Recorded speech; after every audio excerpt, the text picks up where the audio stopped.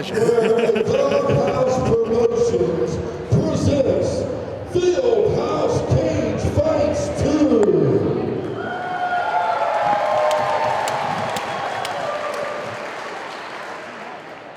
Please stand as able for the playing of our national anthem. The flags are in this area.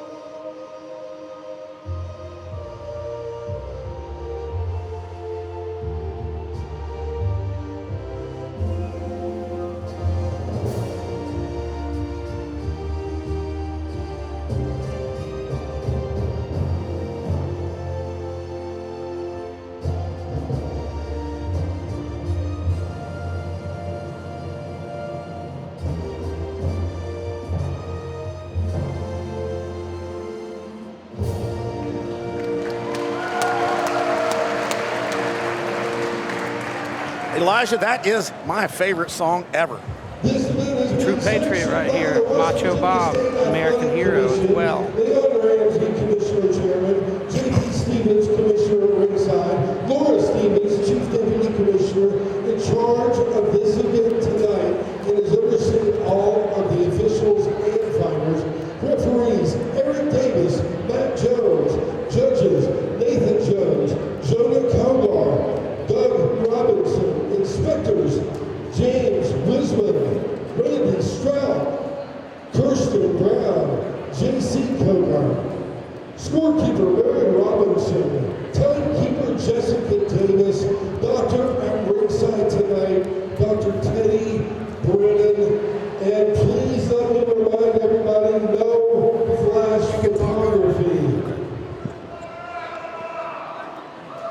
All right, here we go. It is showtime here in the Fieldhouse. Cage Fights 2. Red corner sponsored by Cunningham Concrete.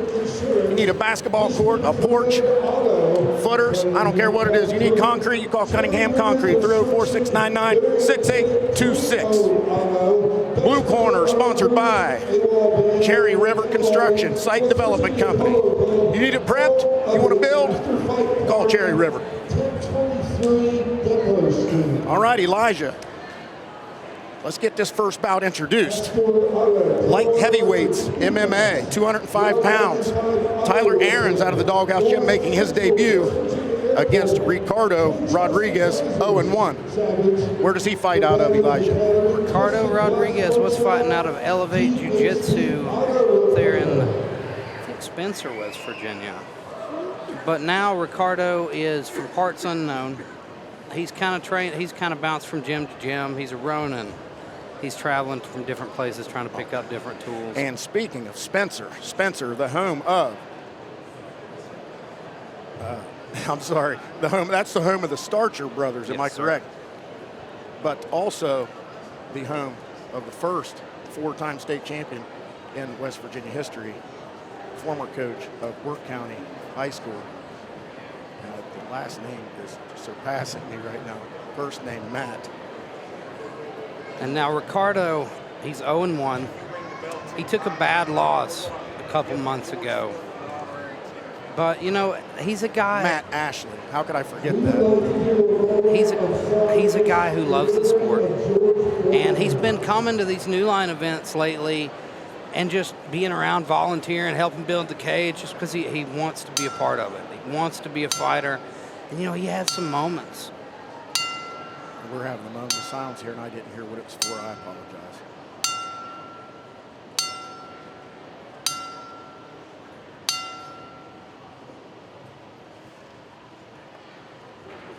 Thank you.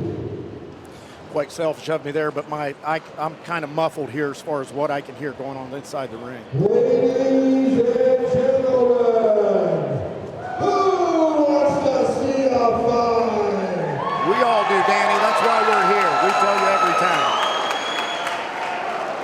DJ, bring them out.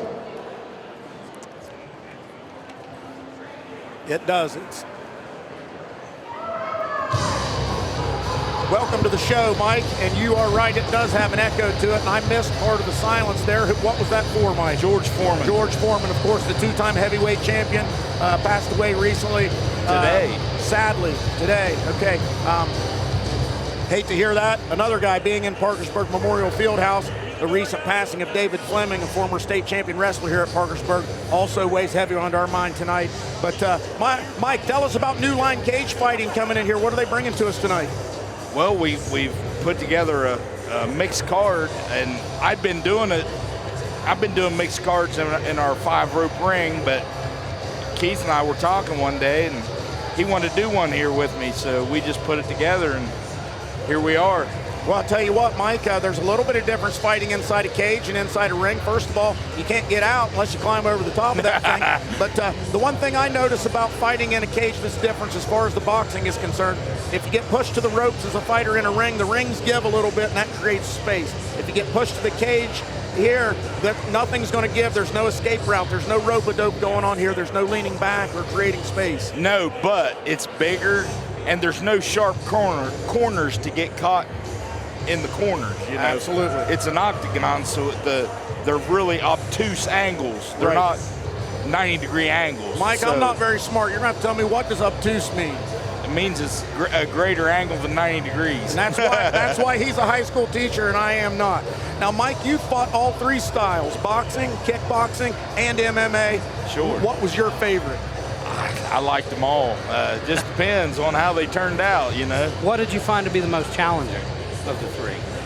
All of them. I mean, all tough in different ways. Yeah, just.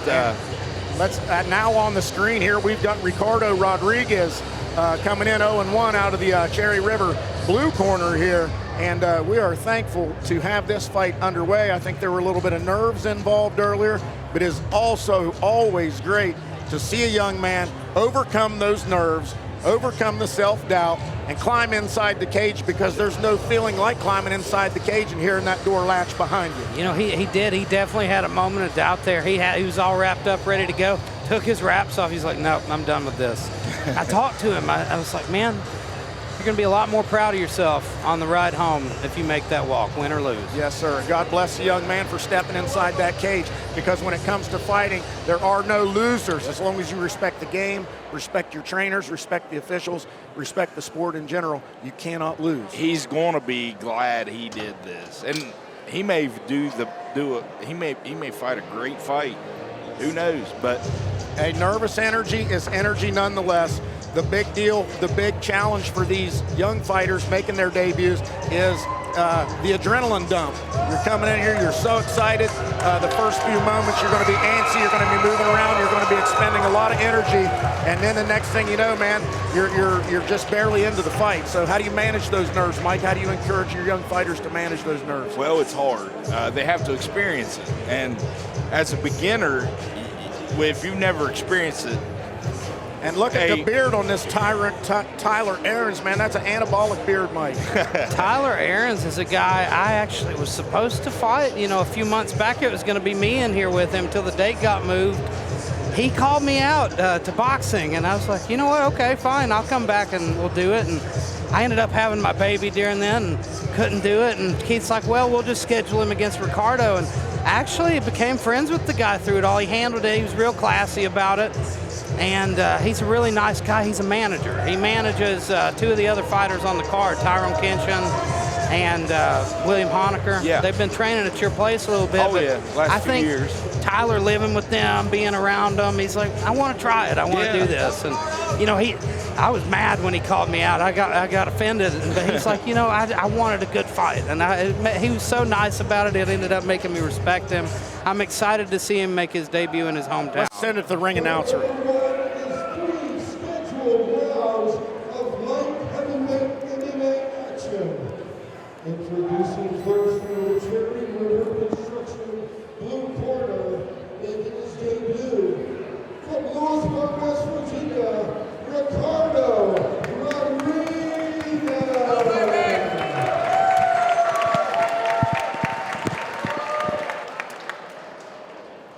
Across the cage, also making his debut, fighting out of the Doghouse Gym from Marietta, Ohio, Tyler. You got me, Mike? Yeah, you got me. All right, it's go time, Mike. First bout of the night, debut fight, light heavyweight MMA, 205, 3 2-minute rounds. Tyler Aarons out of the red corner and Ricardo Rodriguez out of the blue corner. You can leave your nerves in the locker room because it is time to fight. And there's a front kick to the belly of Ricardo Rodriguez, who charged in. Nice work. Leg kick sweep. And Tyler Aarons is on head-to-head here. Ricardo Rodriguez clinging strongly to the head inside double leg, taking big punches. Ricardo turns to his back. He's in a bad spot here. You can tell he's not got much He's in a experience on the guard. ground. He doesn't seem comfortable, Now he's going to get up. but he is in a fight now. Tyler, And there he goes crawling in, looking for a leg attack there. Tyler choosing to let him up is an interesting thing. You know, once you get that top position, you'd think he'd be a pretty happy camper, but he's content to strike. And Tyler Aarons doing a good job maintaining the distance, keeping Ricardo Rodriguez at the end of his punches, who does not seem to want to be in this fight. And maybe perhaps that is why the nerves were playing such a big issue early.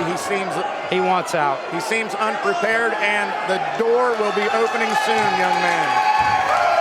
God bless you for entering the ring. God bless you for overcoming your...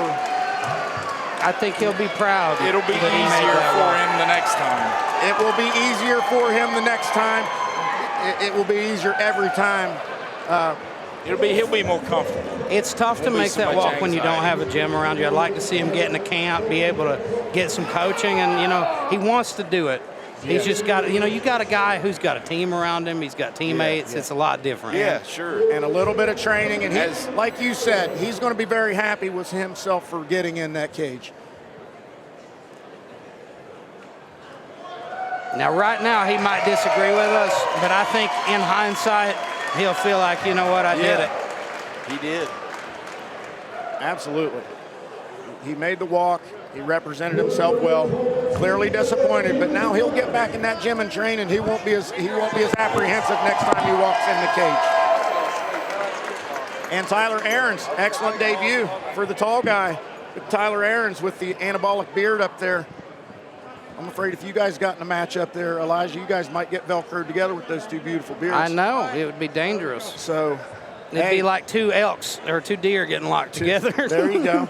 Hey, next fight, we got some big boys coming in here. We've got, this one's going to be heavyweight boxing at 200 pounds, 3 2-minute rounds between Clyde Ram Elkins. He's 1-2. He's taking on Adam Moore, who is 0-1. Adam Moore, another of those guys that has overcome some things in his life to get inside the ring and have enough belief in himself to do this. And like I said, man, it takes some cojones. Adam is a guy that I find myself rooting for him, not only in the ring, in the cage, but in life. Because it seems like, you know, he's taken some knocks. He's a guy, training means a lot to him because of that. He's up there in Ohio with Larry Barker. Larry has a great mind for boxing. The guy's been around a long, long time, and he really knows his stuff, and I think he's really working hard with Adam, and he's real proud of Adam because Adam's a workhorse. He's a guy that's in the gym all the time trying to get better. Yeah, if I got one word to describe Larry Barker, it would be gritty. That's right. And it,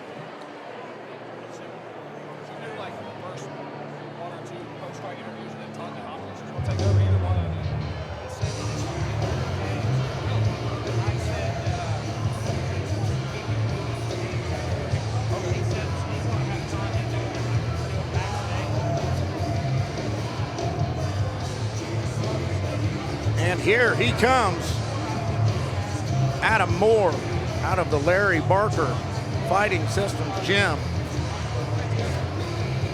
making his way to the new line, Cage Fighting. Cage What do we call this thing? We're not allowed to call it that word that starts with an O. What did you say, Elijah? We're going to call it the... We're going to call it the Roctagon. The Roctagon. Here we go. This one's going to rock the Roctagon because these two boys right here are big. Big men, first heavyweight bout of the night. And Ram Elkins, he don't know nothing but go straight forward. And this may not be the prettiest fight you ever seen, but it is going to be a fight nonetheless.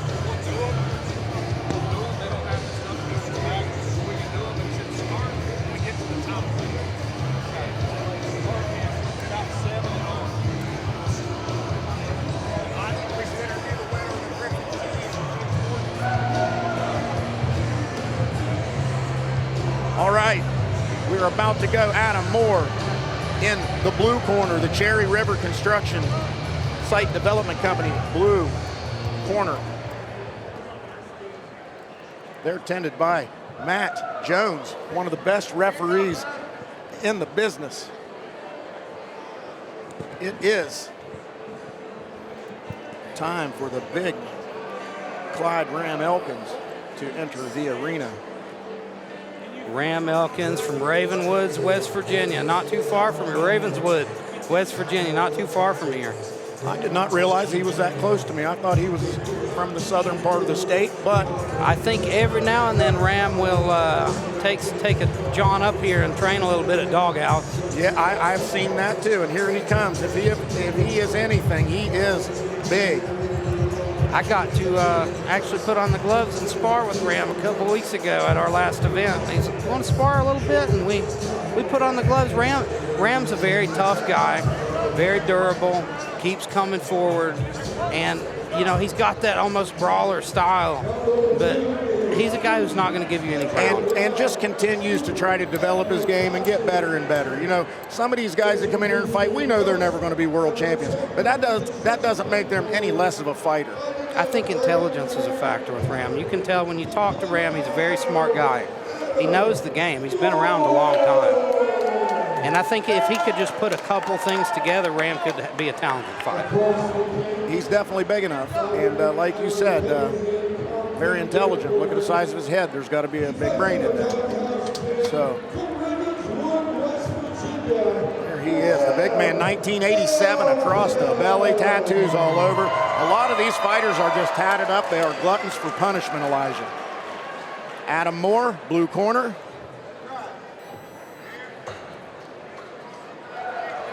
I'm interested to see who takes the center of the cage right now. Here we go. Who's going to decide to lead the Both dance? fighters orthodox. Adam Moore, blue gloves, gray shorts. Ram Elkins, black shorts, red gloves. Ram bullies him to the fence And here. that's his fight style. And this is good. It's smart from Ram because you can tell Adam wanted to play that 1-2 jab, stay in long game. Ram's not going to allow that. He's going to march forward. You got to stop him. And this has got to be one of those things here where even though you've got him pushed to the cage, are you smothering your punches? Can you create an angle here? Can you create some distance or some separation to actually land some punches as opposed to grapple against the cage? Both men working the body, then Matt Jones separates them here. And we're back into the open. And it's a very important or a tougher job here for these boxing officials inside this cage. Two solid jabs from Adam, and then he tries to follow up with the right hand. Another good jab. And good length there for young Adam Moore with sticking the jab out there because Ram Elkins' pace here in the middle of the ring has appeared to slow just a little bit. If there's anything I can say about Ram, he is slow. I think his best bet is to fight in tight, make this a dirty fight. Right, and keep it against the cage, make it dirty, and make it something really hard to score for the judges. You want to make Adam carry that weight as well. You want to wear him down, and that clinch work does that. The best work Ram's done so far was in that clinch, working the body. Yeah. Adam's looking great. There's on a the good right outside hand here. by Ram Elkins. That one landed. Now you see a flurry come And there. you see Adam stepping back. Ram knows he's got him hurt. Adam smart there to get a hold of him. Clear the cobwebs a little bit. Clinching very smart, wisely there from Ram Elkins. Adam is still hurt, ladies and gentlemen. And lands a little left hand to the noggin of Ram Elkins. Still throwing here. And you know, funnily enough, Rex White and I were talking to Ram. the other, when we sparred, he told him that overhand right's your best punch. You need And to throw unfortunately, we do not have a time clock here to see where we're at in the round here. But I will tell you this. This second round is going to be the gas tank round. I would be surprised if one of these men are not on the canvas by the end of this round. And, let's take a look at him in the corners. Looking at Ram, he looks pretty fresh. He really does. Adam's the one who's really labored. Larry Barker's working on him right now, trying to get some life back in his fighter. I wouldn't call him fresh, Elijah. Fresh for a man that's that big. Yeah, fresh for a nearly 400-pound human being. He looks like the fresher man here. He looks a little fresher. They're cornered by the Ken doll, Matt Denning. You see Kenny Watkins there poking his head in the cage. There's Adam Moore and Larry Barker over there, coach, fight team coach.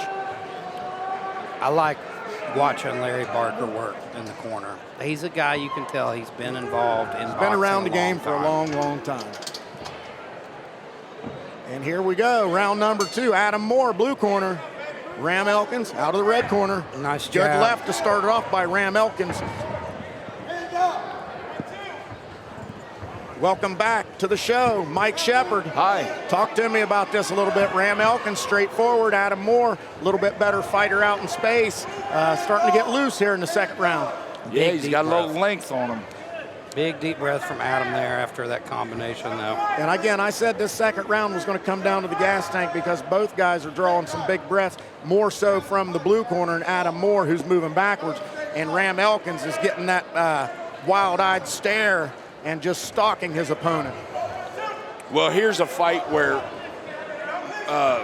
the not being in a ring is benefiting the taller fighter out of the blue corner, where Elkins could work him into a corner and get him trapped. But absolutely, Mike. Absolutely. It's more like fighting in a big circle. And you're right, Adam Moore is fighting backwards, not getting himself pushed against that cage anymore. As he should. And Ram Elkins constantly on the pursuit, just stalking his opponent. And nothing real significant from either corner has landed yet. Now, tell me this, Mike, as a fighter, what's more exhausting, chasing a guy or staying on your bike? Keep away. It just depends who's successful. As you know, if you're successful either way, look here. Yeah, you see some gas tank issues in the blue corner. Yeah, time to step on the throttle. And Ram Elkins should go straight forward. Would behoove him to step to his right and corner this man. He's got to cut the ring off. Ram calling him forward. Ram said, you can't quit. You're not going to quit. Get in here and fight. And that's what he's doing. Oh, man, he knocks the mouth guard out of Ram. Ram's hurt. Ram calls timeout to his own fight. Hey, I think he inspired Adam there a little bit. Whatever he said was very inspirational. That's the kind of opponent you want. The one that's going to lift you up when you're down. I felt like Adam Moore was kind of on the way out, and Ram Elkins said, no, stay in here and Come fight. on, man. And You can do this. And he kind of woke him up a little bit, and then he lands one of those wild shots, and on the canvas goes the mouth guard, and now Ram Elkins does not look as fresh as he once did. You gotta wonder, did Adam steal the round there at the end? The mouth guard came out. You know what I mean? He really rocked him. He hurt him. He changed the dynamic of the fight with one And even shot. if he didn't get hurt, that looks bad for the judges. The judges are going to remember that moment in that round. This fight just got real interesting, Elijah. And like I said from the beginning, it's not going to be the prettiest boxing match you've ever seen, but this is a fight. I think Adam might be up 2 rounds right now. He rocked him in that first round. It could be either way. The second round I think Ram was winning it up until that last 10 seconds when that flurry happened. Not much had happened. Yeah, Ram needs to get him on the mat, I'd say. I didn't get to watch the first round very close. It was pretty uneventful. Mike Ram pushed him to the fence, and it was more of a dirty boxing fight the duration of the first round. That's what Ram needs to do. The best moments he had were when he had him up against that fence and was working the body. He had that single collar tie. Hey, here we go, round number 3. Ram Elkins takes the center. Adam Moore, of course, on the back foot. There's a left by Ram Elkins. Another left sneaks through the middle. Oh, big shots from Adam Moore land. Some wild stuff from Adam Moore, some glancing blows, but there's a left that sneaks through to the cheek. Ram needs to change his lead. He keeps leading with the left jab. It's too late. he's seen enough jabs. He needs to change the lead and step into a right hand and keep stepping every punch. We work on that at the gym, stepping, step. When your opponent's retreating, you know, you hit the heavy bag, you go 1-2, it goes back. Well, if you're going to keep hitting it, you got to move your feet in, or you'll have to wait on it to swing back towards you. Shots land from both men right there. Ram Elkins encourages him again, and they both land. Check left hook from Ram Elkins. And Gas tanks are empty. Adam has got to just dig deep here. Like, he very well could be winning this fight if he could just hang tough. I know he's exhausted. Those arms are heavy. I'd like to see a body shot from Elkins. Like 10. Adam Moore can barely stand on his feet, hands on the waist. Body shot. If this was wrestling, I'd be calling for stalling. If Ram would There's grab a left hook from Ram Elkins. If Ram would grab that single collar tie like he did before and just start winging to the body, man, this might put Adam out. Both men are on E. It's up to who wants it more right now. It's all hard. Wow. Hands on the hips for Adam Moore. That cannot look good to the judges. 10-second bell.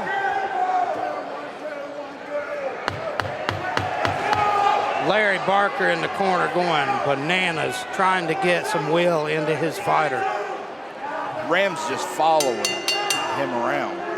He's got to cut the ring off. As opposed to turning him to the cage, and the fans are letting them hear it.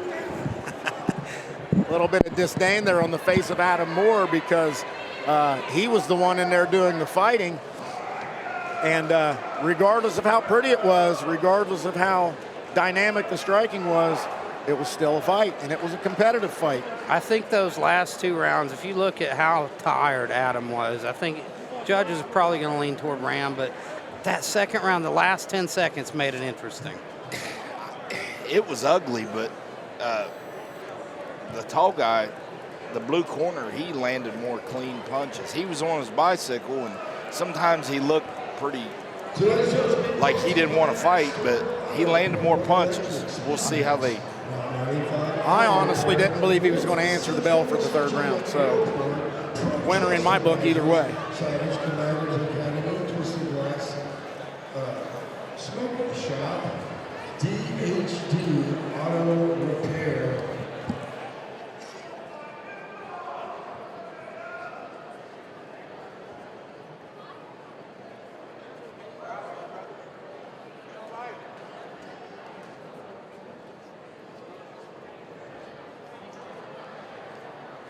As we await the decision here from the officials, I cannot see the ring announcer. It's hard to tell how they saw it, you know. That was a tough one to judge. Judges have rendered a unanimous decision for winner from the blue corner, Adam Moore. Hey, and you know what, Elijah, like we talked about before, what Adam Moore's been through in his life and the way that he's overcome things, and to see him step in here and get a victory, how good is that going to feel for him to get his hand raised in there right now? Adam's been chasing this win for a long time. I think we both know that. And, you know, as much as I like Ram, I like both these guys. It's great to see Adam get that first win. And regardless of what it looked like, regardless of what it was, they climbed inside the cage, they put it on the line, they fought 3 rounds, and Adam Moore walks out the victor, 1-1 now, gets his record back to 500. And I believe he said on his Facebook that if he won the fight, he'd continue fighting. So it looks like we'll see him back in the gym next week. I think it was one of those moments. It's like, if I don't win this one, that's it for me. I need to stop.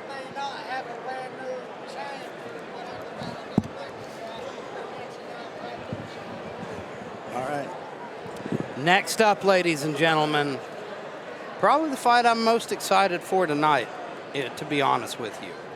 You know, we talked about 2 big men here before, but we've got 2 giants getting ready to step into the cage. Antonio Robinson versus my friend Rex White coming up next. I'm excited to see Rex fight. And Antonio. You should be. Because Antonio's a very tough guy. I like him. I'm a fan of him. He's got an uphill battle with Rex, though. Rex is, he's a different animal. They I'll are just say big that. dudes. All right. These, I mean, mammoths. When Rex got started, He weighed over 600 pounds. He started at my little hole-in-the-wall gym in Harts Creek. And I knew from a month in, he dropped me. First guy to ever drop me in the gym. The guy has power like I've never seen before. Look, that's a big dude. 6'9". 409. Yeah, now he's lost almost 200 pounds since he 409 started pounds. training. 6'9". But here comes Antonio Robinson. Antonio Fighting Robinson. out of the Cherry River Construction blue corner. And we are about to see the size of the opponent. This is going to be the battle of the Titans. Antonio Robinson is a guy who has a presence about him. When he is backstage, you can tell he takes his fighting career very seriously. But right here, we're looking at 0-0-0 across the board. Is this a debut fight, Elijah? This is his first boxing match, but we've seen him in MMA. I've seen him about 3 times in MMA. Okay. We've also seen him in kickboxing. Undefeated kickboxer, 1-0. He lost to Walker Keaton in MMA, who we're going to see later tonight. Just couldn't deal with the wrestling. All right, there he comes, big Antonio Robinson. But Antonio is a very dangerous striker. He hits incredibly hard as well. And he can switch stances. Sometimes he'll come out southpaw. Sometimes you'll see him orthodox. Student of the game. And I'm excited to see what he brings to the table here. Never once did he balk about fighting Rex. And Rex is a guy that a lot of people don't want to fight. I'll tell you what, judging by the size of these lads, I wouldn't want to fight either one of them. But here we go, and here comes Big Rex. Down the wall here on the far end of the gym. The cameras there still focused on Antonio Robinson, but here he comes, big, white. And we thought Rand Elkins was big. Rex, since I met the man, you know, he came into the gym, like I say, 600 pounds, and was a guy who I think he grew up not liking the person he saw in the mirror. He always had weight issues. He was very self-conscious. Now, he has evolved. He's evolved into a man who is incredibly confident. I think he knows and he believes that he's the best heavyweight in the state of West Virginia at amateur. Well, I tell you what, he's going to have a chance to prove himself in here. And if he is anything, he's a heavyweight. A true blue heavyweight right here. And an interesting fact about this fight, his hero in the sport of boxing, he's a student of the game, obsessed with watching the sport, watching old fights. He's got an encyclopedic knowledge. His hero is George Foreman. All right. George Foreman passed away last night. So this fight may be going out to the former 2-time heavyweight champion, Big George Foreman. Rex White is in the ring. Heavyweight boxing. Introducing first, out of the Cherry River Construction blue corner, fighting out of Alderson, West Virginia, Antonio Robinson.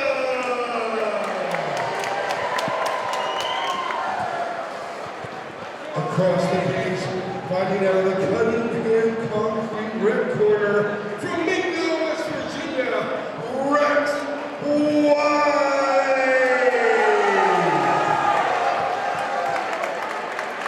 Here we go. Rex White, Antonio Robinson, total combined weight of a shit ton.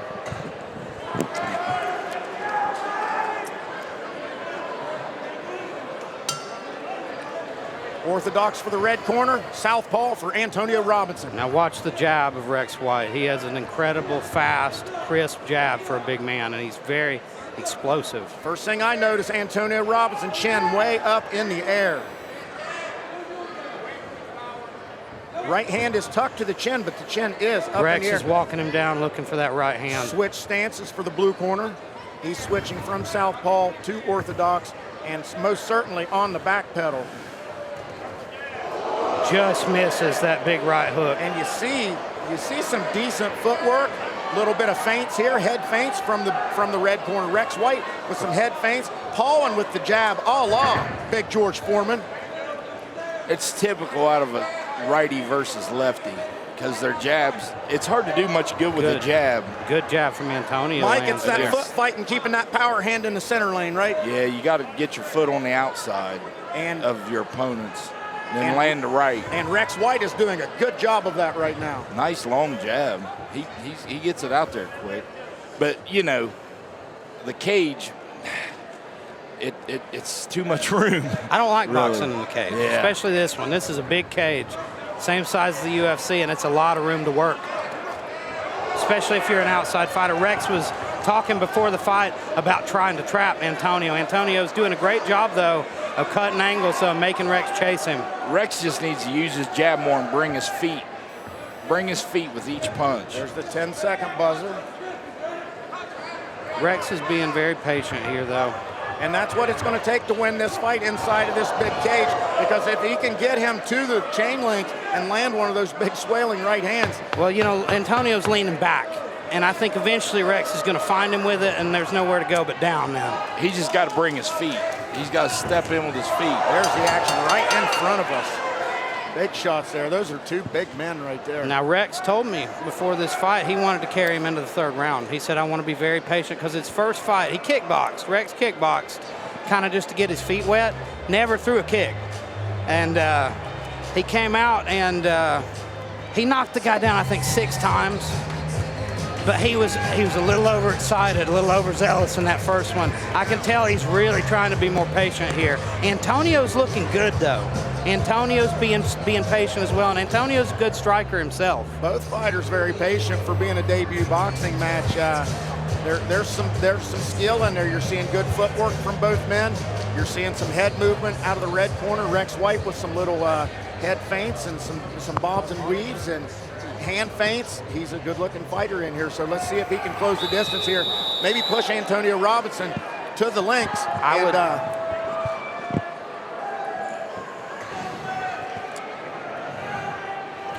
Our next fight's actually going to be a scratch, because William Honecker blew his shoulder out warming up in the back. I know he had been nursing a shoulder injury, but... And here we go, they touch Here gloves. we go, round number 2. If anything measures on the Richter scale this evening, it's most likely these two gentlemen in the cage, because this is a rumble. There goes a little bit of forward movement from Rex White, but again, the big cage is benefiting Antonio Robinson greatly right now. I think Rex is being a little bit too patient as well. Oh, a big left hand by Antonio Robinson. That was Rex a beautiful White felt shot. That right in the middle of the face. Don't get wild. Oh. Now this might be what it takes. Rex White, I can't tell if I saw some blood leaking from the nose there. That was a beautiful shot from Antonio, and Rex felt it. That was a heavy shot, a straight left hand right down the pipe, but that has got Rex White's attention now, Elijah. Rex is overextending a little bit. Yeah, he was up on his front leg trying to... That's the game. Get your opponent... And right here, Mike, this is where he should. It would behoove him to move to his left, step outside of the front foot of Antonio Robinson. As he gets him near the cage here, make him go the other way, because Antonio Robinson is nonstop turning, circling to his right. Make that man circle to his left. He knows that right hand's that power hand, and he's doing a great job circling away from it. That's going to take Rex White to step out here and force him to go that way. There's the 10-second buzzer. There's that right hand glances. That chin leaning back helped him there a little bit. But it's not going to work just one big one. It's got to be the second or the third one. Right, you know? yes, sir. And he's got to bring his feet to get himself close enough. Right now, there's a big right hand.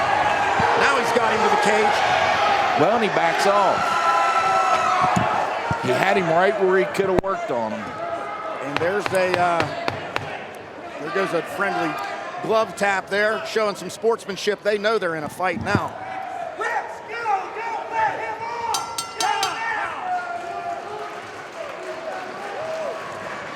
And Elijah Thacker over here imploring his man to get on the offense. And I think we're going to see in the third round here, I think he's going to empty the gas tank, Mike, and see if he can get Antonio Robinson to the cage and put some of those heavy mitts on him. Well, he needs to.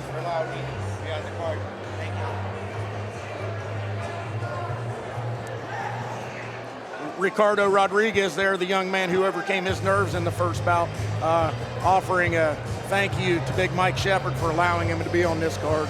And that's what it's about sometimes, Mike. You can't win every fight you get into, but boy, it would really hurt you if you walked away and didn't fight. Yeah. I don't know what that feels like, but he's got to feel better about himself. Right, for sure. Mike, not everybody's like you, bud. Not everybody's like you. I was nervous. I get it. And if when I first started, but every time you do it, it gets a little easier. You get a little more comfortable, and you get a little better. And then the competition increases, and you stay nervous. I think that's an important emotion or energy to have, is nervous energy. Here we go, round 3. Rex White, red corner, Antonio Robinson, blue corner. Both men landed big punches that round. Elijah Thacker went over, offered some encouragement and some coaching to his buddy Rex White. So here we go, round 3.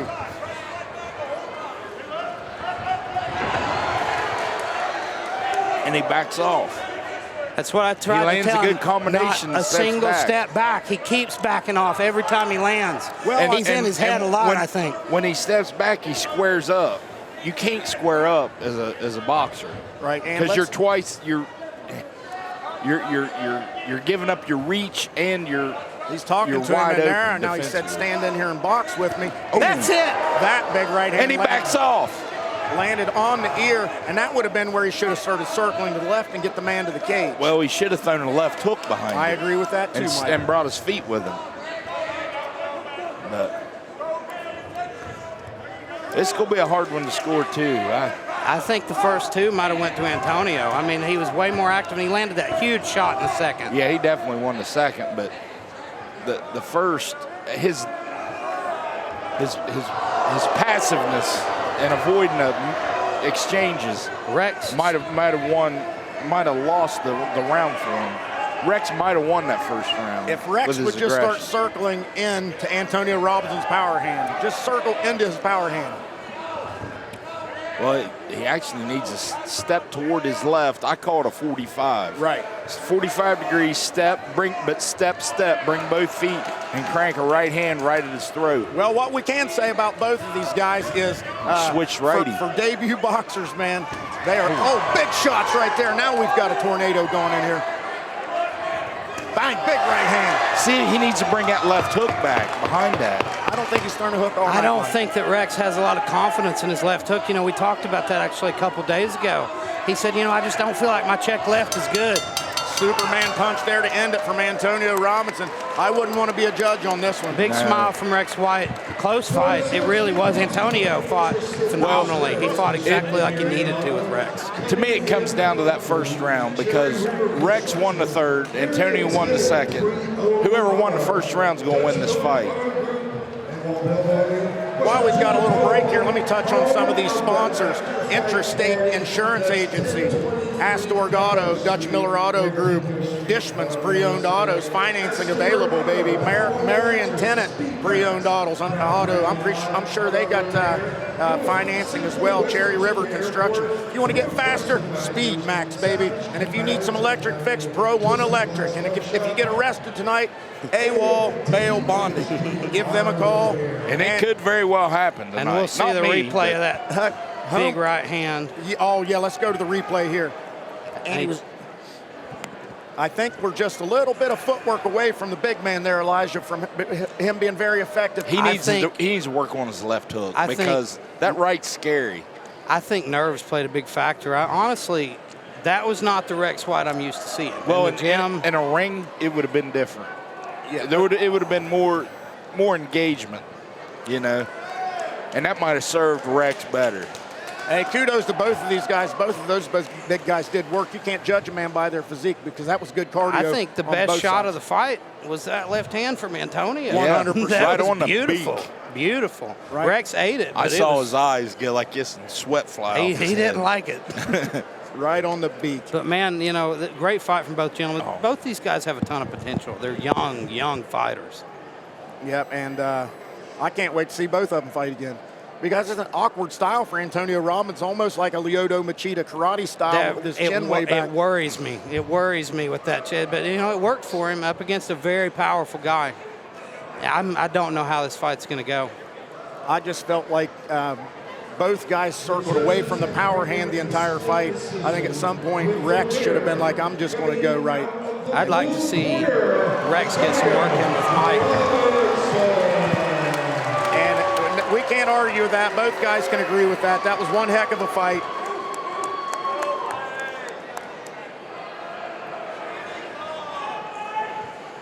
I didn't hear it. Who won it? Antonio Robinson. Okay, yeah. I heard some people saying back there, bad call, but they must be Rex White fans. All right, bout number 4, William Honecker and Ryan Scarberry is a scratch. So that is going to get us to Macho Bob's pick for fight of the night. This one is going to be absolute lightning in a bottle. I'm telling you, this Chase Morgan, he's a wrestler. He's out of Ripley, West Virginia. He wrestled for West Liberty University. He's coming in to take on Griffin Key, who's 2-2. And he is a very dynamic striker. He throws hands, he throws kicks. He's comfortable on the ground. That's not where he wants it. He wants it to be a stand-up fight, but he can knock you out with both hands. He can knock you out with both feet. He can knock you out with his knees. This one is going to be awesome. Ryan Scarberry, come up here. And we're going to get Ryan Scarberry a little recognition here. His opponent was unable to answer the bell tonight, injured during his warm-up in the back. He's been battling a shoulder injury. William Honecker has been battling a shoulder injury, tried to overcome it, could not make it happen. So we're going to get Ryan Scarberry in here and get him his recognition. And then Hey guys, give Ryan a big round of applause. Ryan Scarberry. Okay, this guy came all the way here, brought people to see him fight, and was ready to go. But here's the bad news. His opponent injured themselves during warm-ups. And you hear some boos and some naysayers there in the crowd. But William Honecker did come in already nursing a pre-existing injury, and it's not something that just happened. He tried to overcome it, unfortunately, unable to answer the call. Winner by default, by no-show, by forfeit, Ryan Scarberry. Now, this gets us, this is going to be a fight right here, Mike. When big Mike Shepard sitting down and putting the headset back on. This Chase Morgan from Ripley, West Virginia, he's a wrestler at West Liberty University, coming in to take on the striker Griffin Key, and this one's going to be good, Mike. I was impressed with the way both fighters handled themselves yesterday at the weigh-in. I spoke with both of them, and these guys, they've got it. This is a professional level fight right here. Their demeanor is professional for sure. I don't know about their skills, but they carry themselves very well. They expect to be professional fighters at some point, and they expect to be successful professional fighters. Welcome back, Elijah Thacker. This brings us to Chase Morgan, 1-0. He's a wrestler, but he's a dynamic striker as well. Now, that's what's interesting. In Griffin Key's last fight, we saw him in a 5-round title fight against a really dominant wrestler. Hey, good to see you, buddy. And the wrestling didn't really affect the fight until the final round. Absolutely. I think as they got tired, as they got into that deep water, the wrestling became more and more of a factor. But here, we have a 3-round fight. Griffin Key's been in a lot of 3-round wars, and I see him improve technically every time. You want to know something interesting about him, though? He does not have a big camp. He trains at home with his best friend. They never spar. He said, I do not spar. He doesn't like to spar. He said, I have my friend mimic my opponent. He's real good at mimicking different opponents, and we'll just almost like play spar, and we'll see what mistakes I made, and then we'll work on it. And so far, he's improved every fight. It's really wild to see a guy who's not training at a big camp getting better and better. I'll tell you this, it would be very hard to mimic the fight style of Chase Morgan, who is not only a collegiate level Division II elite wrestler, but his striking, when you see it, it's on the same level as Griffin Key. He's very explosive, and this is going to be awesome, Mike. I can't wait. That's actually something I asked Key about, before the fight, because I'm like, how do you deal with wrestling? How do you get better at wrestling and grappling if you don't spar? He's like, well, that is the one thing I do. He's like, I'll go to different gyms, travel around, and grapple. Okay. I was like, it's going to be impossible for you to mimic a good wrestler, like you say, Bob. Yeah, defending that takedown, And I noticed in that first fight, Tyler he was doing a good job defending the takedown, but he wasn't getting his legs back. Like his opponent had to do was duck walk, and he would have had him. But he just dove in and you know. But a wrestler. Here comes the young man. Collegiate wrestler. Here comes the young man from Ripley, Chase Morgan. Greetings with the camp there. Shirt comes off. Is it Appalachian Combat Club? Is that their Appalachian Combat Club. All right, let's look at the list here. Yeah, Chase Morgan, Appalachian Combat Club, and Griffin Key out of Cedar Grove, West Virginia. I forgot I had this list over here. Mike, thank you for bringing this to me. Now, it really shows how high people are on Chase Morgan. The fact that he's 1-0 up against a guy with 4 fights like Griffin Key. Hey, and he expects to win. I spoke to him earlier. He expects to come in here and win the fight. Not just win it, but he expects to win it definitively. Well, that's when you know that a camp really believes in their fighter. When they're giving him tough fights right out of the gate. They know this guy's the real deal. Well, and at this amateur level, it's not about protecting a zero. It's about developing your skills, taking on the best you can find. That way, when you go pro, you are prepared. That's how it should be, always. That's as an amateur, but we don't see that, do we? At the regional level. And you see Chase Morgan there blatant, just disregard circles right through the corner of Griffin Key. Maybe a little bit of bad blood and angst here, a little show of athleticism, a little gymnastics going on over here out of the Chase Morgan corner. You're going to see a dynamic athlete tonight. I just call it a fight. A fight, yes, sir. That's an interesting thing about this fight is both men, collegiate athletes, both of them have that competitiveness. But you can tell they're consummate competitors. They've got a similar energy when you talk to them backstage. You can see the energy, you can feel the energy in this cage right now. Both men very confident, both men very determined, and both men ready to get it on. And we've seen some good fights so far, but it's definitely a step up in the tension you feel. I definitely chose this as my fight of the night straight out of the gate. If you come to watch cage fights, this is what you come to see. And I expect we're going to see a little bit of everything in this fight. We're going to see great striking as well as good grappling. All right, again, Chase Morgan, red corner. Griffin Key, blue corner. LFG, Elijah. Let's freaking go. Now, Key said a lot of this camp, he's been focused on getting back up off the mat and wrestling defense, working on cage wrestling especially. And you see already some dynamic strikes, leg kicks, good hands up top, good misses with the big left head kick, and the southpaw stance for Griffin Key, who swings back to orthodox. To the front headlock, knee up top. That knee up the middle. Mike, tell us the rules on knees. You can knee anywhere but the head. You can knee to the body, even on the ground. Even on the ground. There's a front headlock by Griffin Key. Look for a little darce underneath. Griffin's doing a great job snatching that front headlock to sprawl on that takedown. And Griffin Key showing supreme takedown defense here. Now he's got one, finally. He stays on that single leg and drags him to the mat. Let's see if he can keep him there. Gets him set to his butt. Neck. And this is where Khabib will turn the man to the cage.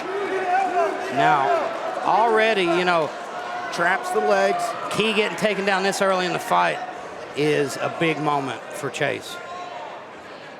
And in Griffin Key's defense, it took 4 attempts to get the takedown. That's what makes a good wrestler, though. You chain it together. Yeah, here we are in the half guard. You've got guys like Khabib.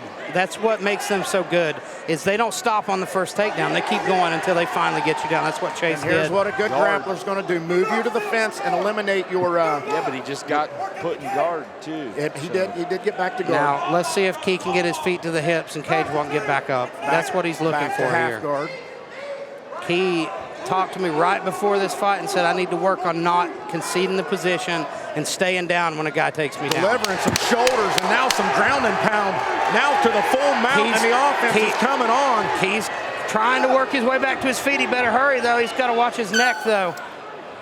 A good expenditure there to solidify the first round victory there for Chase Morgan, who stepped over into the mount, the waist-high mount, delivered some punches, tried to finish with a choke, and Good gas tank. That was a nice high-level round. Amateur MMA. That was a very good. Like I said, this is professional level fighters right here. I expect to see both of these guys fighting at a very high level. I think we definitely will. You know, and they both are getting better and better. This is 2 fights in for Chase Morgan. This is second fight. Yeah, but you're talking about a collegiate athlete. Yeah, it's a different animal right there. These wrestler at that. collegiate wrestlers are And bred, boy, bred for MMA. when I met him earlier, what stood out to me, this kid is supremely confident. He's I don't know how old he is. They both are. Or they were last night. Yeah, these are both grown men athletes here. Here we go. Round number. There's a replay of a little bit of ground and pound Chase Morgan delivered, but here we go, round number 2. They meet in the middle. Griffin Key comes out southpaw. I imagine he is a left-hander by nature, but he switches stances I wonder a lot. how soon we'll see Chase go back to the well with that wrestling. I think it depends until the first time he gets clipped, maybe, because he's confident on his feet as well. He wants to come in here and put on an exciting fight as well, go for a finish. Beautiful job there by Griffin to answer that spinning kick with his own. Yeah, and that landed to the rib cage of Chase Morgan. That's one of those ego moments. So, oh, you're going to spin? Yeah, I'll I'm going to spin do it too. And here comes some hands out of the red corner. Oh, big punches there. Beautiful combination from Griffin Key. Right now, I think Chase is fighting Griffin's fight. I think he needs to get back to that wrestling. And I think you'll see that. He got the takedown late in the first round. I think you'll see that attempt here come as we get into the latter part. That's a veteran move from a Ooh, guy good uppercut. starting out. Now that's going to inspire him to look for a takedown. Pushes him to the cage now. The underhook for the red corner. Good defense here by Griffin Key. Using that instep there, try to stop that leg attack. I can see a little ankle pick there, but you see the left hand for Griffin Key kind of preventing him from making that level change and grabbing that. And we got to watch the red corner grabbing the fence right there as the official seeing this. You know, one thing I don't see a lot from Griffin Key, Mike, is the crossface. I've always thought he needs to use it more. Well, but he does good with the hand control right there, and that's exactly what he needs to do right now. He controls that forearm real well. Because as soon as he goes up to the head, he's going to get that ankle picked, and to the mat they're going to go. I can see a little back ankle trip here from Chase Morgan there too. Right now, Morgan's winning the head fight. He's got his head. He has good head position. He's winning this round again. I'm not so sure. Well, the punches earlier started, but this is control. This is ring generalship. But he's not done much with it. He's not done any damage. Those shots earlier from Griffin Key were significant. That one combination was the biggest moment of that round. So I'll say, let's say 1 round apiece. Can we agree at 1 round apiece? But you never know. Yeah, it's hard to how tell these what judges are going to see it.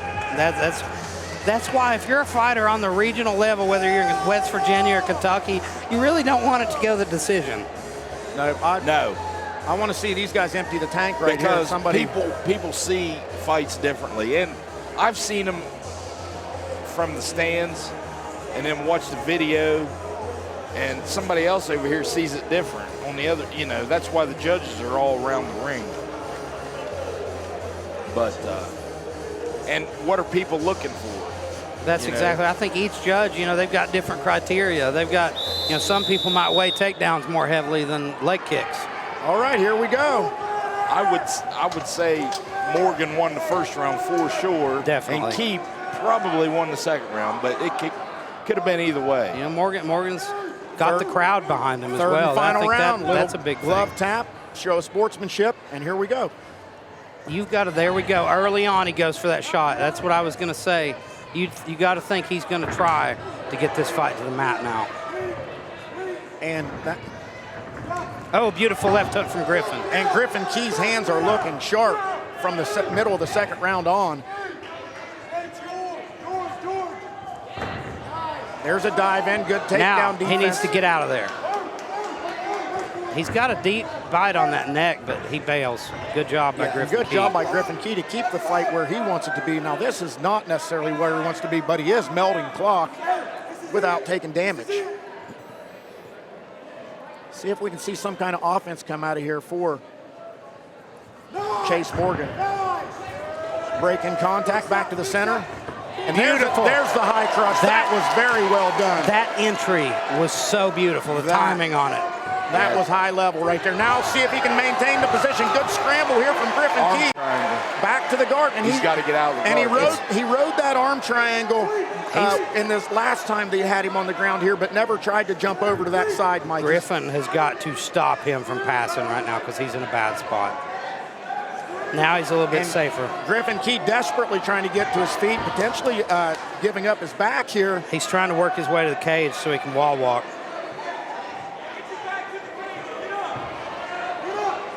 But Chase doing a great job staying on top of him, peppering him with shots.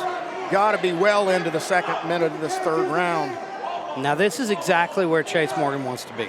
He needs to stay on top of him, mind his P's and Q's, and just grind him out here. There's the 10-second knock. Now he postures up and starts raining some bombs, looks for some crazy triangle flying squirrel. Trying to cartwheel pass there That is at the end of the round. I can't judge it. I can't either. I mean, that takedown. They need to fight 2 more rounds. Yeah, let's You go talk 2 about, more. 2 guys just starting out that look like pros. You're right. Look at that entry. Oh, my God. He had, who was so good at that is George St. Pierre. He would get you in striking mode and then shoot. And that's exactly what he did. That was a beautiful high crotch with a change in direction to finish. And I'd hate to call either fighter a loser on this because they're not. I think Chase took it, though. I mean, 1 and 3. Probably so. 1 and 3 with the takedowns, but great fight. Yeah. I'd like to see more. It would have been great to see a 5-round fight. Route 95, auto repair. North Central West Virginia Airport. Pro-trust advisor. while the ring announcer's in here talking about our sponsors, I will as well. Route 95 Auto Repair, Pro One Electric, AWOL Bail Bonding, Twisted Glass Smoke Shop. Man, you need something to smoke your tobacco out of, you head on down there. They got glass pipes. They got everything you need over there. Interstate Insurance Agency, Astor Auto, Cunningham Concrete, Cherry River Construction, Marion Tenant Pre-Owned Auto, Savage something. I cannot read this little tiny logo, but it looks like a Viking on there, and that's pretty savage. Pro Trust Advisors. I don't know what they do. They probably manage money or something. I don't know. But they'll advise you on something. Give them a call. I need some advice. I need just life advice. I'll call them up. I do too. All right, here we go to the ring announcer for the decision.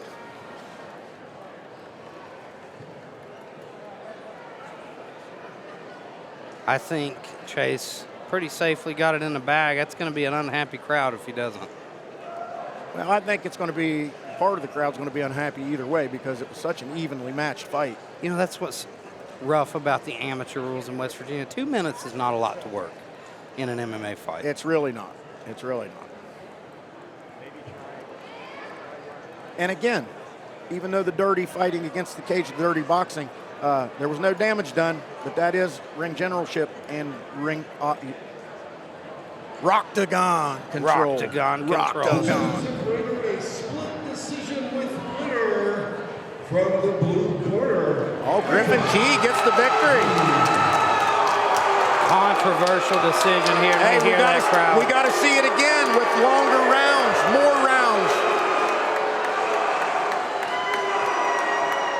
Now, you got to think it's that third round that decided it. Well, and you seen as the fight went on, Griffin Key kept it at distance and used his striking a little bit more, and he made it pretty hard for the wrestler to get him to the ground. So You got to think one of the judges is either giving Griffin round 1 or round 3. And I think, you know, from my perspective, that takedown. round 3 won the round 4, Chase Morgan. Yeah. So it must have been 1 and 2. That's a tough decision. And, you know, I'm a Griffin Key fan. That's one I'm sure. Again, here's what I'd like to see. Let's get these guys, get a couple more fights. Let's get these shin guards off of them, and then let's get them back in here and do it I again. would pay to see these guys fight every month. Every single day. I'd do it every day. I'd watch it. All right, up next, if you like that fight, you're going to really love this one. Eric the Goon Cooney is only coming in with a 1-2 record, bantamweight MMA. But this guy is lightning in a bottle. He's dynamic striker. These guys are 135 pounds. These guys are going to be moving fast, quick, and in a hurry. And he's taking on Cole Givens in his debut, who may be in for a long evening or a short evening.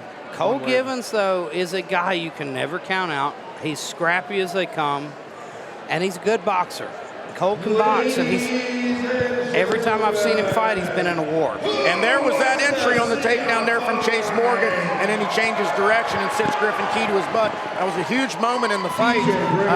We thought maybe it could have secured the fight for him. The judges seen it differently. That's a fight that we want to see. What did you think about that decision, Mike? I had it the other way, but I can understand,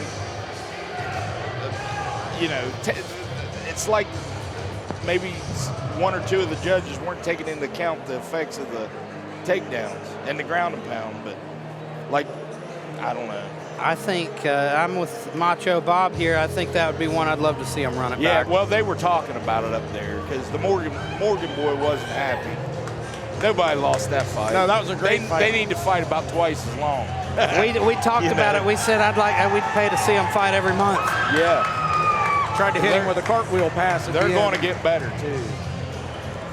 Yeah, man, that was some high-level stuff. I wouldn't try that. And here comes Cole, Complete Chaos Givens. This is his debut fighting out of Frenchburg, Kentucky. And again, this bout is bantamweight, and that is a 135-pound limit. So these guys are going to be speedy. I think Cole Givens knows that he has a tough fight in store for him tonight, but he didn't balk at the challenge. He was a guy, he's down to fight, and he's ready to go. Like I say, he's a scrapper. He's a boxer by trade and doesn't have that much grappling experience. I honestly think that's going to be Eric Kuhn's X factor because, Eric Kuhn's a world champion in karate. He's got incredible traditional martial arts. Wow. He's fought for Karate Combat. In his debut, he fought in that Karate Combat tournament and actually did really well. He went to the decision in all his fights. And he's got a huge chip on his shoulder. The kid is very confident. It's one of those things we talked about. At that whole gym at Category 5 in Hurricane, they have this self-belief and this almost cockiness that they carry themselves with at events. They're cocky. Oh, yeah. But, you meet them, they're really nice guys. But at first, you're like, Jesus Christ, these guys are intense. Especially Roman. Roman Belcher is about it at all times. Yeah. Mike, talk to me about karate, man. What's your experience? You ever do any training? I know you learned. How'd you learn to kick? Well, my trainer taught me. He was a kickboxer. I started with him. Then we got with a Thai guy in Las Vegas, Master Toddy. Okay. And he really took me to the next level on the Muay Thai. All right. It really helped my kicks, And let's not forget, Mike, how many world titles did you win kickboxing? 2 or was it 3? 4. 4. Now, that one big title fight, I think you told me about the one in Australia. That was my last one. What was it like traveling down all that way fighting? Most of these guys... 27-hour trip. That's what most of these guys are dreaming of. To do what you did, to be able to make a career out of this. What's it like getting there? Well, it was a lot of fun. I put the work in, and it was different then. We didn't have these kind of events till about 2015, on a regular basis. So if you wanted to have a fight career, you had to really work for it. You had to go find somebody to teach you something. All I had was Tough Man contest, and I was a wrestler all my life, and then they made MMA legal. Here comes Eric the Goon Kuhn with the big 2-footed frog stomp. So I started doing MMA. I was a good wrestler and a boxer, and they started kicking me. So screw these guys. I need to learn how to. Hey, if they're kicking me, I'm going to kick back. Hey, Eric Kuhn. Speaking of 2015, Mike, that's when the inaugural Fieldhouse Cage Fights was, October 2015. And we hit 2015, and here we are for round number 2.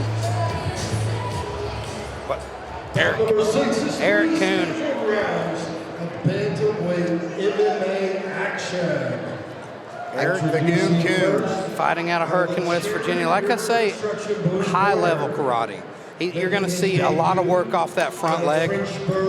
But he's also got some really good jiu-jitsu. That's something, when he took that first loss in MMA, he came out with a lot of confidence. Took a loss in MMA. I think he learned a ton from it. Started working with these guys at Category 5, focusing on jiu-jitsu, and now he's got the full package. He fights out of Category 5 BJJ in St. Albans, West Virginia, Eric the Goon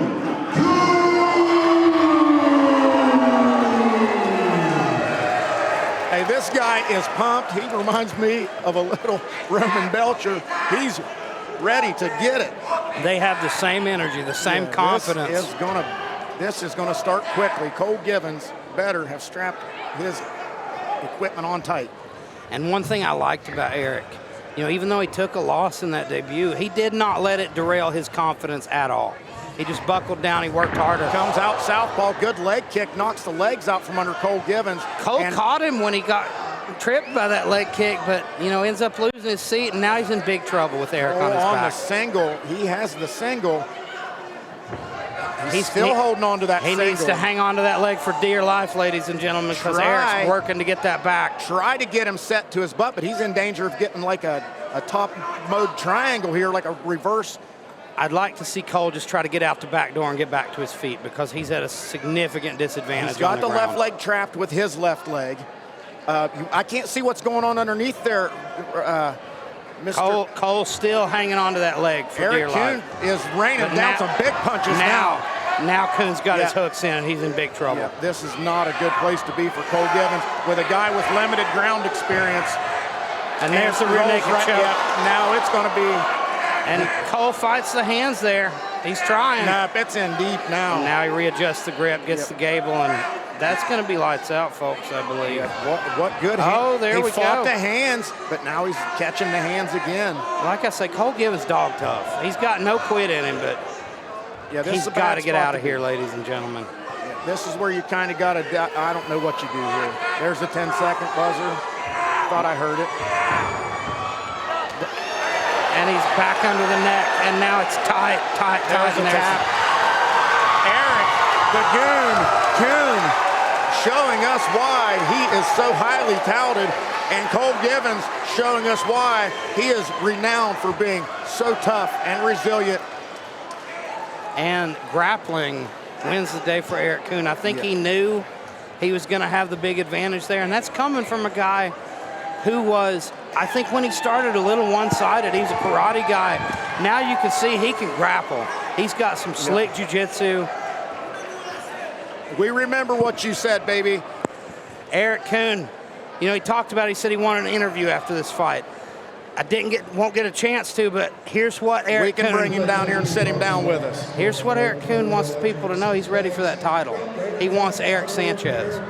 Eric Sanchez was his opponent in karate combat. We just saw Eric come to New Line at the last event in Catlettsburg and get a great win over his former rival, Mitch Vaughn. He said he's going to get this win against Cole, and then he's going to call out Eric. And that's a fight I want to see, ladies and gentlemen. I'd like to see that guy fight anybody. He's lightning in a bottle. There's your winner, Eric the Goon Kuhn. Don't let the record fool you. He might be 500, but he is 500 miles per hour. And we'll grab him and we'll pull him over here in a moment so you can hear from the man himself. I'm sure he's got something to say. If he's anything like his training partner there, Roman Belcher. Nice showing there from Eric the Goon Kuhn. And again, supreme toughness shown by Cole Givens to go in there and take on a very difficult fight with limited grappling experience. He's got good hands. He's got a good future in the fight game. And we will have the winner, Eric Kuhn, over here momentarily once he passes the ring doctor's inspection, his post-fight inspection. My partner in crime, Elijah Thacker, walked over there and got him.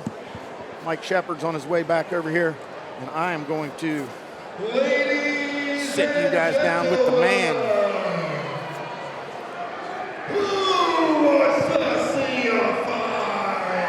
I do, Danny. That's why we're here, baby. Now, next up, we've got two ladies that I think you guys are more familiar with than I am. Yep, let's get Mike on here to talk about these two ladies. Both of these ladies train out of the Doghouse Gym. How many tough man, tough woman contest trophies do these ladies share, Mike? They've each won 3. They've each won 3, so 6 of them. They fight out of the same gym. Do they train together, Mike? No. No. They've never. I've helped them both, and they're both pretty good fighters. I've seen that happen a couple times. I've always wanted to ask you about it. It's not the first time I've seen 2 doghouse fighters fighting each other. Well, one challenged the other one.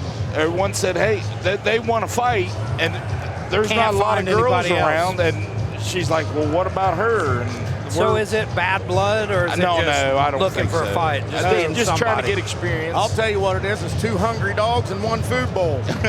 So we're going to see who wants to eat tonight. Yeah, we got a belt on this. I've seen a couple guys doing it too, though, and that's a rare situation, in combat sports. Well, we have about 50 adult. That's what I figured. You guys, it's a big gym.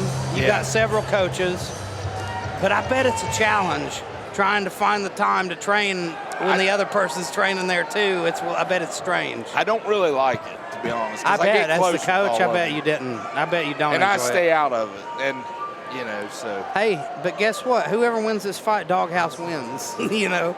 You can't lose if you're both your fighters are fighting each other.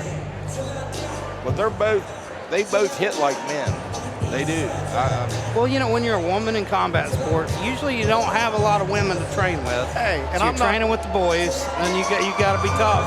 And we don't usually talk about women's weight openly and freely, but this weight limit's 201 pounds. So these are formidable human beings, regardless of their sex. So they can throw these gloves. This is going to be a good fight. I can't wait to see it. Honestly, they've both lost. They were both like 300 pounds. So when they started, was it a fitness thing? Wanted to get into it for that, and now they're like, what? I'm just kind like of a Rex. killer now. Yeah, just like Rex. And they get into it. They get obsessed with it. You start hanging around fighters all the time. You go to the events, and you're like, you know what? It's time for me to try it. When Rex started, I remember specifically he told me, I will never fight. I will never compete. And here he is. All right, here we go. Let's set the stage. Brittany Seidenstricker out of the red corner. She comes in at 6-0. Parkersburg, West Virginia, Doghouse Gym. 3 tough woman titles. She's taking on Mercedes Prescott, also Doghouse Gym out of Parkersburg. She comes in 3-1, and she's got 3 tough woman titles. So there is some pride on the line. 2 hungry dogs, 1 food bowl. This is going to be a fight. Number 7 is 3 scheduled rounds of boxing action for the Doghouse Promotions Women's Cruiserweight Boxing title.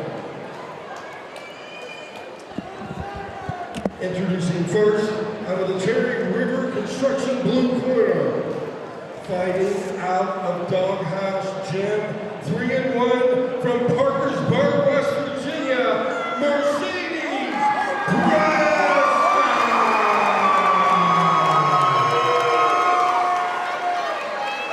And you can hear the crowd here getting involved in this one. 2 hometown favorites.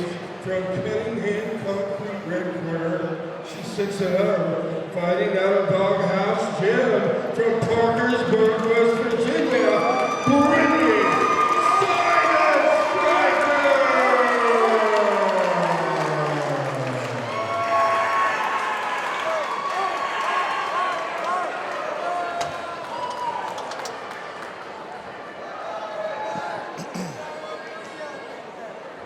All right. So now, is this one of those fights where the loser has to leave town?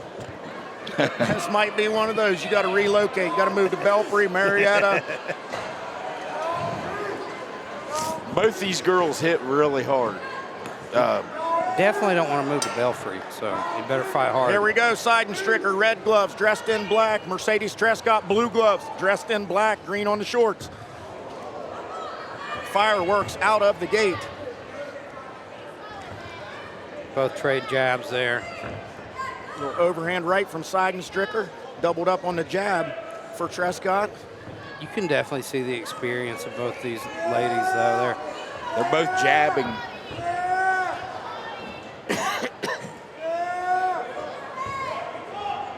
Evenly matched fight to this point. I like the chin better on Trescott.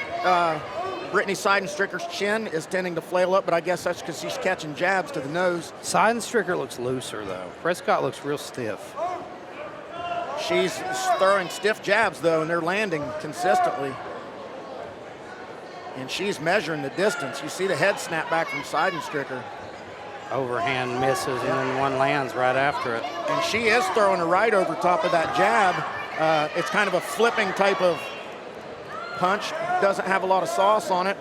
And you see Mercedes Trescott more straight down the middle, a little bit tighter punches, but they're just trading jabs straight to the beak. Trescott is the one tending to march forward as well, but now she's on her back foot.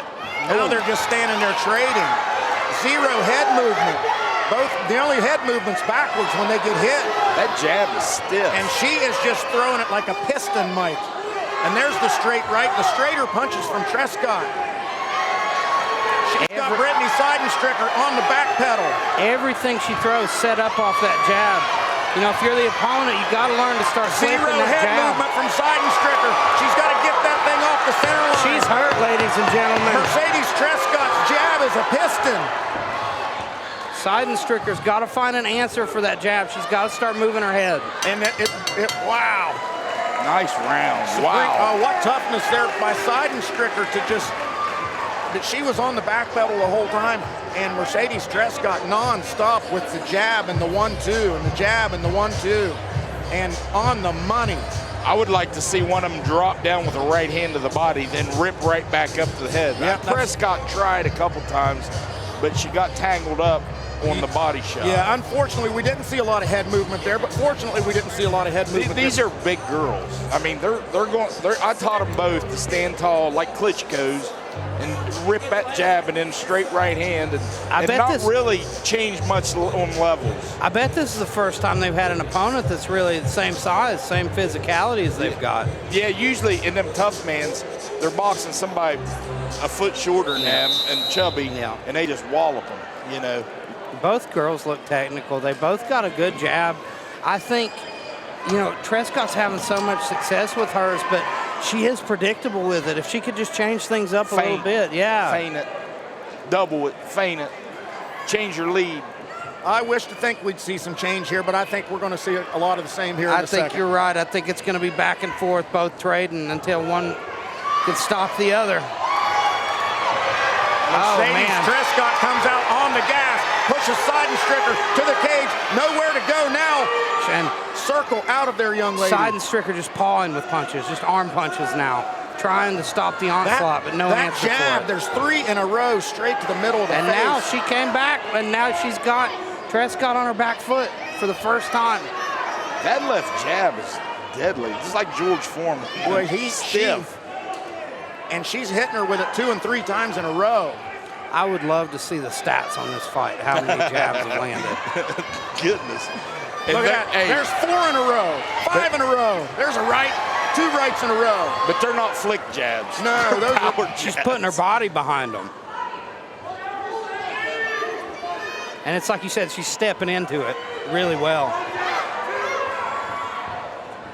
There was a punch to the body. I don't think we've seen a single left hook from either of these ladies. No, these are 1-2s. 1-2s all night long. And honestly, that was a nice right hand, though, from Seidenstricker. Another one. They're both tough, boy. They are, and this might come down to the 3rd round gas tank. It might. I'd say you're right. Trescott carries that right hand so low, that check left hook would be money. Oh! Big right hand puts Seidenstricker on her hind parts. Absolutely Okay. beautiful knockdown. She bounces right back up.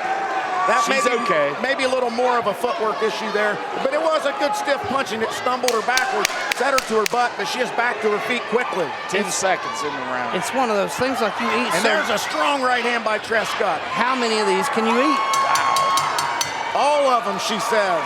It is all you can eat in here tonight. Both of these ladies just firing away. Listen, don't count Seidenstricker out. No way. These girls hit hard.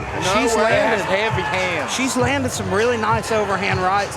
I just think she's got to figure out an answer for that jab. She's got to do something to stop Jab it. is king.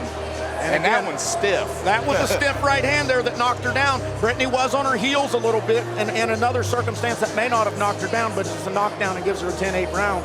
So that's Brittany Seidenstricker's going to have to get.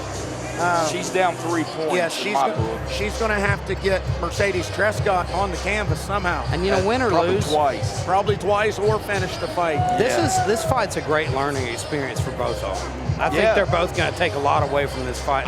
Neither one of them have fought anybody like this. They're never. Their opponents are never this technical. I think it would serve both these women to be training together. Yeah, and we will. All right, here we go. Both fighters on their feet, ready to answer the third round bell. And you've got to think, if you're Mercedes Trescott, you've got to have a lot of confidence coming into this third. And she starts with a 1-2 and continues more of what she was doing in the second round.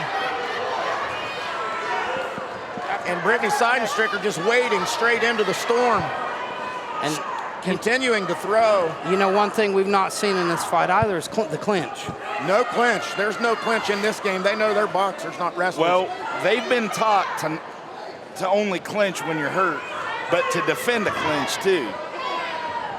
Clinching isn't fighting, but there's a time to clinch. Right. But in these shorter rounds, not much of a time to clinch, but they've not been around long enough to really learn and to get that far. And they're used to those 1 minute tough man rounds as well, where you just pour it all out. Both of these ladies are just firing away nonstop in the middle of the ring. It's good work from both women. Tough. I'm impressed. Oh, there's an uppercut from Trescott. And it hurts her too. You can see it hurt. She got wobbled there. Big right hand by Seidenstricker. Another right hand by Seidenstricker. Mouthpiece nearly come out of Trescott's mouth. Seidenstricker's firing back late in the third. Man. Seidenstricker's almost stifling herself by stepping in a little too much when she throws. I heard the 10-second buzzer there, I believe. This bell needs to ring. And now Mercedes, you see everything she's landed. She's right on the end of her punches, right where she needs to be. Right hand snapped the head of Seidenstricker back. This is the longest third round in history. I'll bet each girl landed 200 punches. At least. Oh, there's the uppercut again.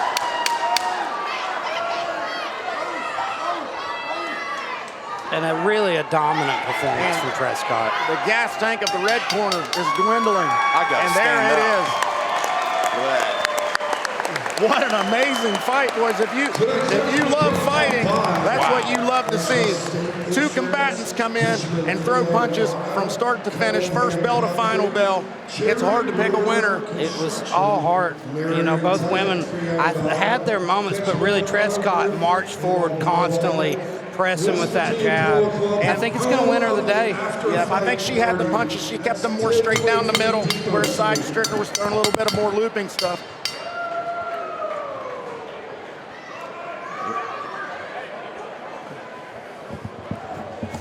What an exciting bout that was. I'm going to call it unanimous the way of Mercedes Trescott, who stayed straight down the middle, stayed very disciplined, kept her punches in nice and tight. She threw 1-2s. She finished with an uppercut multiple times there in the third round. Brittany Seidenstricker showed supreme toughness, took a lot of damage, continued to fire back, got up from the canvas in the second round, and finished the fight. So we're going to send it to the ring announcer for the decision, and then I believe my wingman, Elijah Thacker, is going to interview the victorious party.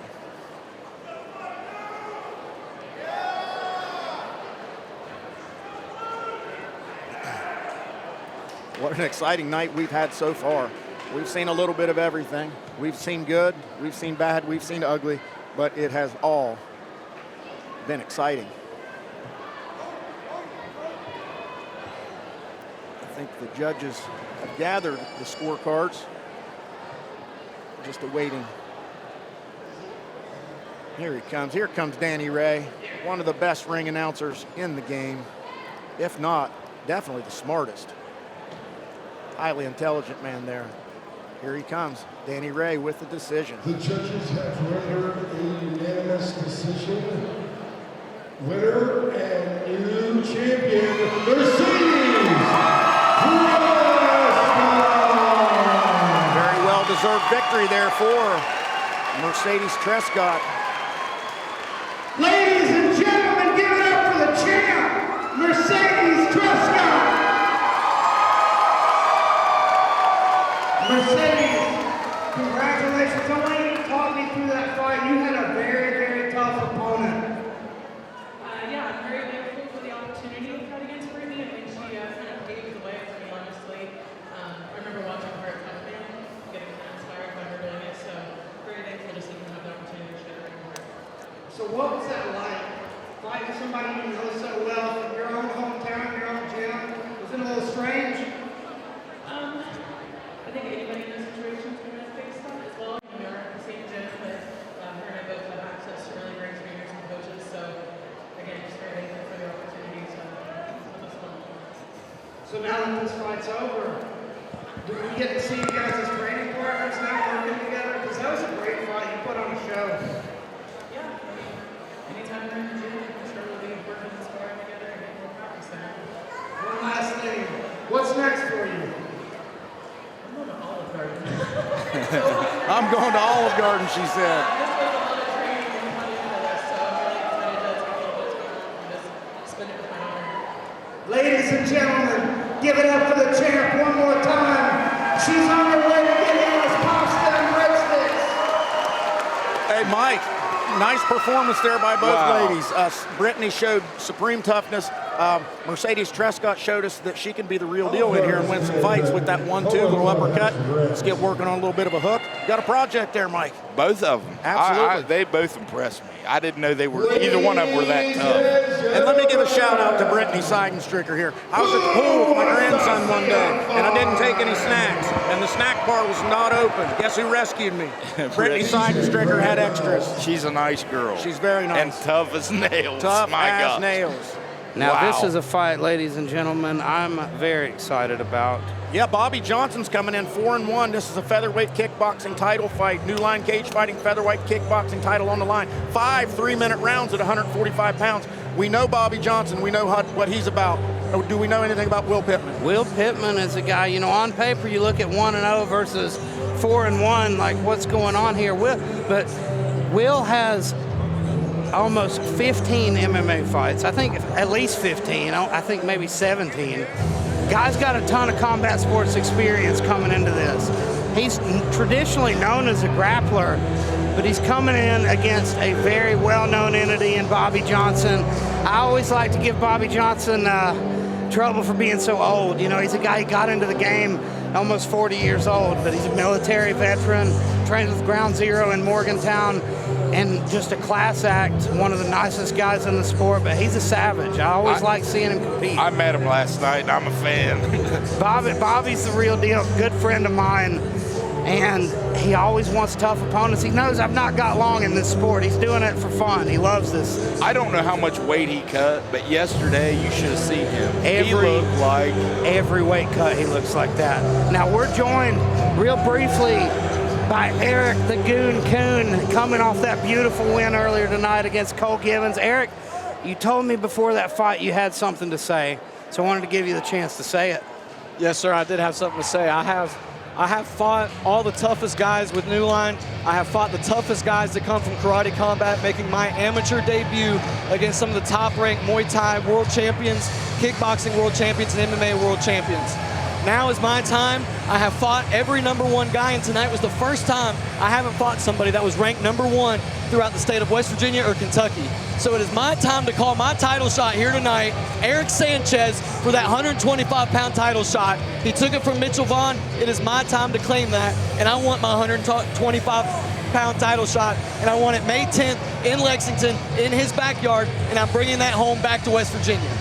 Ladies and gentlemen, you heard it right here. Eric the Goon Coon calling for that shot, and I think you're going to get it, my friend. Yes, sir. It's pretty undeniable at this point. Now, you fought Sanchez before. You fought him in karate combat. He got the win there. What's going to be different this time? The difference is he fought me on my debut 2 weeks off the couch. And Eric Sanchez, if you're listening to this, you know that. You fought me on 2 weeks' notice off of the couch in my first time ever fighting full contact. Now, I've got years under my belt, and I almost beat you with that 2 week notice off the couch. And so now, my friend, with this full camp I'm going to put in for you May 10th, I'm going to whoop your ass. And now you're a jiu-jitsu guy. What happened? Hey, all it took was a guy named Mitchell Vaughn pushing me hard. Respect to him. We cross-train now. He's a good friend of mine. He pushed me really hard in the wrestling grappling department, and I have proved so well through Wes Thompson and Category 5 Jiu-Jitsu that perseverance is a hell of a thing, and it will get you anywhere you want with hard work.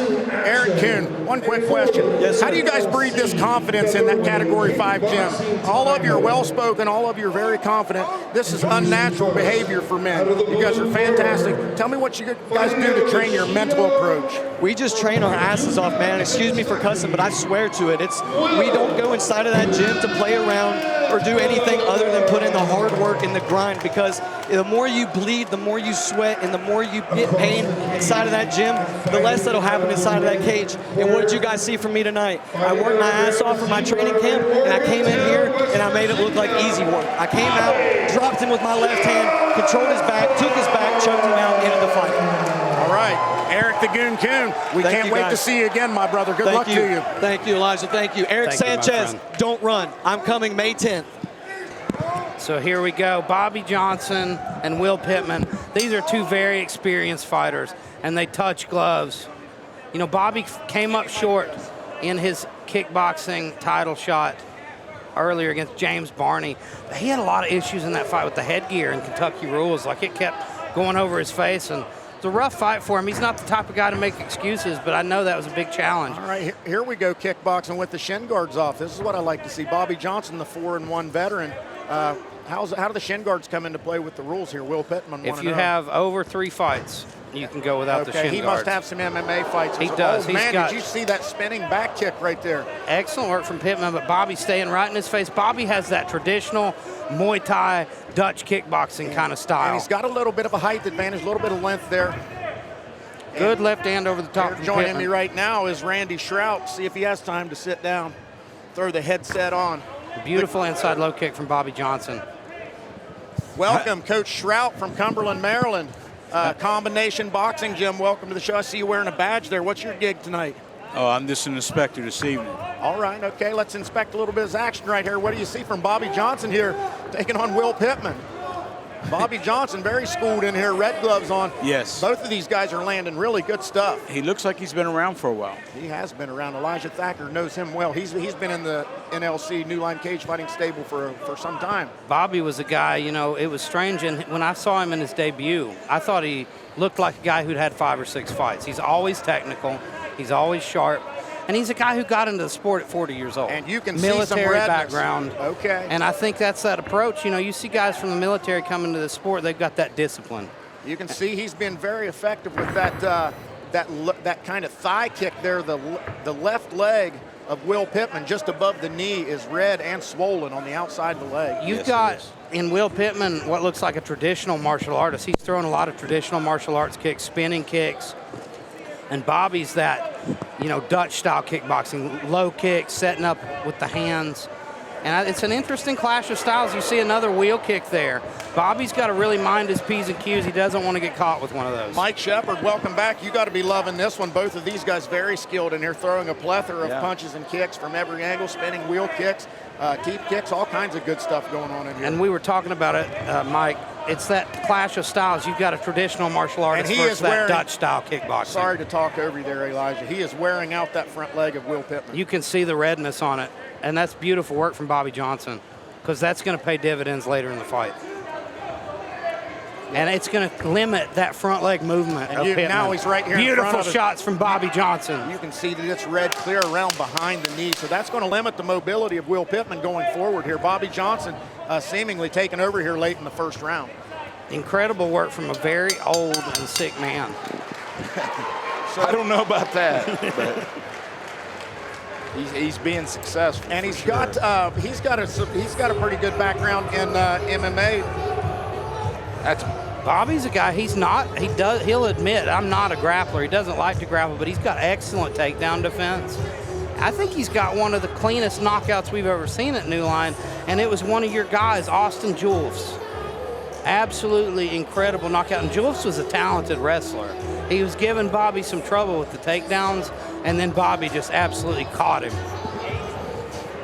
And this is one of the guys I fell asleep last night to. I was going back and watching all these New Line cage fighting videos, and I saw a lot of Bobby Johnson. And he's always exciting, and he's continually improving. You see his game, the footwork improves, the dynamic striking improves, and he's just gotten better and better. He is a student of the game. He's most comfortable here in kickboxing. And I think... And you see Will Pittman over here stretching that front leg out, stretching that calf down there, moving that knee around. You can see the redness and swelling there on the outside of the left leg. We're going to see how that hinders him here. And there he is. He starts off with another one. You can't put your left hand down to defend that kick. You'll get high kicked. And there's a good stiff jab from Bobby Johnson. And I wonder if we'll see Bobby starting to go high later in this fight. Bobby's a really crafty fighter for a guy who's only had, 5 amateur fights in kickboxing. Right there's where you follow up the leg kick after a good combination. After a combination with your hands, finish it with a leg kick. Yeah. Chop it. And he's doing a good job chopping away at that front leg. Beautiful job sliding away from that left hook counter. And now pouring it on again. Good body shot, good right to the rib cage there from Bobby Johnson, who's confidently stalking his opponent now. Bobby's a guy who's still, still improving. He's very new to the sport, considering he's so technical. And you see a lot of what Mike Shepard preaches over here, going high-low, making X's on the body, throwing one to the head, left to the head, right to the body. There he does it again. Finish with a low kick. A little back fist attempt there. Stiff jab got him. Bobby Johnson moving with confidence this evening. Pittman's having a tougher time this round, and I think it's a lot to do with those low kicks, the damage they've accumulated. Yeah, that left leg can't be feeling good. You saw him just shake it out there. And for a guy who's a traditional martial artist, a lot of your work comes from that front foot. Still, game performance here from Will Pittman. This is still a fight and not over by any stretch of the imagination. Oh, absolutely not. If he lands one of those wheel kicks, it's game over. Bobby's going to have to be very careful and very sharp here to keep this fight going the way he wants it to. And he's doing a good job keeping him on the back pedal where he doesn't have a chance to plant and turn and make an attempt at a kick. So that's exactly right. He's keeping him in that inside range. And you got to have space to work when you're throwing a lot of spinning kicks as a traditional martial artist. Yeah, and that beat up front leg's got to take a toll on him eventually. Bobby just walking him down here. Beautiful jab. If he's hitting him, he's been consistent with that jab, and not just consistent, but very accurate as well. Another inside low kick, punishing that front leg of Will Pittman. And let's talk about gas tanks here. Both of these guys, there's a spinning back kick, but not as much on that one, not the right distance, a little bit smothered and a little too far inside. That's what he needs to be looking for, though. Those fight-ending shots like that could change everything. And we see in this sport, it can happen. 100% it can happen. And that's going to conclude the second round. Looks like a second consecutive round victory for Bobby Johnson, who has come out and shown that he is a dynamic striker. Does he fight any MMA any longer? You said he's not a grappler. Yeah, he will do it. It's one of those things. I think he just likes combat. The guy's a veteran. He likes doing it. I don't think he's doing it because he's looking for a world title or anything. He knows, I'm late in the game. I've got a handful of fights left. Let's just have some fun. He's just a fighter. And he's looking composed over there. That is the man Wyatt Pittman there getting the ice bags to the neck and the chest. And there's the boy Bobby Johnson getting him a little sip of H2O. Come out here and give us a dynamite third round.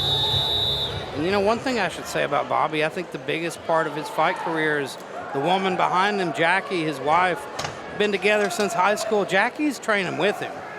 Jackie actually tells an amazing story about accidentally knocking Bobby out in training. That's a good problem to have, I guess. If you got a wife that's going to keep you in check and keep you in the gym. And here we go back to the center of the Roctagon. That was a good overhand right from Pittman. And there's a good left hook. And Pittman he continues to fire back, but he is kind of limited here with the pressure that Bobby Johnson's putting on him. There's a good stiff left jab again, right down the middle. Bobby's got a very intelligent corner there in Colin Caprini and Eli Hawkins, two other NLC vets that we've seen a lot of. Colin, usually my other commentary partner. And let's not forget, as I just did, this is a 5-round title fight. Oh, stiff right hand just misses from Bobby Johnson. See, sorry about after that, the best combination in kickboxing, 1-2 kick. 1-2. I mean, I teach people to do it in the gym, and then they get in a fight and they don't do it. Pittman just clipped Bobby over the top with that left hook. I think both of these guys just heard you, Mike, because it's been a plethora of 1-2s while you were saying that. I know, but put a kick behind it, right there. Like Pittman is actually having a lot more success in this third round than he's had so far. And this is Bobby Johnson's first time going 5. Yeah. Well, on Bobby Johnson, on his kicks, he's not rolling his hip over into that leg kick. He's really not getting a lot on it. Just slapping with it. He's kind of flip kicking it. Like, he's not rolling his... Really turning it over. Yeah, he's not twisting his plant foot, you know? Yep. But it's still effective. It has been effective. And you can see the damage there on the outside of the leg. Mike, is that a technique issue, a distance issue? What? That not turning over and getting the power in that kick. Yeah, I don't know. I want to try to break your leg. I'm not. It might be a speed thing. He might think I can get my low kicks off quicker that way. I think he's trying to put his hands in behind it too. He's trying to get it back on the ground so he can put some. And you see some significant redness on the leg of Bobby Johnson as well from the lower leg there, the calf, the outside of the shin. Those calf kicks, you see them. They're a lot more prevalent now, especially in MMA. They're brutal, and it's hard to find an answer for the calf kick. And I tell you, as much as Bobby Johnson has controlled the fight, Will Pittman is not out of it. Will's a gamer. You're talking about a guy who's got 17 MMA fights. He's been in here. He's been there and done that. He's not going to be an easy out, and now he's coming back. And this is a long fight. I'd like to see him use that front kick a little more, even up under the chin. Like he tried to right there. Bobby nods and acknowledges it as well. Because Bobby's getting lowered as he comes in. And he's got that wide guard. Yeah. Hey, man, that was a little bit better round for Will Pittman. Much more competitive. A little bit better round. I'm not going to score it, but I'll tell you what, we've got a fight coming up. We're in the championship rounds now, round 3 and 4. 4 and 5. 4 and 5. Mike, I'm not a mathematician. I'm Macho Bob, not Math Bob. This is the deep water, ladies and gentlemen. This is where champions are made. How about Macho Math Bob? Mathematician, yeah. I can teach about the first 3 days of elementary school math. I bet you can't now. I think they're teaching them different stuff now, like confusing. So I've been told. I don't know. You know how I learned math? Wrestling. 2 for a takedown, 3 near fall, 1 escape. You added them up. Add them up. You'd have to take your shoes off to figure that out. I did sometimes because I was offensive, man. I wanted to score a lot of points. Okay. So, all right, here we go. Round number 4. Bobby Johnson, red gloves. Will Pittman, blue gloves. So tell me this, Mike. If you're in the corner of Will Pittman, what are you telling him? Keep using your hands. Keep being aggressive. Get your hands up. And watch the front kick. Ooh, nice high kick from Pittman. It clips him a little bit. Because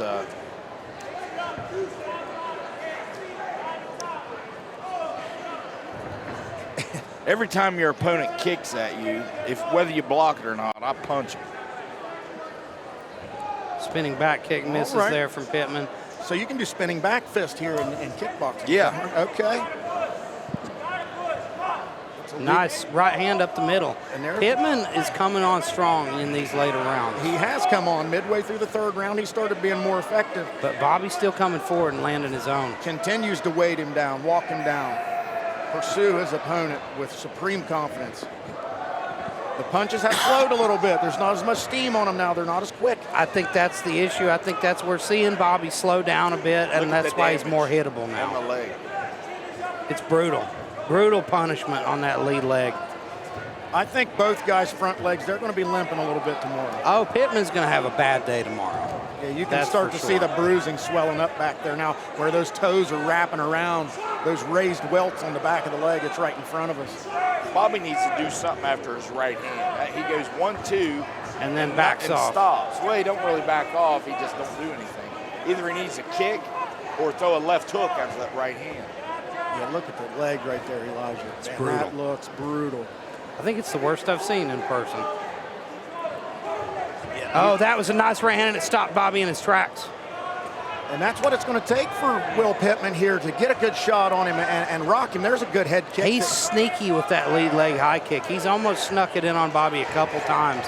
And Bobby's dropping that right now when he's throwing it. He needs the There it is again. There's the 10-second buzzer. Will needs the punch and then put a kick behind it. He just, when he kicks, it's just by itself. If he would hide that high kick behind the jab, Yeah. oh my gosh. Or go 1-2 and step across with his right leg and left high kick. Oh, that was nice timing though on that spinning back fist. Sneaky. Pittman is crafty and unorthodox. There's a shot to the gullet from Bobby Johnson. Bobby still just walking him down. Oh, did that land?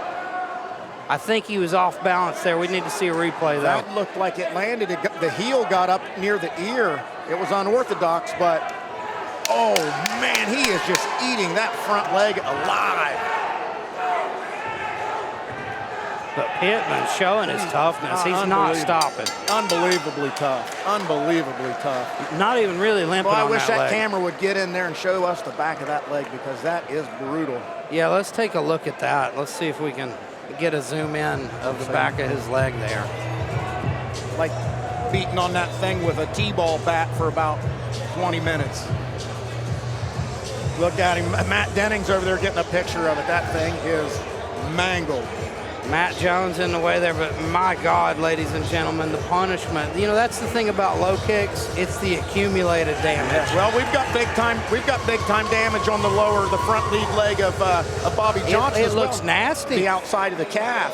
I would say Pittman's been kicked in that leg 100 times. At When least 100 when he times. stands up here, you'll really see None it, of them folks. have been like really hard, but when you knife at, see your shin bones oblique.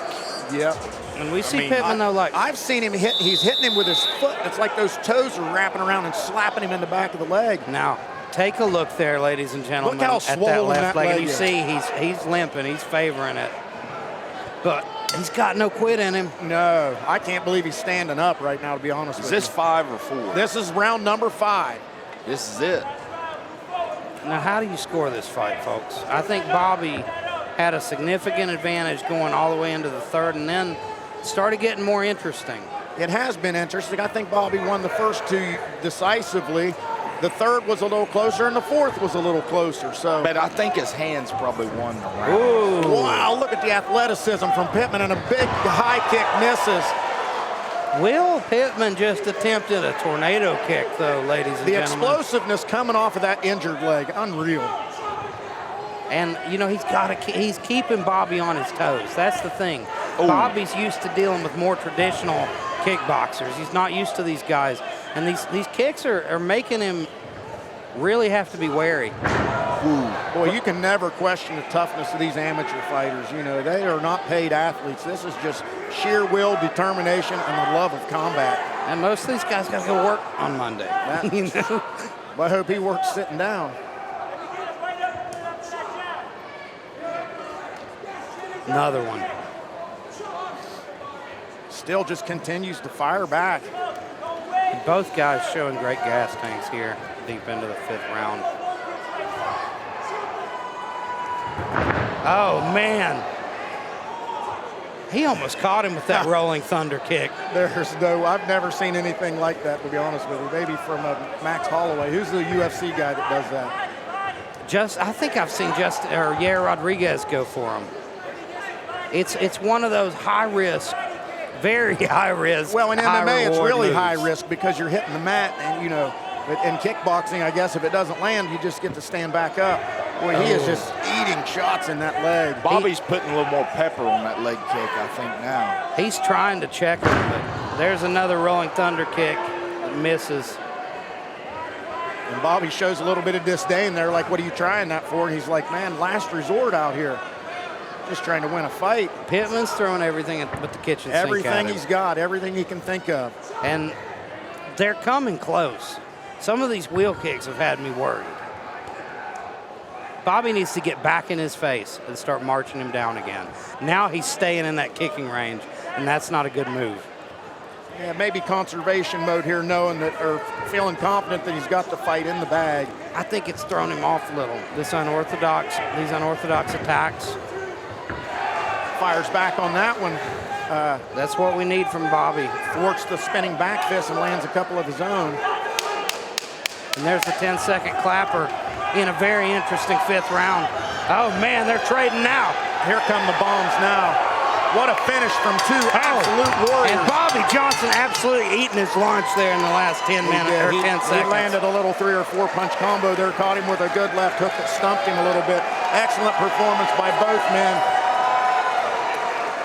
And you see the brutality of those leg kicks. You can see the left leg, the left upper leg of Will Pittman is beat down. The lower left leg of Bobby Johnson is beat down. But right now, guys, I want to congratulate PHS Wrestling Program, runners-up in the state this year. They have 4 state wrestling champions. Make some noise for PHS Wrestling. That's right. Big shout out to Parkersburg High School Wrestling. State runners-up this year to a very good university program. They did have 4 state champions, though, 4 individual state champions. Congratulations to them, Coach Littleton, Athletic Director Chris Way, and all 4 of the state champions. I believe it was Seth Drennan, Dominic Way,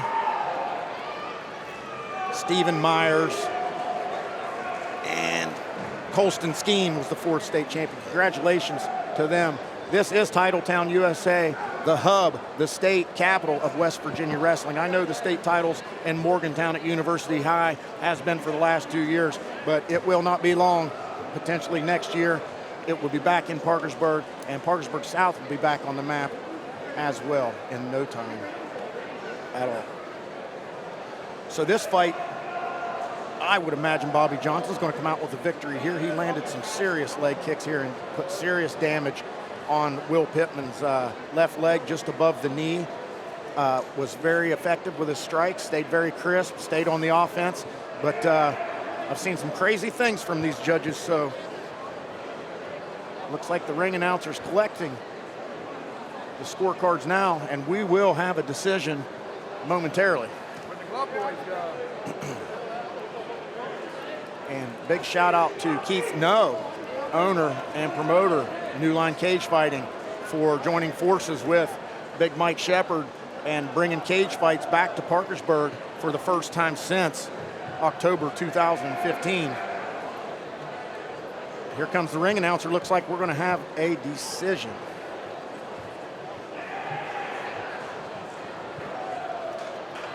The judges have rendered a split decision, with the winner going to the red corner, Bobby Johnson. Yeah, I think we can all agree with that. He put some serious damage on the lower body of Will Pittman. Boy, his left leg is going to be sore Ladies tomorrow. and gentlemen, give it up for your champion and my friend, Bobby Johnson.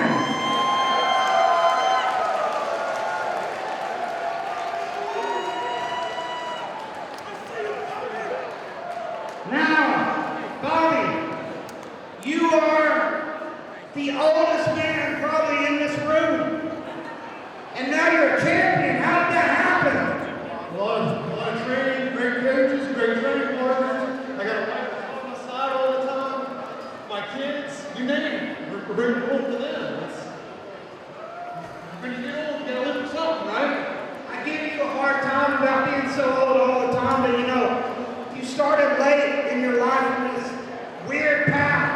So tell me what made you want to do this? Challenging myself. That's all it is, challenging myself. Being serious here, Lord, you got to find challenges. I mean, I've done a lot. Never done this. So when I step into it, fight the best. Off for the prison, here I am now. So tell me this.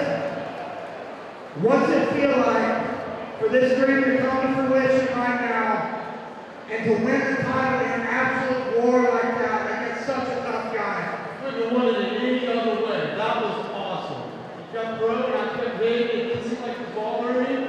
That's what we want to do. That's what we want to win. Right there with those correct. Well, I can say for one, I'm so happy for you in this moment, my friend. Congratulations.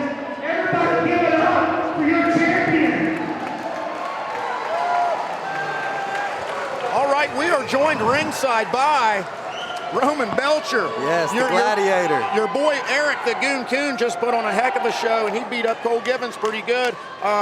Who you got coming up next? We got Brody Fulks coming up to take Chris Withrow for the New Line Cage Fighting welterweight boxing title. Tell us a little bit about Brody. Brody is a good boxer, man. He's worked a lot. We put a lot of work in for this camp.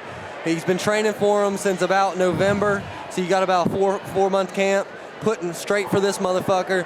He goes straight forward. Chris Withrow, he walks forward. He's a good power puncher. I don't believe he knows how to cut the ring off.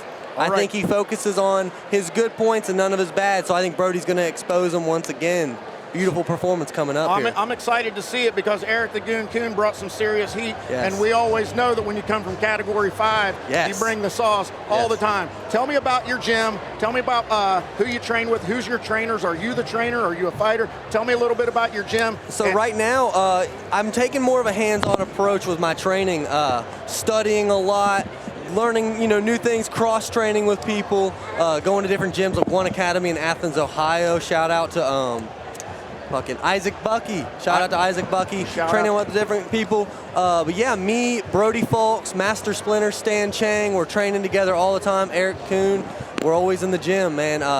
Yeah, it's mostly a jiu-jitsu gym, but we're kind of bringing it to the MMA scene. Just getting our own work in. All right, I'm going to ask you one more question, yes, and this yes. is the question. Everybody wants to know the answer to this. When are we going to see you fight again, Roman Belcher? We're going to see me May 10th, Lexington, Kentucky, Rupp Arena. The opponent should be coming out soon, so I don't know exactly yet. I'm wanting MMA. I think it's going to be Chika Okafor. He pulled out the last time. I was supposed to fight him in this cage. He pulled out. We'll see how it goes. I fought against James Barney. He's wanting it again, but 50-45, 49-46, 4-1, 5-0.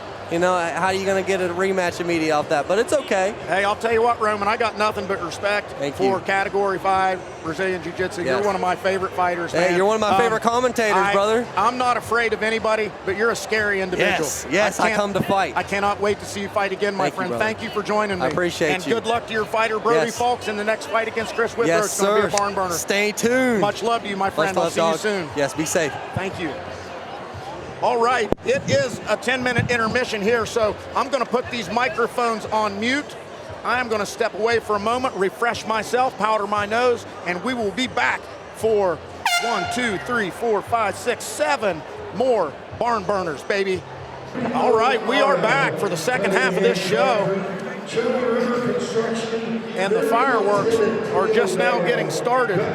Our next bout number 9. This one will be for the New Line Cage Fighting Super Welterweight Boxing title, contested at 154 pounds between Christopher Withrow and Brody Fulks. Christopher Withrow 4-6-2 out of Owensville, Kentucky. Now, he's the guy you guys have seen before, if I'm right.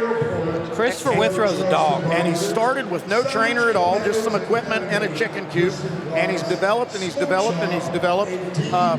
He's taken on some very good fighters. The one thing we've never seen him do is turn up the offense and really bring all he can bring. And he's got a tough one coming out of Category 5. Anybody comes out of Category 5 is going to be prepared and tough. And this is going to be a good scrap. 3 3-minute rounds at 154 pounds for the New Line Cage Fighting welterweight boxing title.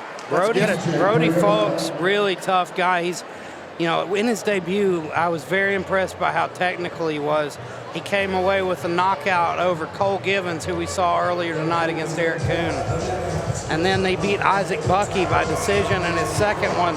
Third time's the charm, though. Here he comes against Chris Withrow.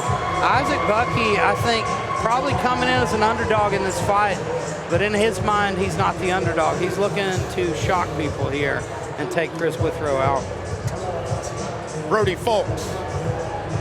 The last time I seen Chris Withrow fight was against Roman Belcher.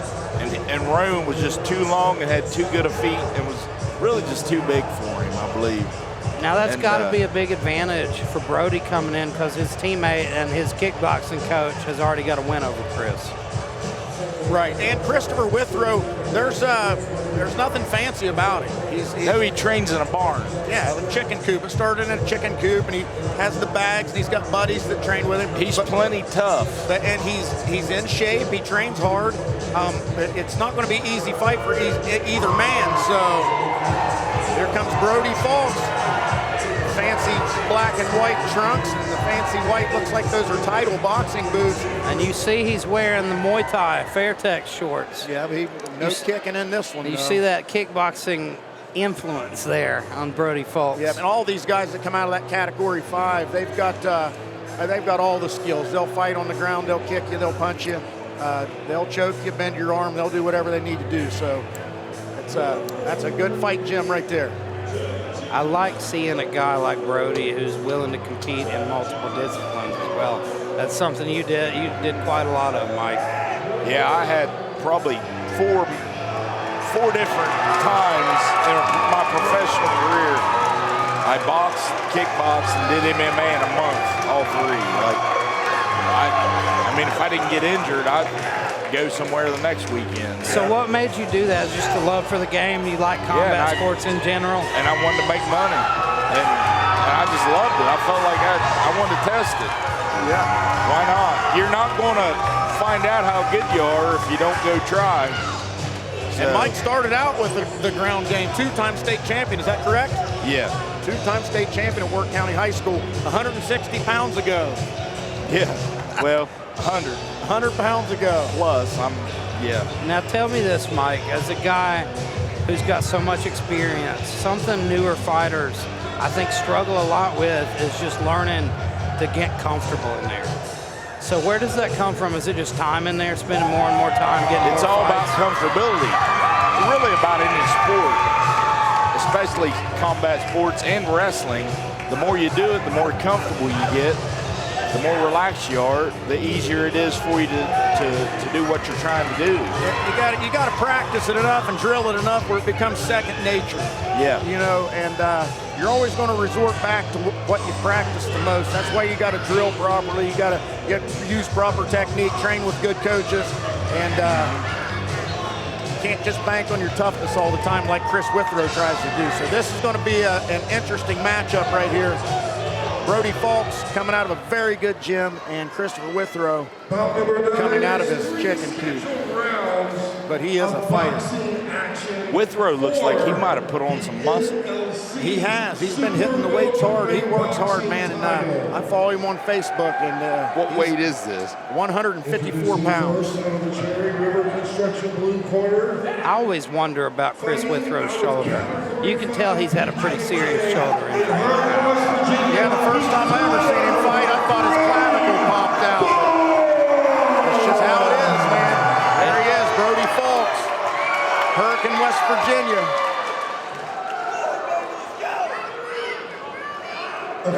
And you see that same confidence that you see from all the Category 5 guys. It's infectious there. That's just how they carry themselves. The body language is undeniable.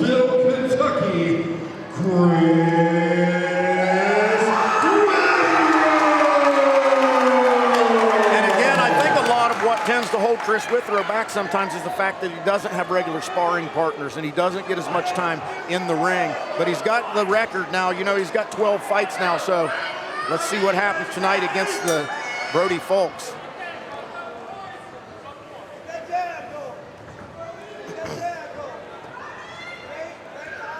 Both men start with some quick little head feints and punch feints. Chris pressing forward, looking to put Brody against the cage. make this a gritty fight. But Brody piecing him up right now with straight punches, and then he dances away. Good fast hands by Brody Fulks. And now Fulks, in his debut, we saw him get a beautiful knockout with that too. That straight right is the punch to watch with Brody Fulks. Well, his hands are fast. He's turning loose right now. But he's rolling his hips into those punches. They're not just pit-pat And he's shots. using more things than just his feet and head movement to move the opponent around. You see he pushed him off there a minute ago and created some space for an uppercut.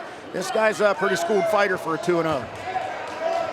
Now, Mike, what does Chris need to do to stifle this style? Well, he needs to get a high guard, use his jab, come forward, and put some pressure on Fulks and hit his body. And you see Fulks fights a lot like Roman Belcher. He keeps Chris Withrow at the end of his punches. Well, but he's engaging a little more, which gives there's two good shots from Withrow. which gives Withrow a better chance, you know. Chris Withrow landed a right, and then he followed it up with a left hook to the jaw. And that's the first time we've seen Brody Fulks stay in front of him. Usually he's landing his shots and then cutting an angle, dancing away. This is going to get interesting. 5 rounds. It's a hot pace. 3 rounds, 3 3-minute rounds, Mike. Oh, okay. I think we got a dogfight in store, though. And if Chris Withrow is anything else, he is tough. He's resilient. Good left hook from Withrow, but then a stiff jab from Fulks lands. And you can see that that jab is quick and it's stiff, and it's just splitting that guard right down the middle and cracking him right on the nose. I love the work that Fulks does with the lead hand. He's doing a great job setting up that jab and then the hook off the jab. Oh, a good right hand over the top from, and the stance, he timed up that stance switch and clipped him.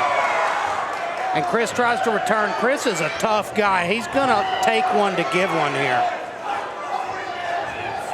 Fulks is carrying his left hand a little too low for my comfortability. Yeah, you see that return when he throws it, it's coming back to the hip. Yeah, Withrow would step in with that right hand after he blocks a punch. But if he's going to use that jab like that, that's going to nullify it. And that is the pace setter. That's the tone setter right now, is the jab of Brody Fulks. Seeing Brody on the inside, he's standing tall. Absolutely doing work here. Oh, beautiful left hook, though, from Chris Withrow, and I think that wobbled him a bit. To the ear. Got him on the ear. Might have got him right behind the ear a little bit. I don't know. He's got his feet under him, though, walking to the corner. Brody Fulks won that first round with some volume. Chris Withrow hit him with some good shots. Mike, talk us through it.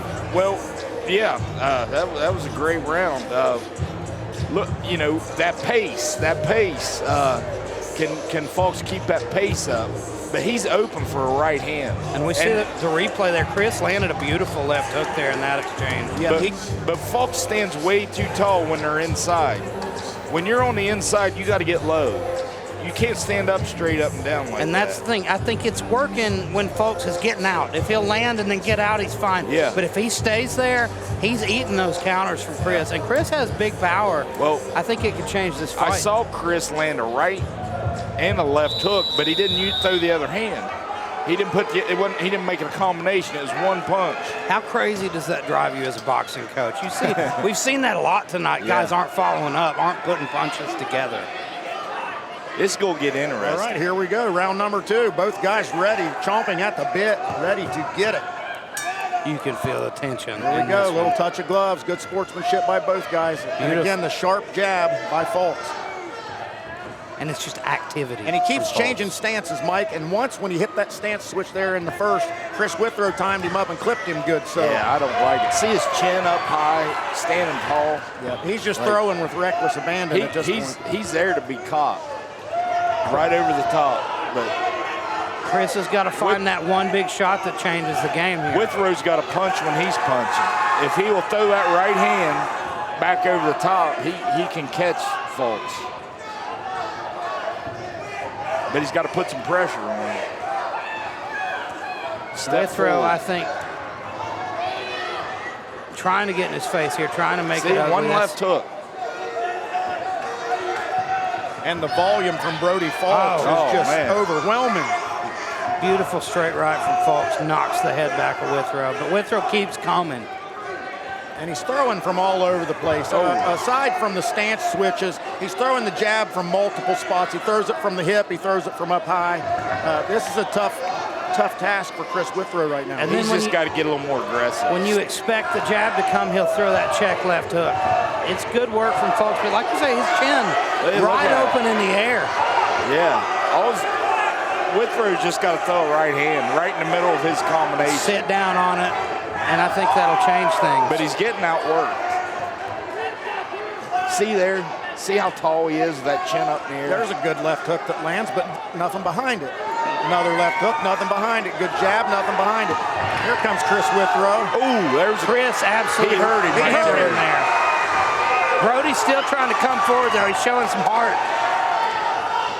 Oh, and there's another left hook. And no Withrow. right hand. Nothing behind it. Felt the energy shift there a little bit. Brody Folks' body language has changed a little bit here. The punches are not as tight. They're coming a little sloppier here. He's still outworking him. He's still outworking him.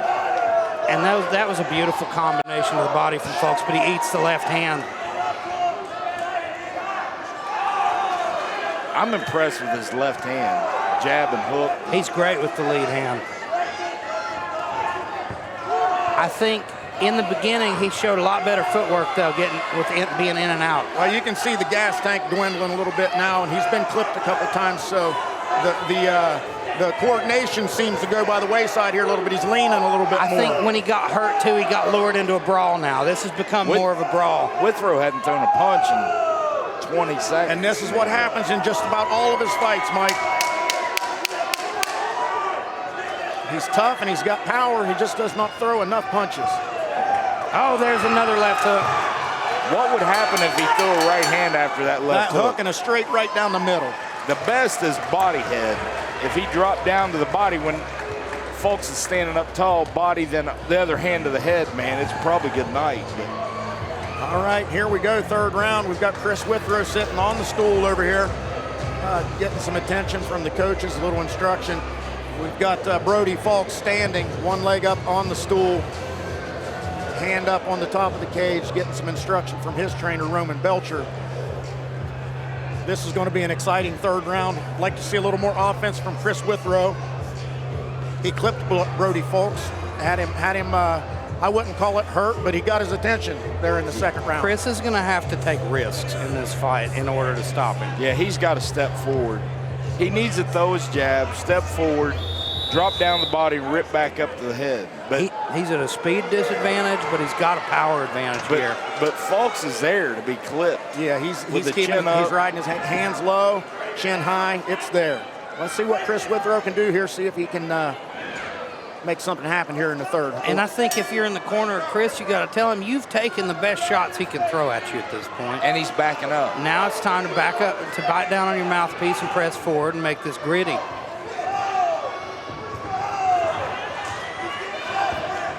Folks going to work again though with great volume. Constantly putting work in and putting punches together. That's the difference. Crowd getting behind Brody Folks here. You can hear the energy. And nice little left hand catches Folks, but he keeps coming. Oh, beautiful three-piece combination, and Chris acknowledges it.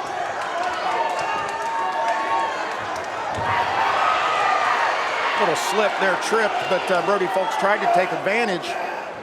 What's happening here is Brody is drowning him with volume. Yes, he is. And he's got Chris standing flat-footed almost in front of him with the high guard up, and there's just no offense coming out of there. Beautiful uppercut from Folks, but he gets caught with a counter. And I think that's what Chris is going to have to do. He's going to have to take one to give one back. Because for every 5 or 10 punches Brody Folks throws, Chris Withrow's throwing one. Nice body shot right there by Folks. The pressure from Folks. Most guys at this level can't sustain that pressure. No. That's the thing with Folks, though. He just keeps on coming. And it's overwhelming. You've got to do something to stop that. And his punches aren't flips. He turns his hips into his punches. Oh, you can see it. You can see Chris is that's why he's so defensive, I think. He's almost hesitant to throw now because every time he opens up, he's eating 3 and 4 shots. Saw a little shoulder check there from Withrow. He was like, get off of me, man, because Falks is just relentless. And, you know, I know you guys aren't big proponents of the clinch, but I want to see him do something different. Oh, I didn't say a proponent of the clinch. I'm saying in the 2-round fights where you need to fight. There's something that he's got to change right now to make something happen. And whether that's landing body shots in the clinch, getting a hold of him. There's a good right hand that lands, but just one punch. Man, he just got to throw punches instead of one left hook or one right hand. Yep, you're right, Mike. I wonder if it's a cardio issue because you know that with that camp at Category 5, Brody's putting in work all the time. He's putting in rounds, and he's got so much more gas. He can sustain this pace constantly. Man. And he's probably getting thumped on every day. You know? I'm sure all those fighters. What a fight. That was a good fight. What a fight. I had it a shutout. I had it a shutout. Win, lose, or draw, man. They left it all in there. The toughness of Chris Withrow made it interesting. Well, and I'll tell you this about Chris Withrow. He don't take easy fights either. You know, he just shows up, gets his hand wrapped, and fight whoever's out there. And, you know, I'm probably going to be talking to Brody Folks here. That's impressive for a guy 2-0, third fight in boxing. He takes on a guy who's got 12 fights. He's very composed, and I'm impressed, especially with his left hand. I think he needs to stay righty. I don't know. I like him better righty. He got caught a couple times in that stance switch, and Chris clipped him a couple you square times. up in the middle of it.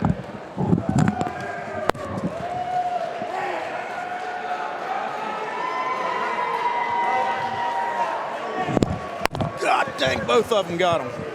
Sorry about that, people. My guys are knocking the headphones all over the booth over here. Both of them got me there. Here we see a little replay of some work from Brody Falks, who put on a heck of a performance in a very tough and resilient Chris Withrow. And the only way to thwart Chris Withrow's attack is with volume. And you've seen that that left jab from Falks lands. And the volume that Brody Falks brought in here, sometimes for Chris Withrow, all you can do is just cover up. It looks like Danny Ray's got the decision. Have rendered a unanimous decision. Winner from the blue corner,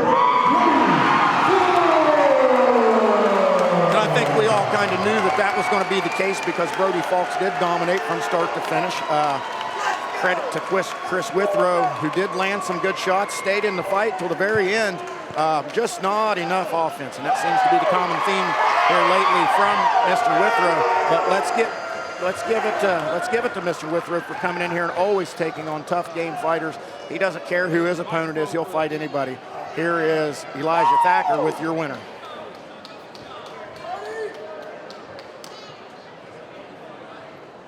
Now here is Elijah with your winner, Brody Falks. If Brody doesn't leave the ring, he was trying to get out of there. He wants to go get something. Ladies and gentlemen, give it up for your new champion, Brody Falks. Brody, big moment for you. How's it feel carrying that strap? It feels amazing. I feel like I deserve to put my hat off. Hell no, thank you, everybody. Good doing out there. So, I want you to talk me through this fight. You had a really tough, gritty opponent in Chris. But you showed beautiful work. You ground him with volume. That lead hand looked beautiful. Talk us through it. Yeah, I knew he'd come. I knew he'd hard. But I know one of his mistakes makes somebody.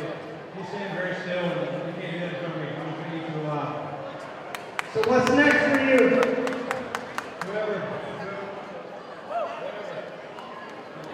Ladies and gentlemen, give it. September the 9th, and someone got to take it. Give it up for Brody Falks. And that's just how those Category 5 guys are. They don't care, man. That belt belongs to Brody Falks now, and he said whoever wants it, come and get it. All you got to do is give them a call, and they'll put you on the schedule. So, again, Category 5 BJJ, with their leader over there, Roman Belcher. These guys are warriors, man. All they do is fight, and most of the time they win. So excellent job there by Elijah on the microphone in there. We're going to have some pro boxing coming up next. Catch weight at 150 pounds. We've got Justin Milam, the doghouse fighter, coming in for his second professional bout. He came off of a nasty knockout loss in his first fight and against a very game competitor. And I do apologize for not remembering his name, and I could not find it in my homework. But he's coming in here tonight, 4 3-minute rounds against Justin Taylor. So it's going to be nice to get Justin Milam back in here. He's a veteran of the kickboxing scene, but since a knee injury, he's turned now to just straight boxing, and this will be his second pro fight. Elijah Thacker, do we have anything on Justin Taylor? I don't know much about Taylor. Taylor's an unknown quantity for me. Justin Milam's a guy we both know real well. And what's interesting about Milam, he came up and talked to me before the fight today. Milam's first fight was on the very same card that I had my first fight, and it was New Line Cage Fighting 1. All right. Which was a good long time ago. 136 years ago. Feels that way. Justin Taylor, though, fighting out of... Is that of Newark, Ohio, I believe? Oh, VO2. He's not from VO2, just Newark, Ohio. It would behoove him to get over to VO2. I thought so. I thought he was because I thought I saw Eric Slocum there in the corner. I saw a VO2 shirt around here a little bit ago, but I have not seen him sporting any VO2 gear. So, and that's one of the best fight camps around. His corner there, he's got a VO2 shirt on. VO2 shirt. I believe I'm blind as a bat, ladies and gentlemen, so bear with me. I believe that's Eric Slocum in the corner, the awesome possum. All right, Justin Taylor here. In here ready to take on Hands of Stone, Justin Milam. So this guy's coming out of VO2, he's going to be legit. They've got a lot of tough guys out of that gym. Yeah, and under the tutelage of Teddy Bear himself. I see 2 VO2 shirts over there, so hey, no slouches out of VO2. And Eric Slocum there, he's a pro fighter himself, got a lot of experience. Also a Street Beefs celebrity, Street Beefs heavyweight champion as well. Right. But here we go, Justin Milam. Class act, one of the nicest guys you'll come across in this sport, and he's tough. He is tough. He's tougher than a pine knot. He loves to fight. He loves to box. He loves to coach. He loves to train. He corners everybody. He shows up every fight. He just loves the fight game. That's it. And he's been at it for a long time. He's very skilled. He's quick. He's fast. And again, like his last fight, in his pro debut, he took on a buzzsaw and got beat up and got knocked out. But hey, that's who Justin Milam is. He's going to get back up, and he's going to get back on the horse, and he's going to ride around a little bit. We're going to see what he can do against Justin Taylor tonight. There are so many great fighters who have began their pro career with a loss. It's not something, if you're really in this game, a loss is just a learning experience. And that's what Justin did. He went back to the drawing board. I'm sure he's worked on a lot here. We're going to see a different Justin Milam. We both talked about we're getting old. We're old men now. That's a sweet tattoo he's got there on his left pec there. It looks like a set of brass knuckles. And I think that'd be a good nickname for him, Brass Knuckles Milam, because that's the kind of dude he is, man. He'll fight you in the parking lot or in the wrestling room. It doesn't matter. And I'd like to see him come out here and put on a good performance and bounce back from that devastating opening loss. I think it's safe to say Justin Milam's one of those guys that's got that dog in him. He's got the dog. He's definitely a doghouse fighter. And again, he's one of those guys, not only does he continue to train every day very religiously, but he's in the gym training other fighters, helping other fighters. And that's an excellent way to get better at fighting yourself, is to teach others. Now, this is a guy you've known for a long time, Mike, Justin Milam. Tell me about him a little bit. Oh, he's been around for a while. He started out doing MMA, kickboxing, injured his knee, been boxing since. But he's been around a while. Taylor's been around a while too, and used to be a heavyweight. Really? Yeah. I can see a little bit of skin there around his belt line. It looks like he's lost a bunch of weight. Yeah. I think over 100 pounds. This is going to be a good fight because both these guys are going to stand there and punch. You know, we've talked a couple times tonight about big guys losing weight and cutting weight and the kind of determination and mental toughness it takes to cut weight, because losing weight is not easy. And then once you lose that weight, keeping it takes you a while to get adjusted. Right. Your agilities. All right, here we go. 4 3-minute rounds. Pro boxing, catch weight 150. Justin Taylor, blue gloves. I can tell you one thing about Justin Taylor. From a guy when I made my debut at 165, I'd lost over 100 pounds. Your power that you carry once you lose all that weight, you feel like a superhero at that lower weight class. Right, feel a little quicker, a little when you're faster. used to being with the heavyweights, now you drop down, you feel like, okay, I can actually rock some people here. And I would say your legs would have to be really strong after carrying all that weight. And you see Milam here in the orthodox stance, Justin Taylor with the blue gloves as a southpaw. Here comes Justin Milam with a little offense and a good right to the jaw. That was good work from Milam. And that's what Milam does. He'll explode on you, hit you with some combinations. Let's see if he can manage this gas tank. He's got some agile, nimble feet on him. He moves well. Milam's doing a good job working behind that jab. Yeah, that was a nice right hook over the top, though, from Taylor. And then he's getting that foot on the outside. Taylor putting punches together beautifully there. A good counter left from Milam at the close of the exchange. Taylor had a lot of success there with those short hooks in tight. And I will say sometimes if Justin Milam did have a weakness, it's the fact that when he's taking fire, sometimes those feet get a little stationary. He just covers up and the feet become concrete. Well, it's something we talked about. You know, he's a dog. The guy likes to brawl. And he likes to exchange. Once you get into that mentality, you know, it's hard to get out of it once you reach that professional level. He wants to stand inside that white and he's doing that line now there and standing on the logo. He's going to have a hard time hurting Justin Taylor. Justin Milam is. He's just a bigger man. Justin Milam gained weight for this fight. So I think it's one of those things he needs to do what Brody did, beat him with volume here. Yeah, he's doing a good job, not attacking and then not staying in there, not engaging too much and using his jab. Great head movement there from Milam. And you can see the experience from Justin Taylor. He's composed in there. He's not bothered by anything Milam's doing. That's what's interesting is Milam knows how to box defensively. We just rarely see him do it because he likes to brawl so much. Well, we've been working on it in the gym and the righty-lefty thing. He knows what to do.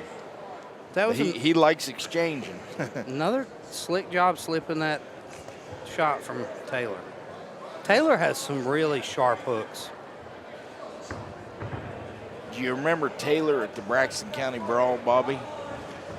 He fought the debut kid out of Jerry Thomas's gym, and he took a beating, but he was right there the whole time. I'd have to go back and watch it, and I'll tell you what, Justin Taylor landed a couple sharp shots right there at the end of that round. That was a very competitive round. I think Taylor might have edged it. I mean, it was close. Yeah, I don't know.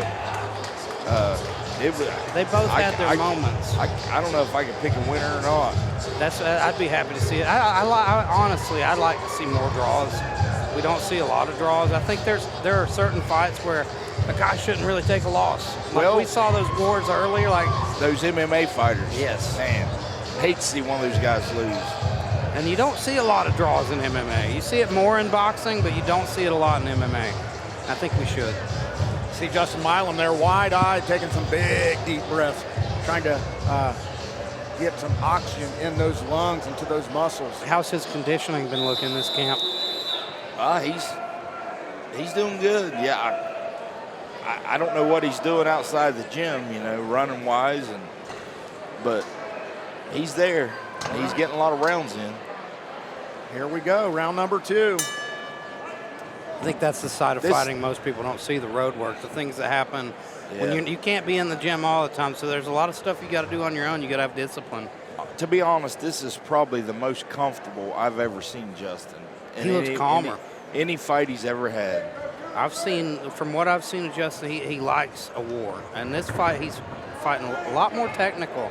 That's what you want to see from a young pro. Yeah. And he's got some good little pivots and step-offs to create some angles there. He's built. He enjoys fighting in there tight. And try level change and goes to the body there. Very competitive action. I think this is good matchmaking. Oh, good right That hand was to the chin. Very solid right from Milam. He should have backed off after he did that. He should have turned an angle on him. It looked threw like some he more caught him while punches. Taylor had his mouth open a little bit, and that's when you really feel him. Taylor's just durable. Oh, he is. He's going to be hard for Justin to hurt. Very similar to Justin Milam in the fact that he just likes to fight. Well, definitely. You but can see how comfortable Taylor is in there too. Even when he's under fire, he's very collected in that moment, and he's looking to land his counters.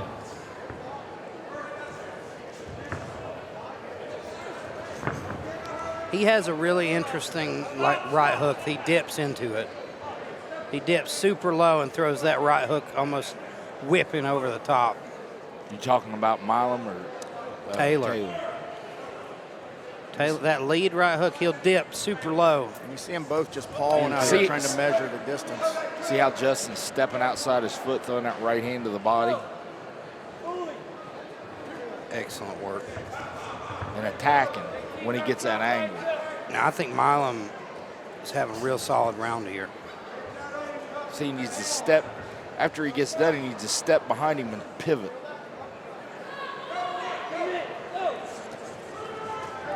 Oh, beautiful shots. He's standing in front of him. He needs to step this way. Both men landed in that exchange, but I think Milam landed the more significant shots.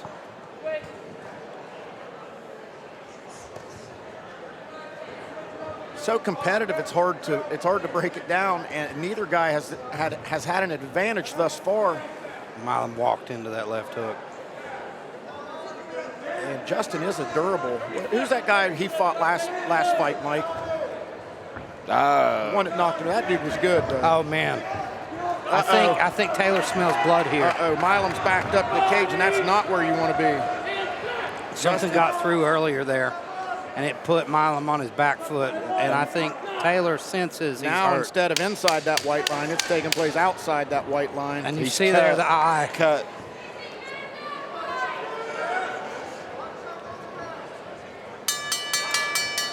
Good work. You know, that was a good round for Milam there until the end. Yeah. And then he got in some trouble. Looks like it's under the eye on the cheekbone. Could not tell exactly, but that's what it appeared. Thought it might be the brow. Depending on where it's at, we're gonna know if vision's gonna be an issue. They need to get some pressure on that. Some grease. We got the team at Doghouse working on Justin Milam here. And I didn't see when the cut happened. I saw him. I missed it too. Something got through there. Yeah. I don't know if it was a clash of heads or a shot, but it hurt Milam and it put him on his back foot, and Taylor sensed it. Yeah. He did, and you seen as soon as he did that, the location of the dance changed. It went outside the circle. Milam hung very tough, though. That overhand right that he threw, even though it missed, it got him off of him. It was bomb right hand he threw. Get that camera guy out of the way there. Let's see if that's on the cheekbone or on the brow. We'll see here. It looks like they've done a good job working on it. I don't see any bleeding right now. Looks to me like it's under the eye, but I can't tell. Well, that's good. If Yeah, It is. it won't affect his vision. Don't see any danger of them stopping it. No, it's on the side, on the corner Yeah, right over there on his eyebrows. It's going to affect his vision. Yep, right there on the outside of the left eyebrow. Hopefully it'll run down around the side. Look for Justin to start engaging a little more, which I don't really like. I think he's going to probably be nervous about that cut. But Yeah, you know, well, when you got a cut where the blood's going to run into your eye, you got to worry about the referee or the doctor stopping the bout. These guys are professionals, so they'll give them a little more leniency. now if you're Taylor, you're going to start working on that cut. But if I was Taylor, I don't think I'd do anything different. He's been pretty effective so far. Gas tank looks good, and it always feels good when you got your opponent leaking a little bit. Until the end of that round, I thought Milam was controlling the round, looking really good. I did too. I thought he was taking the round, and then Those That last one few staggered seconds. him a little. That right staggered him, Mike, and then the left landed too. And you see the toughness of Taylor. He shakes his fist and then comes after him. Now we got a fight. Milam misses with that counter, but those big bomb counters are keeping Taylor at bay. And I like that. Some heavy punches coming out of the red corner right there against the cage. Big misses. I like any time that Taylor starts getting ahead of him, Milam sits down on a counter that's going to make you think about something. You have to make a guy respect you. You can't let him walk you down. Milam's doing a good job there. Taylor, though, is dog tough. He's eating some big shots and keeps coming. But again, he doesn't appear phased. He got hurt there a minute ago on the side. There's a good right hand by Milam.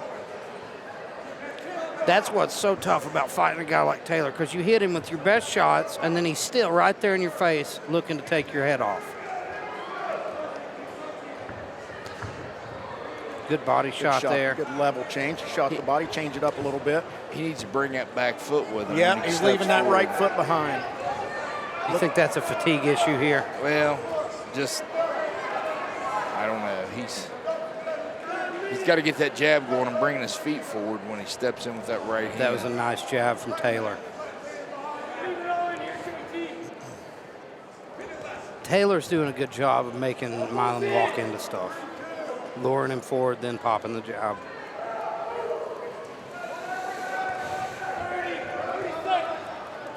He's unpredictable. You don't know when he's going to throw. They're just sitting there pawing their jabs at each other.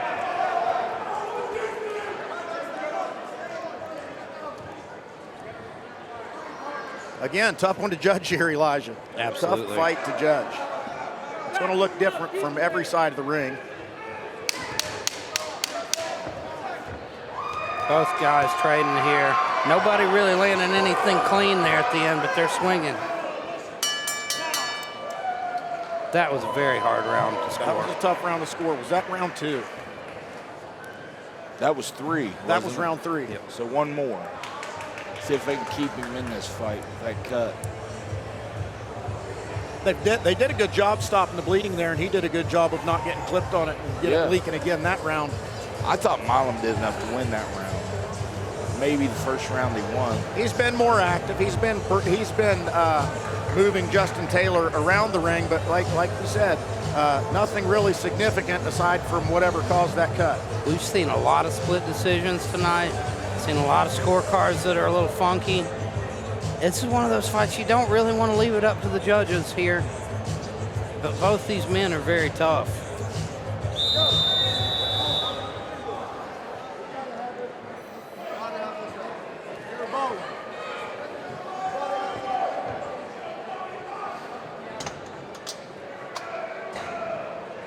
All right, Justin Taylor toes the line. He's ready to get it. Here comes Justin Milam. 4th and final round. Who's going to take over here and leave an impression on these judges? Nice body shot. And immediately they're going to war. Both guys trading now. I think the heat's turning up in this final round. Yeah, look for something to really happen here. I think both guys are aware how close this fight is as well. Yeah, it's hard to tell how the judges see it. That was a good body shot from Milam. And then nice counter punching. Taylor returns with some beautiful hooks.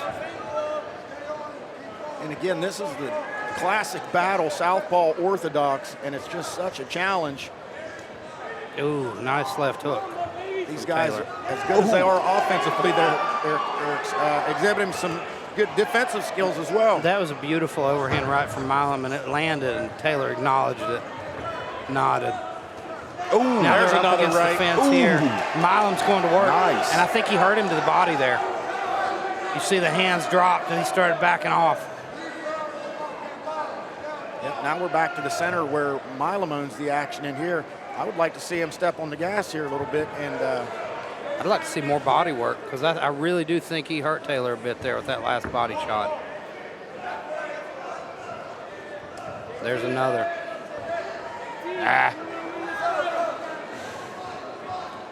There's another right to the body. There's another right to the body. And there's a beautiful right hook to the head to follow it. That was a good flurry there by Milam. A couple more of those, and he can secure this third round. He's coming on strong in this fourth final round. I'm sorry. Thank you, Mike. This is a pretty entertaining fight. And I wouldn't doubt if it's a draw. I think it's a great matchup. I Yeah, think it both is. guys complement each other. They're really bringing the best out of each other in this one. They are. That's There's a good, left hook to the jaw of Milam. Oh, man, and he's got Milam rocked here against the fence, and Milam gets out of there wisely. And there, the big cage is going to help him as he creates some distance between himself and Taylor. This is a striker's cage. It really is. You've got a lot of room to move and a lot of room to work. And if you're good at staying on your bike and staying on the outside, it really favors you. Big overhand right misses. Couple of haymakers there. Mouthpiece a little loose there in Taylor's mouth. Milam's in a rhythm now. He's looking. I think this is the best round he's had, but he eats a big shot coming in. Taylor coming forward now, looking a little sloppy, but he's marching forward. And great round, great end of the fight. I couldn't tell you. I'd hate to be a judge. I have no I idea. think Milam clearly took the last round, I think. I have no idea. It might be a shutout. It might be a draw. I don't have any idea. See the show of respect there. Two warriors in the center of the ring. Probably led in a prayer there by the coach, Kenny Watkins, a man of faith. And you see Larry Barker there as well in the corner of Taylor. Hey, game fighter there, Justin Taylor. Despite the 0-3 record, man, he came in here and showed that he's no joke.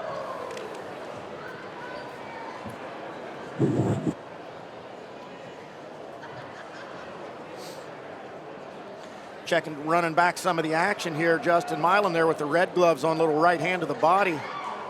Here's another little sequence. Let's see how this goes down. There's another right hand to the body, left over top, nothing of significance. There's another body shot, left over the top. Good head defense there. Oh, big miss by Justin Milam. Step off. Good sequence there by Justin Milam. He scored landed a few scoring blows. You see the gloves being unlaced there in the ring as we await the judges' scorecards. That was an exciting fight. Very evenly matched between Taylor, the southpaw, and Milam, the orthodox fighter. You see the excitement on Justin's face there as he talks to Mike Shepard. This is going to be a tough one to judge, honestly. Like Mike said, it could be unanimous either way. It could be a draw. So I'm excited to see. I would lean towards it being a draw, 2 rounds apiece, because it was so evenly matched. Both guys landed some big shots. Both guys were hurt. Milam, the cut over the eye. The judges always see blood trickling. Here comes Danny Ray with the decision. The judges have rendered a unanimous decision, going to the winner from the red corner, And like I said, that could have went unanimous either way, and it could have been a draw. The hometown guy gets the decision. Nice comeback from the knockout in his debut for Justin Milam. That's a good victory, and hats off to Justin Taylor for coming in here and being a formidable combatant and opponent for the hometown Doghouse Gym fighter, Justin Milam. I want you to give it up for your winner and your challenger, Justin Milam. Now, you guys both had an absolute war. First pro win. I want you to tell me how you're feeling. Honestly, I feel amazing right now. I mean, even though he's got the forehead, he's awesome to have his friendlies to be.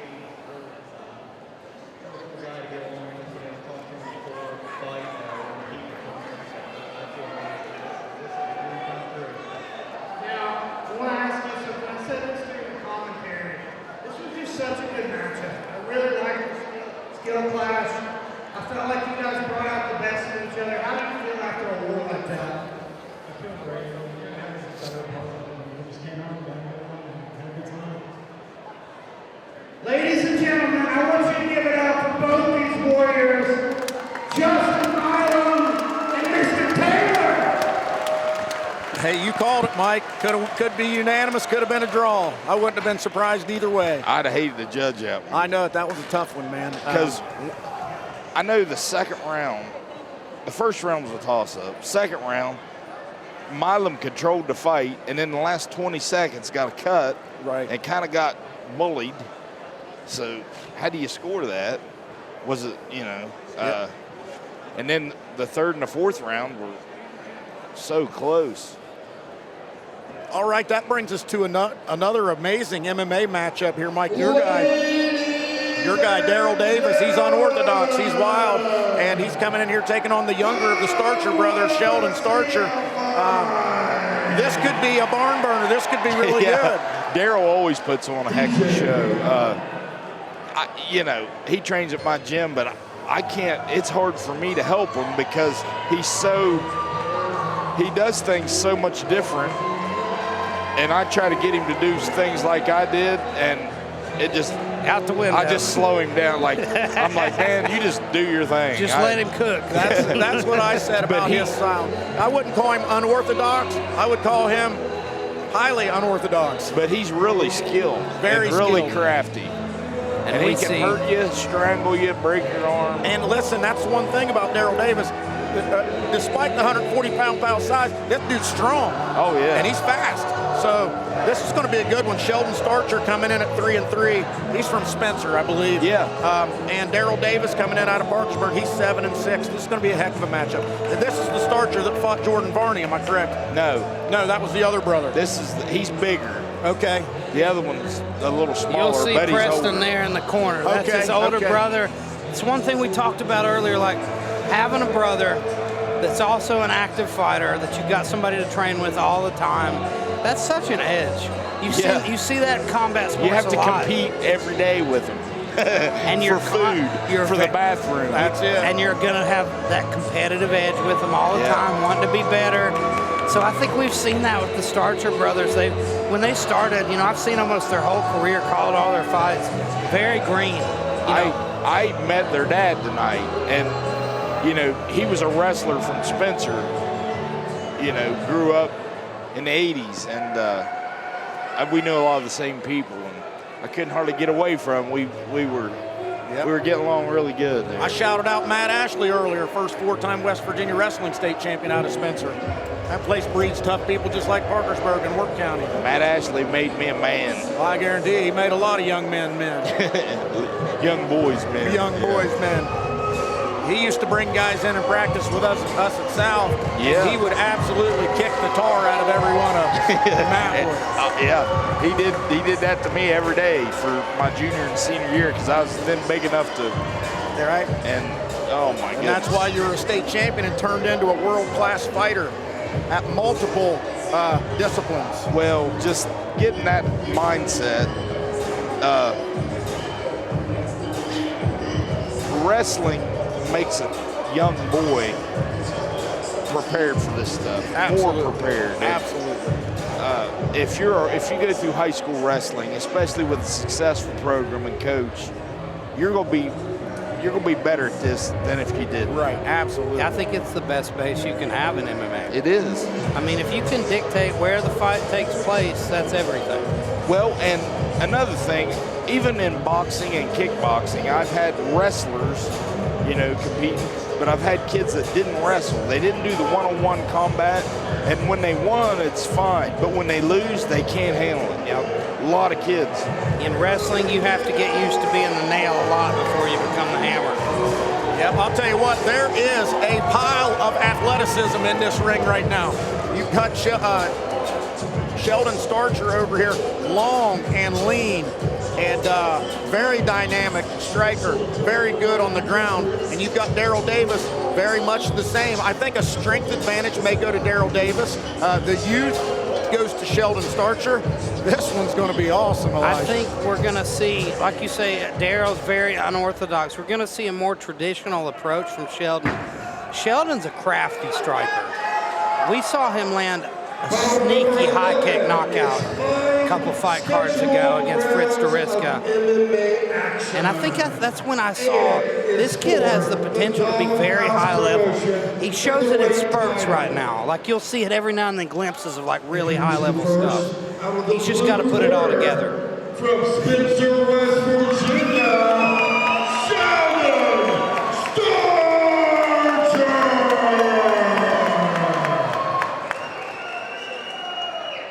Across the cage. There's an absolutely wild energy between these two tonight. Fieldhouse gym in Parkersburg, West Virginia, Daryl.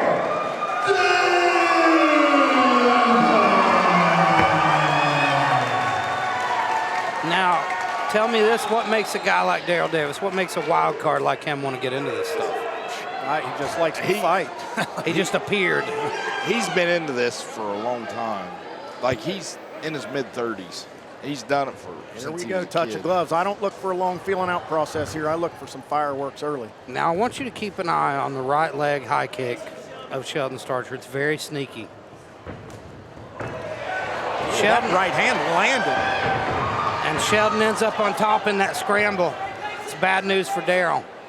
Daryl excels in these scrambles sometimes, but maybe he's not facing a guy Sheldon's with, hunting for a Darce and choke he's got right the now. head framed off right there. Now Daryl's back to Daryl full was guard. smart there. He knew what was up. He got back to a safe spot.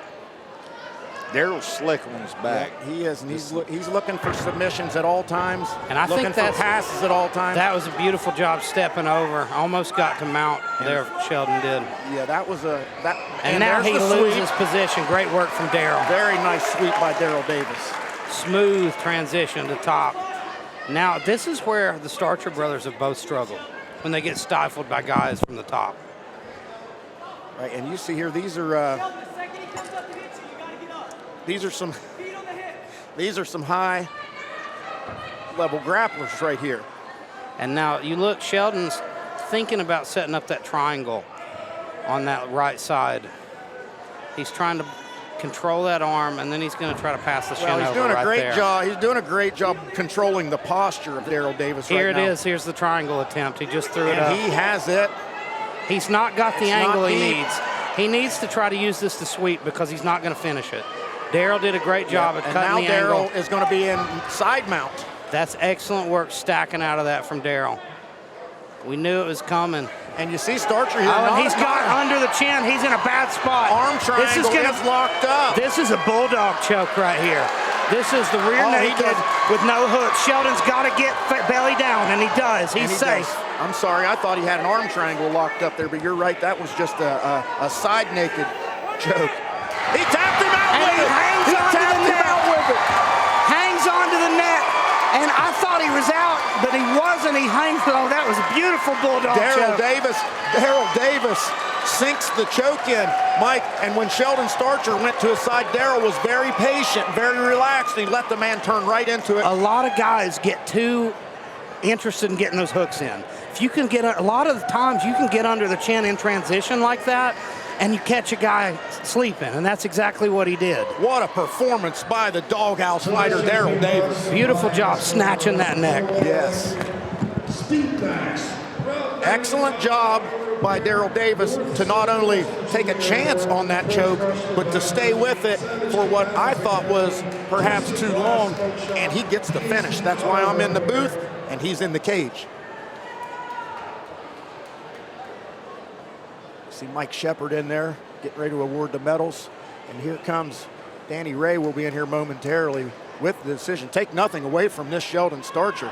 He is a warrior to the core, and he will be back. But what a fine performance Referee called this fine round for Daryl Davis. Due to rear naked choke tap out. And the winner in the red corner, Daryl!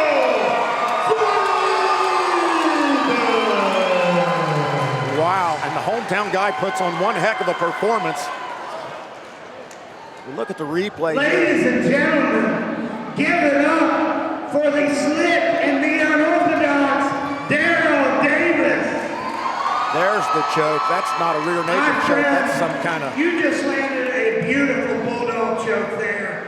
Caught him in transition as he turned belly down. You snatched that neck, and you hung on to it. You knew you had it. Talk me through it. When he went for the first time, when he flipped over, I got out of it. Felt like he was showcasing on the screen. Yeah, you surprised me actually. I thought when he turned, I thought he was out. Next thing I know, he was tapping. You must have a tight squeeze. That was beautiful work. I want you to tell me, what's next for you? Keep training, keep fighting. Who knows? It's my second bout. Champ at 145, champ at 155. So. Talking to your coach over there, Mike, he said we might see a pro debut from you soon. We'll see. Yeah, they want me to. Ladies and gentlemen, I want you to give it up. That's got to be a submission of the night. Darren Davis. Boy, Mike, I tell you, I can't say I've ever seen a choke finish from that angle. I haven't either. It was he had what appeared to be a rear naked choke, but he didn't have the hooks in. And He was on his back, dude. right, I believe and it. was trying to climb back to the back. That was a weird. But he had, it was a blood choke.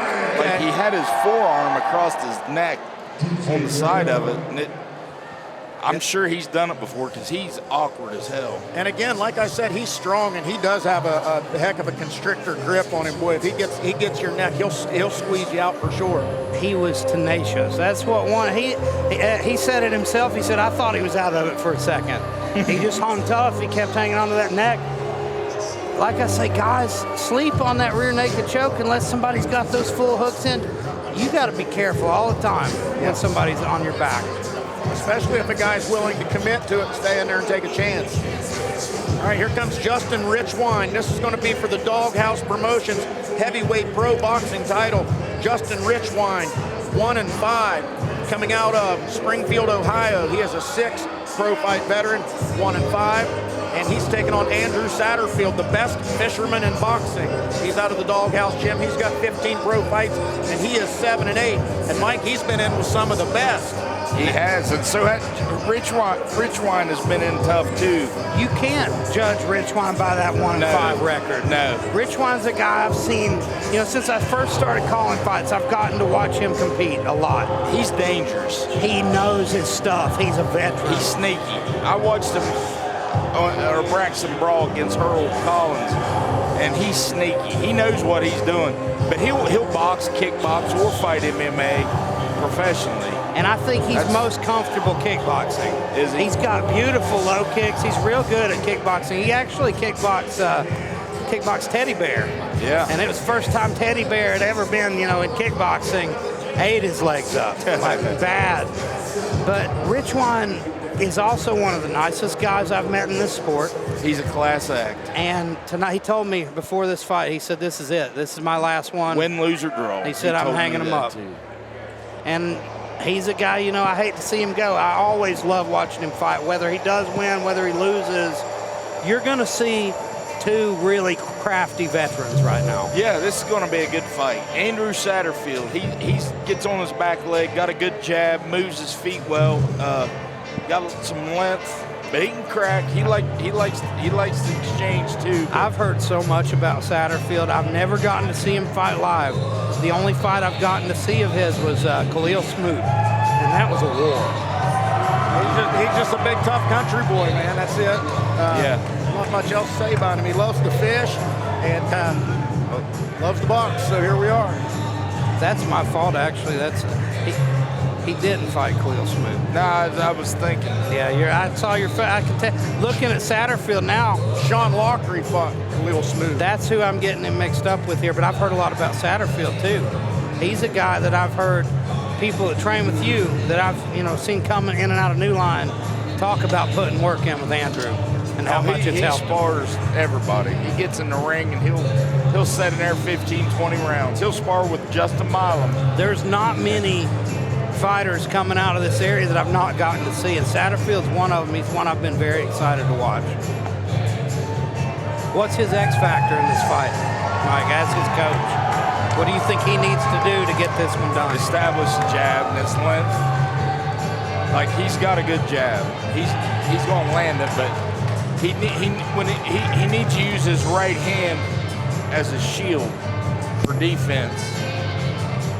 Rich Wine, I noticed, watching him, he's got a really crafty lead hand. He has a very nice lead uppercut, and you don't see a lot of guys that are confident and good at throwing that. He's got some pop.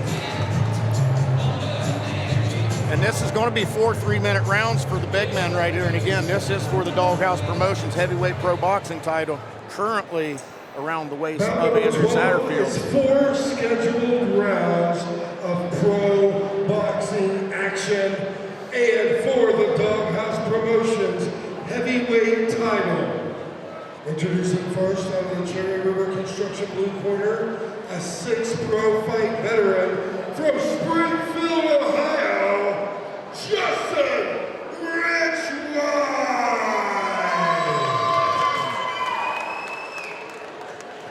Across the cage, out of the red corner, a 15 pro fight veteran fighting out of Doghouse Gym in Parkersburg, West Virginia, Andrew Satterfield. Hear that crowd cheering for the hometown guy, man. Both of these guys went to the barber and got that hair tightened up. They know this is a big fight right here. It's go time. This got to be a big moment in Rich Wine's mind, knowing this is the last time I'm ever going to make this walk. He's impressed me, the 2 fights I've had him. He does what he says. You don't have to talk him into anything. He always has excellent footwork for a big man as well. Beautiful body work from Rich Wine. Yep, and you see Andrew Satterfield there in that little Philly shell type of defense. And there was a nice straight right. And another. I think they bumped heads. Yeah, both men, what you will see and find out throughout the duration of this fight, they're very durable, tough dudes. Is this a 6-rounder? 4 rounds, 4 3-minute rounds. And I expect, talking to Rich Wine before, I think working the body is a big part of this game plan. And you can see that's part of his game plan early on. He has changed levels and gone to the body a few times. I think he expects to have a better gas tank than Satterfield. There's a jab to the jaw by Satterfield. And again, like Mike said, that's going to be his ticket to success. That was a nice right hand from Satterfield in that exchange. And now there's that jab one. is successful right now. Rich Wine with a left hook. Ladies and gentlemen, this is pro boxing. Yeah, these boys hit hard. Yeah, those are thumpers right there. Beautiful jab from Rich Wine. They traded jabs there.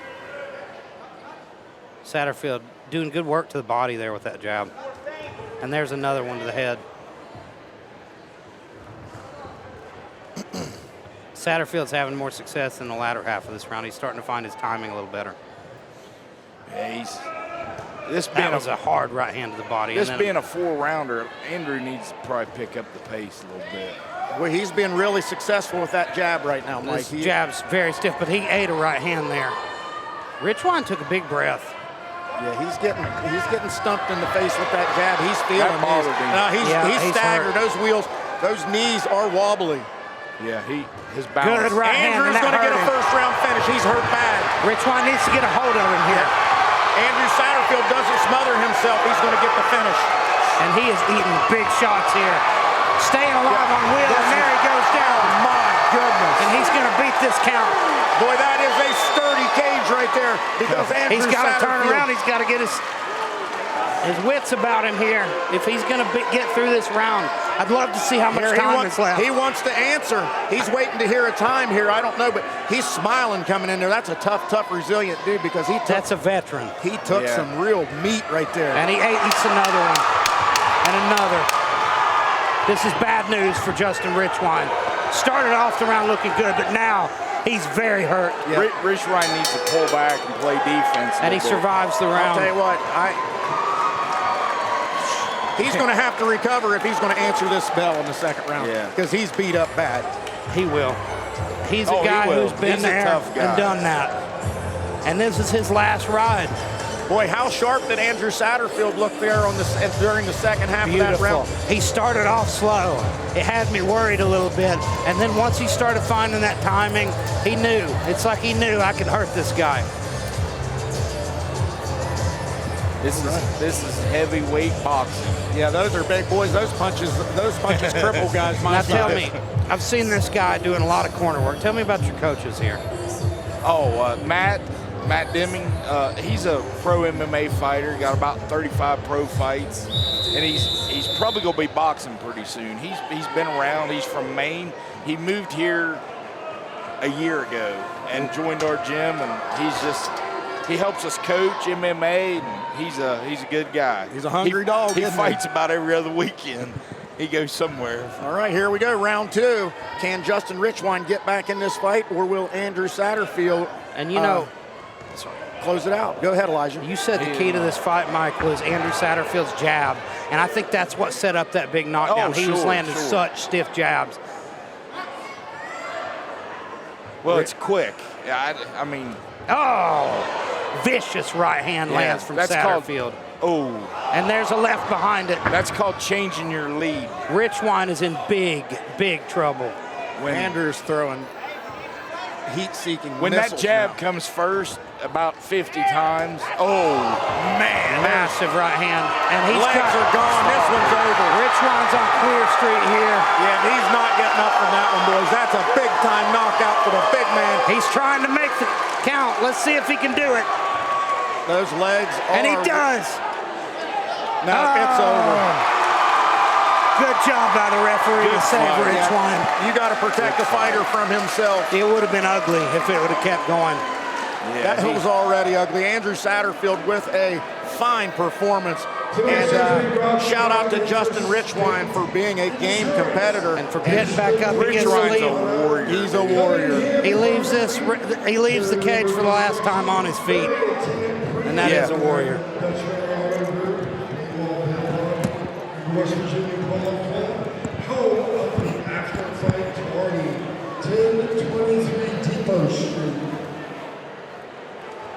All right, let's run this back a little bit and see here. Andrew, that overhand right to the forehead, right over the top, misses, steps back, uppercut, right to the jaw, left, followed with a big right. That's the end of the night for Mr. Richwine. Fine performance by the fisherman, Andrew Satterfield. See him in there celebrating with his coach, Big Mike Shepard, referee Eric Davis, one of the finest in the game. And here in the bottom corner, you see Justin Richwine getting his gloves unlaced, and the warrior there took big damage, got up, continued to fight, and he will go out a winner in my book. As he did say, this would be his final fight of his career. Wrestle the gloves off of his hand there. Mike Shepard hands him his medal. And here we come with Danny Ray in the decision. The referee stopped the fight at 59 seconds in the second round, with winner going to the red corner, Andrew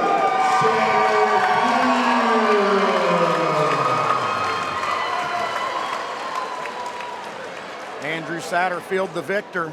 And it appears that the blue gloves of Justin Richwine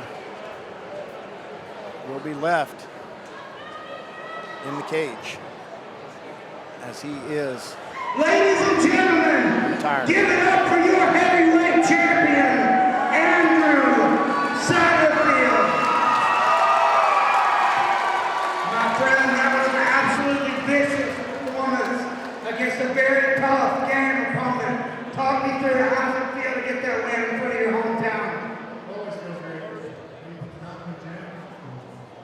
Just push forward. Now we're there, and we put it in here. So tell me, Andrew, you've been there, done that in this sport for a long time. What's next for you? State title. Not too long in the making. Needs to come to me. Lady, you got anything you want to say to this hometown crowd before we go? Thank you all for the support for all these years. I appreciate it. Ladies and gentlemen, give it up for Andrew Satterfield. Now I want to take a moment with a man I've got to watch a good amount of your fight career lately, and it's been an honor and a privilege for a long time to see you compete. You're one of my favorite guys say here. I appreciate everybody. My family, my wife, I've been doing this shit for 11 years, over 37 fights, MMA, kickboxing, boxing. This is my last fight. I made a promise, and I'm gonna keep it. So, ladies and gentlemen, I want you to give it up.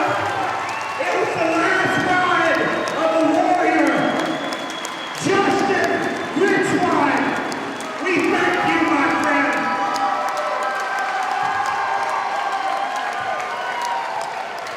And the man overwhelmed with emotions in there.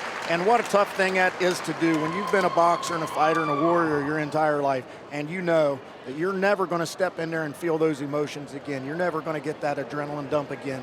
You're never going to get in there and take the big shots and show what a champion at heart you are again.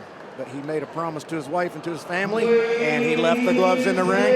So congratulations to him and to Andrew Satterfield in retaining his Doghouse Promotions heavyweight title. And like you said there, hey, Andrew Satterfield said he wants a state title. So I think he's earned it with that one. I think he's earned the opportunity to get in there and fight for a West Virginia state title. And I believe that belongs to Sean Lockery, if I am not mistaken. It's gonna be a very interesting one, isn't it? I wouldn't want to fight either one of them. And Sean Lockery, one of the craftiest southpaws there is. He knocks out heavyweights. He knocked out Khalil Smoot. He knocked out another big heavyweight previous to that. And that Khalil Smoot fight, what I was so impressed with him in that fight was he had to dig deep. He got in some trouble in that fight, and he had to work his way out of it. I was calling that fight, and it was in Sean Lockery's home gym at the Signal 12 down at the Steve Neal show. Red Devil Rumble. Yes, and I was sitting there honestly trying to figure out what I was going to say on the broadcast because he was on his way out. But he was like Lincoln Hawk in Over the Top. He turned, flipped the switch, and he put Khalil Smoot's lights out. And Khalil Smoot is a big, big man. I couldn't imagine being there live to see that because that hometown energy, to see him rally for that victory, that's a guy that's got heart. That was one of the greatest comebacks I've ever seen in boxing or any combat sport because he was legitimately hurt and on his way out. And I think some guys would have checked out. Some guys would have said, all right, this is, it's not my night. Hey, some guys are not Sean Lockery. I seen this dude wad up a KX 450 jumping a triple on a motocross track, messed his neck up terribly, laid up in a hospital bed for a few days. 2 weeks later, he's fighting a 6'10" heavyweight on ESPN. So built different. Built different. Speaking of built different, look at the head on this man coming in here right now. Walker Keaton, who's cut down from heavyweight. Look at the back on that man. This dude is jacked, stacked, and I'll tell you, Tyrone Kitchen's takedown defense better be in order. I think Walker learned a lot from that last fight. He took a loss against a very tough guy, but I think he kind of was a blueprint for him. It was because Tyrone Kitchen's built very similar, except a smaller version of his last opponent. I think he got to watch that fight, though, and find out this is what I need to work on. That dude's big for 185. Huge. Holy moly. And absolutely shredded. Comes from one of the preeminent gyms in Kentucky, Reaction MMA in Lexington, under Rob Nickerson. These guys always come out in force. They take the business very seriously, no nonsense. And this is for the New Line Cage Fighting middleweight MMA title, so this will be a 5-rounder, 5 3-minute rounds. And again, this will be contested at 185 pounds. And we should see Tyrone Kitchen, the Doghouse fighter, coming in here momentarily. And this is a vacant belt, so whoever walks away today is going to be the new champion. Yep. Tyrone Kitchen has been wanting this title and hunting for this title for a long time now. Hometown favorite here, fighting out of Doghouse. Tyrone is the guy, at New Line 6, very first fight I ever called was Tyrone Kitchen. And he's a guy on the entire card, I think I saw more potential in him than anyone. Beautiful grappling, but I think primarily he's a striker. And he wants to keep this fight on the feet, and that's the opposite of walking. What's interesting, though, his greatest win or his greatest fight was probably that fight of the night performance with Eli Hawkins. Eli took the victory, but it was a hard-fought split decision. And what won Tyrone the day was his grappling. So it's not like Tyrone's a slouch on the ground either. And no, not at all. I'm more speaking of the offensive approach of Walker Keaton. I think Walker's going to be trying to drag him down this whole fight. Tyrone needs to stay on the outside. He has wonderful front kicks. He used them to his advantage in the fight with Eric Mon, who was the shorter man. And that's what we're going to see here as well. Tyrone's got to stay long, and he's got to really keep off his back. This is really going to be a great matchup, and this will be our final MMA bout of the night. And boy, I have been pleased with the competition we've had on the MMA side of this fight card, and I'm excited to get more of these cage fights throughout West Virginia. Absolutely.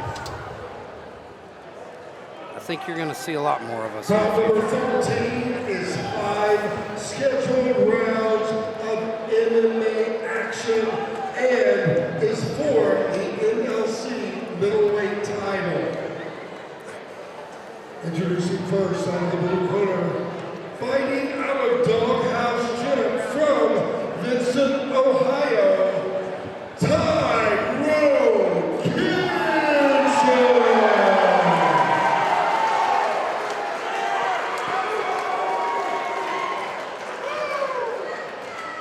I'm sorry, I mixed that up. So, A little confusion here on who Tyrone Kinshaw actually is. fighting out of the blue corner. From Reaction MMA in Lexington, Kentucky, Walker Keaton. And boy, Walker looks tremendous tonight. He has slimmed down, but boy, he has rehydrated. He's got to be 200 pounds right now, He ready looks like to a get different it. man tonight than we've seen him before. Got a little Chris Lieben about him. And you know, we saw him in a dominant victory against Antonio Robinson at heavyweight. All right, here we go. Round number 1, touch of gloves, and we are underway for the New Line Cage Fighting 185-pound MMA title. He feints the shot. I got a feeling he's going to be looking to shoot soon. Yeah, I don't think it's going to take too long before he gets in on a shot. Tyrone's got to keep him off of him, keep him at bay here, and try to keep him on it. It looks as though Walker's willing to use these hands to set up a little leg attack. Beautiful. And looks very strong and powerful with those strikes. There's the takedown. And there it is. He gets against into the fence, and he's down. And that was picture perfect. That was pretty double easy. leg. That was pretty easy. And now he's wrapping up the legs, that Khabib style, low mount. Yeah, that's And now become very common in MMA now. They gather the legs against the fence. It's so good at tying a guy up. He can't do much at all from there, but Tyrone's wise to it, and he does a good job getting back to guard. He's going to have to get his feet on the hips and get back to his feet as soon as he can, though. He can't settle here. He's doing a good job controlling the posture of Walker Keaton, and it behooved Walker Keaton here to maintain his composure, not get too excited, and enjoy this position as he attempts to get to full guard, to full mount, or get some ground and pound. I can't see how effective these punches are being over there. He's but right now, just peppering him a bit now. Kinchin's doing a pretty good job controlling the hands. He's got the underhook on the left hand side. Now he's got that far side hand gift wrap, though. That's big trouble for Kinchin. That's what Walker's trying to do. He's feeding that hand so that Kinchin can't defend himself. If he can get that gift wrap, then it's going to be a bad day. There it is. Well, there's some openings right there where he's got the left arm of Kinchin blocked off, and he's driving those left hands in. They're not all of them land, but he's definitely feeling it. I think Walker's a little bit too close to the cage to really open up with shots from here. I think he's content to just ride out this top position and secure this round. He's working on that far side arm. Yep, and if looking for a key lock here. And he's going to tie that up and just start peppering him. Unfortunately, if Tyrone's going to struggle to get off his back this much, this might be a long night for him. And you see there, he's got that hand tied up, and he's just peppering him, just wearing him down. And now he's going to make Tyrone move into a bad spot and look for that sub. Yep, he's got the right arm of Kinchin isolated. So Tyrone Kinchin's basically fighting with one hand right now from underneath, and that's not a good spot to be in. Now you can land this key lock from And he's got it. It looks like he needs to drag it down to the hip more if he's going to finish it, though. I think now he's just looking to open him up for more strikes, really, and soften him up. There's the 10-second knock, and I'm sure Tyrone Kenshin is happy to hear that. Good work from Walker Keaton this first round. Exactly what he wanted to do. And there's a head clash. Hopefully nobody got nicked there. Well, I think we can safely say that Walker Keaton took that first round. The takedown was awful easy. Now he held him down there. Here's the question. You know, Walker Keaton, the issue in his last fight was cardio. He said, this is why I lost all this weight. It's why he really doubled down on conditioning. Looks like a different man. Yeah, he looks good over there in that corner right now, drawing some big, deep breaths, taking some instruction from his coaches. That was an impressive first round on his part. Tyrone breathing hard himself. You know, this is an exhausting way to fight. Ended up being on your back, pressed up against the fence. Getting punched in the face and your arms manipulated. So that's why wrestlers will grind you down. And that's what Walker's doing right now. Tyrone's got to figure out a way to stop it here. We might see him come out with his hands a little lower. Got to be able to keep this fight. Yep, got to be able to keep the fight on the feet. I'll tell you what, he needs to stay inside that white line, inside the octagon in there, because if you get near the fence, you cannot let Walker press you up against this cage. He's too good at cage wrestling. There's that push kick. He just feints it, though. I'd like to see him really commit. Yeah, and he's doing a good job here. Needs to circle back and keep his feet inside, at least 1 foot inside of that white line. Good length on the jab there. Good length on the jab, creating some distance. Tyrone's got to cut angles. That's the big difference here. He's not cutting angles. And as soon as he gets up against the cage, that's what you're going to get. And he's got his hands together. Again, dumps him. And again, right in front of his coaches over there, too. So wrapping the legs up. He's going to have all that knowledge coming from his coaches right now. Well, it looks like Kenshin's on a headlock here. He's got a tight. He just bailed on it. He didn't have any leverage with his legs. And that's a big neck there on Mr. Keaton, too, as well. He was really just holding on for dear life so that he couldn't get any more damage. And you can see underneath there that Walker Keaton's just using his head and driving it straight into the face. If you're Tyrone Kenshin, you've got to start pushing his hips and getting your legs out of there. Easier said than done, where he's got the legs figure forward there. Now he gives up the figure four on the legs. Full mount. Now you got to start trying to work your way out of this mount. Get to a side, dead leg. This is one of those, there's a good hip buck right there. This is one of those positions you might just have to give up your back and fight the rear naked off. I don't know. You can't settle. He's got a good spot here where he could cage walk, but you've got to start building frames and start working your way up that cage. And it appears Walker Keaton is very schooled at wrestling, and once you get underneath a guy like that, it's difficult Walker to escape. is going to focus on position over submission. He's going to not be wild. He's going to hold you down. He's not going to have to rework for that takedown, and that's beautiful. And how uncomfortable is it to just have a man's head driven right into your chin and your face and your cheekbones, just, for 3 minutes at a time here. Walker Keaton's a grinder. He's a guy, you look at guys like Chael Sonnen. They're grinders. They're tough wrestlers. They will take you down and sit in your guard and beat you up, and that's what he's doing here. Yeah, and having him pressed up against the cage like this, there is just nowhere for Tyrone Kenshin to go. Tyrone has got to use that underhook, that far side underhook, which he's not reaching for. That's your way out of half guard. But Walker's doing such a good job of controlling it. Yeah, his top pressure is phenomenal. And those shots are sneaking through. You see Kenshin looking for a way to escape here. And, this is one of those things, the crowd might not like it, but this is a dominant performance. He's grinding, and he's going to wear Tyrone down until he does something stupid. And there it is. He's got that locked up. He's got it bent. Oh, and he needs to get it down to the hip. There's a lot more flexibility in your arm there when you're up high. You want to get it down here. That one was close, though. That one was close. Tyrone. There's the arm triangle. This is going to be it, ladies and gentlemen. Yep, he's in off the side. Here comes the tap, and it's over. That's what he was looking for. A fine performance there. Now we see why Walker Keaton came down to 185. That's where he belongs. Absolutely. Phenomenal performance. And I think he looks like a different man at this weight class. He's far from 185. Oh, he's 200 rehydrated. Oh, more than 210. Dude looks like an NFL running back. What a performance by Walker Keaton. let's take nothing away from Tyrone Kinchin. Back to the drawing board.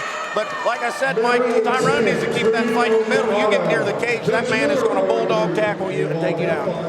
Yeah. He's a scary looking fella. That is a scary looking fighter. If I was 185, I wouldn't want no part of that man. All right, here comes Danny Ray into the ring with the official decision. The referee called this tap out at 58 seconds of the second round with the winner from the blue corner, Walker.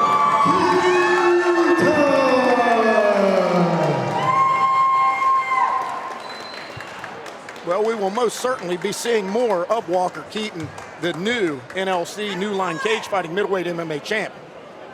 And we will shortly hear from him with my wingman, Elijah Thacker.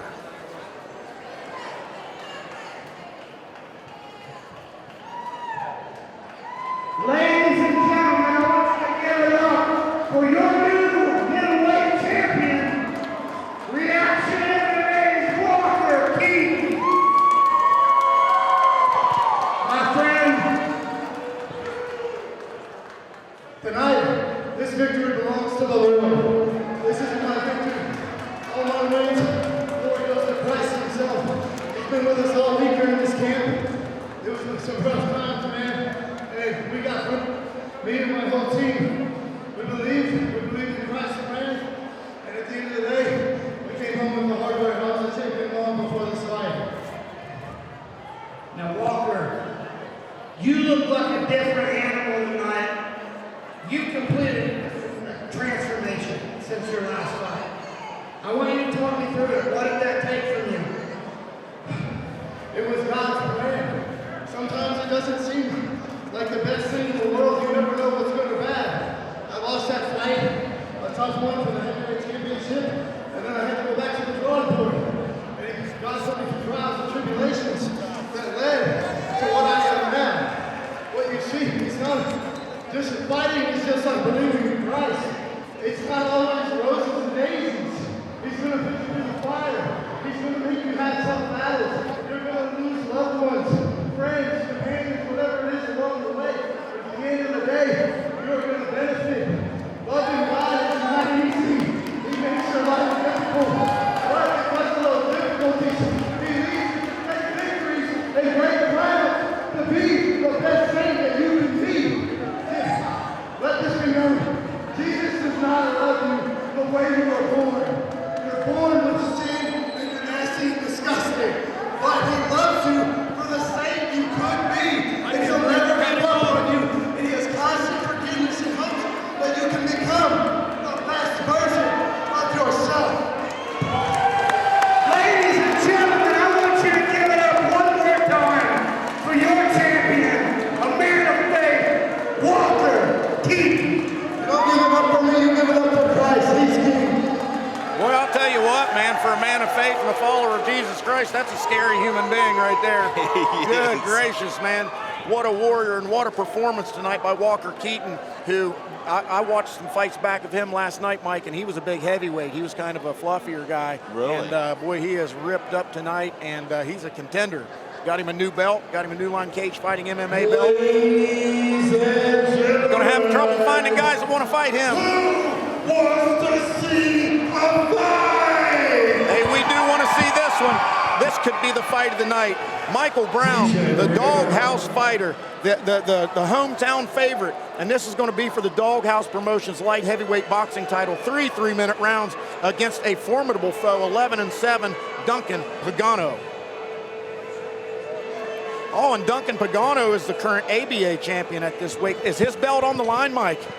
Both belts are on the line. Both belts are on the line. The Doghouse Promotions light heavyweight title, as well as the ABA light heavyweight title. Duncan Pagano, out of the Bodyhead Boxing Club in St. Clairsville, Ohio, the reigning champion of the ABA. Michael Brown, the reigning Doghouse Promotions champion. This is truly going to be a war.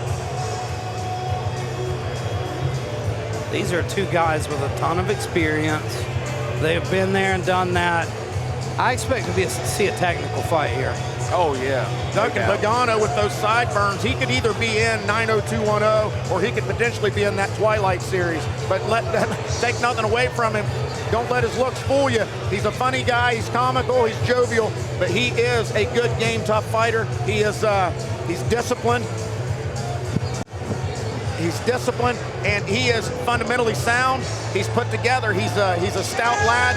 This is going to be a heck of a fight. He has fun when he's in the ring, but I don't know how much fun it's going to be to fight Michael Brown. You know, I think Duncan's last fight was against a very good friend of mine, Lucas Spalding.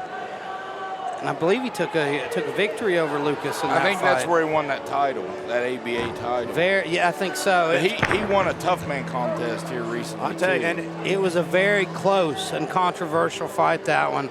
But I'm telling you this, knowing Lucas, if you can beat Lucas Spalding, you're legit. He's a good boxer. Yeah, Lucas Spalding is a tough nut to crack, and if you beat him, you're a fine fighter, and that's what Duncan Pagano is. But he is taking on a monumental challenge here tonight with Michael Brown, who is the recovering addict. He is a proponent of recovery, and he has set the example. He trains hard. He is an absolute dog. And you know, that's a journey that we've seen a lot of fighters go on. You know, guys find this sport and it helps them change their lives. And I've seen a lot of guys overcome addiction through boxing, jiu-jitsu, MMA, combat sports in general. What do you think that is? What do you think it is about this sport that helps people?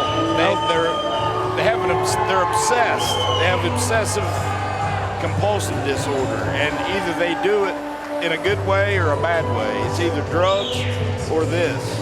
And when they do this and they get obsessive, the sky's the limit.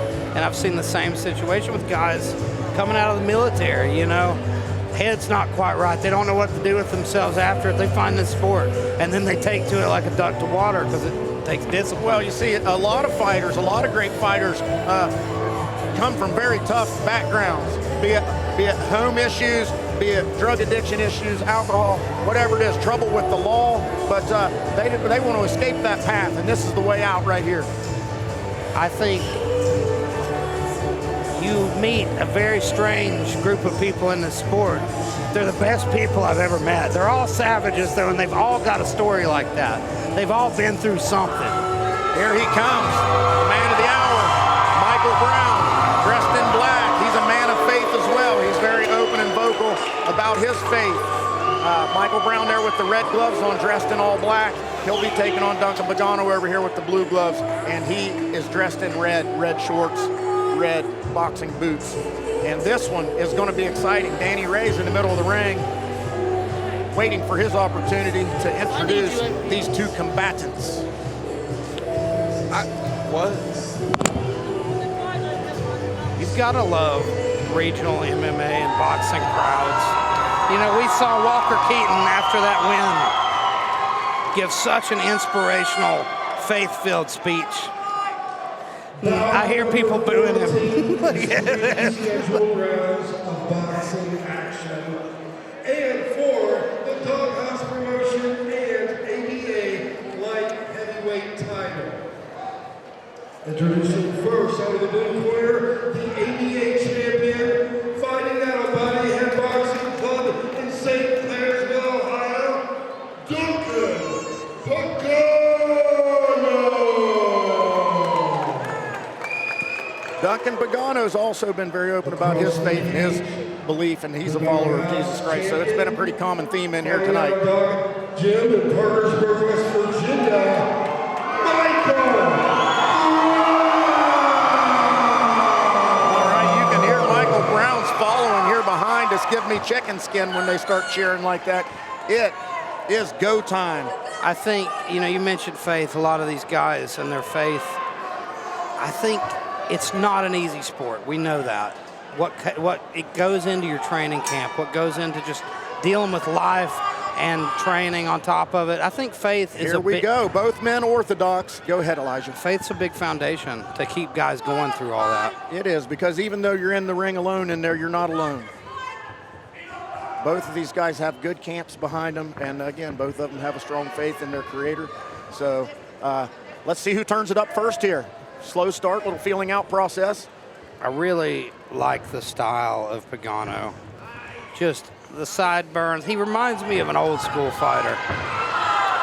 Caught a couple left hands there from Michael Brown on that right-hand sideburn. But, yeah, he is a good-looking fighter. He's well-statured. He's put together. He's got a plethora of experience. He's been in with really good guys, but I don't know if he's been in with a Michael Brown yet. Michael Brown is a powerfully built fighter. He is, and this is a very patient start on his part. It won't be too long where he sees an opening, and we'll see a couple punch combinations come out of here. Now, I've noticed, Mike, a lot of your guys love that 2 to the body. Is that something you work on a lot in the gym? Yeah. Oh, yeah, especially when they're fighting the other hand, righty versus lefty, because you're square to it. And you can see Michael Brown there drawing some big breaths. I think he's trying to get into his rhythm here, get that adrenaline dump out, the excitement, not overexert yourself early, get into the rhythm of the fight. Definitely a very calm and patient start from him. There's been nothing of significance thus far. Michael Brown has landed a couple of lefts. There's a left to the jaw and into the body for Michael Brown. That was a tight left hook. And that left hook hurt Pagano. Duncan Pagano is in trouble. Pagano is trying to shake off the cobwebs here. Getting on the outside. That's where he wants to be in this fight. Boy, Michael Brown's left hook has dynamite attached to it. And when Duncan Pagano's throwing his left hand out there, that right hand's dropping clear to his waistline. That's going to spell lights out if that continues to happen. That's why he's finding a home for that left hook, and it's such a tight, See when he reaches out and throws that jab, and that right hand's staying way behind. The thing I like about Brown is everything he's throwing is tight. He's very crisp. very reminiscent of a Mike Tyson type, where he's very calculated, composed, but when he throws with ill intent. He's been very accurate this round, this opening round. And I don't think Pagano's landed anything significant against him. Ooh. There's some steam on those punches. Yeah, he's throwing with some those body shots, some ferocity here. And a good job with his footwork there too, his footwork and his head movement to kind of avoid anything that Duncan Pagano throws at him.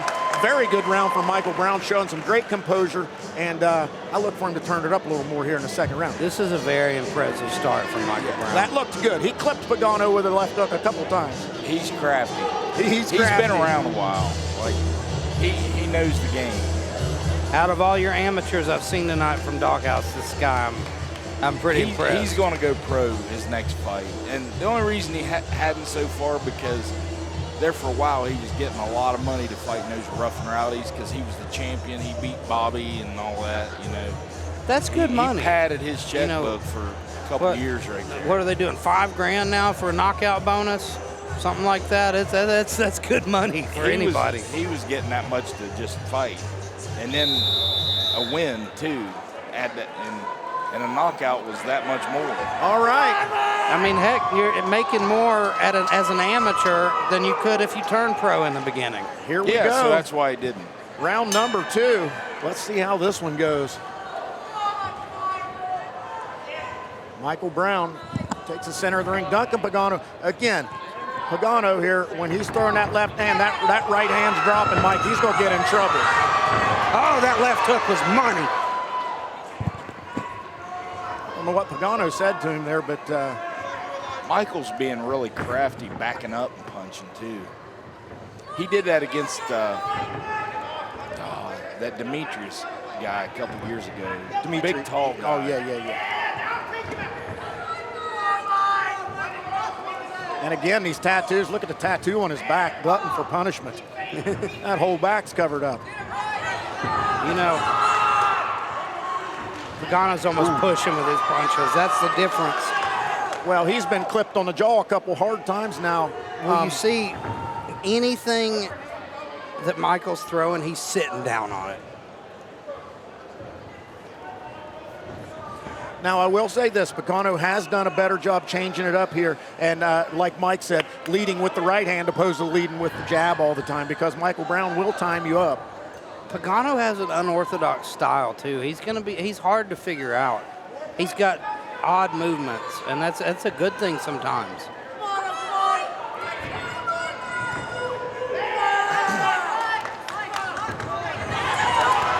And now marching forward is Michael Brown. But that was a good combination for Pagano to come back. Pagano trying to work the body. That was a nice body shot, I think, that liver punch. That shovel hook. Right there, yeah. That's the most devastating. Oh, there was Michaels. He gave him one back. That's the over and under trick we do. Overhand right, sink your butt down, then come back to the liver with the left hook. I like it a lot. And there's that shovel hook again from Pagano. He sees something there with the body work. And you see Michael coming back with his own. Well, and again. Oh, he landed there. Couple shots to the chin. Pagano stays upright. He takes a big frustrated breath at the end of that exchange. Oh my God. Man, big left hook. That left hook was devastating, but Pagano's chin is holding up. He's got a jaw. He's a vampire. Came out of the Twilight series. I don't think you can knock this guy out at night. You got to get him in the daylight. He's got a nice beard. He's took some shots. Well, I'll tell you what, Still he's a tough coming SOB, whatever he is. And there's a good job clamping down on that arm. Can't throw a left hook if you can't use his left arm, right? Another good round for Michael Brown, but hey, kudos to Duncan Pagano showing some serious toughness and resilience over here because he got hit with some big-time shots. I don't know how he's still standing. I don't know either. If you're in the corner of Duncan Pagano, you got to be telling him you're down 2 rounds now. You need a finish. So what can he do here to find that finish? He started with a jab, I think. Maybe go back to that liver. I'd say ask his coach if he's got some brass knuckles or something. I think he definitely saw something in that second round because he started really working the body. Yeah. He might have seen it in his eye, it bothered him or something. Old Michael's sitting there. He is just composed, ready to get it, getting his instructions from Coach Kenny Watkins. All right, here he comes. Duncan Pagano. Michael Brown has boxed beautifully. Very nice. I'm wildly impressed. I'm wildly impressed with the patience and the composure. Not overextending himself. Excellent performance thus far. Here's one more round to finish it and take 2 nice belts. Even in the moments when he's in the fire, he's not brawling. And that's very impressive for a guy with only 7 amateur fights.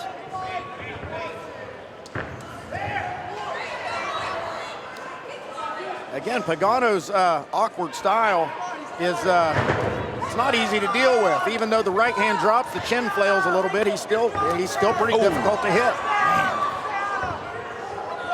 He's got a back and forth movement that's hard to track down. Landed a left to Mike's jaw. That woke Michael Brown up a little bit. They both traded there. You could tell Mike wanted it back, so. Yeah, he didn't like that one. Hit him right on the nose. Duncan's willing to exchange. He is. He's a tough guy. But you got to think at this point he's eating his best shots, and he kept coming. Some of those left hooks were vicious, and he kept moving forward. Very tough guy. Duncan's a pretty big lad. He's got a little size advantage out there height-wise. I love how Michael is changing levels and working the body, though. Rolling into his combinations. He looks excellent.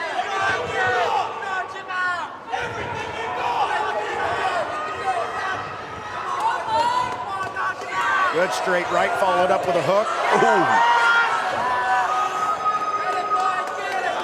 I think that bothered him. I think that liver shot did. bothered him. You can see his elbows. His hands are lower now. He's guarding that liver right now. He is. And now that's an opening for that left hook to the jaw. And you know, a guy like Pagano, who's fought so often, he sees it. He's got to dig deep here, though. He's not got much time to work. And there he goes to try to work the body again.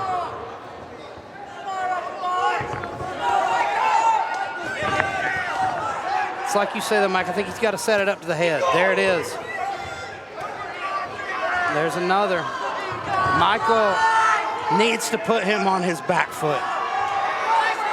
I'll tell you, Pagano's kind of cranked up the pressure here and started pushing Michael Brown around a little bit. And now we see, though, any time that Michael has him on his back foot, Duncan's not having that kind of success.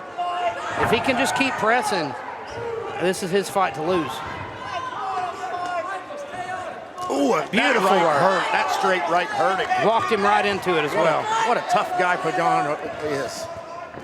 There's the left hook.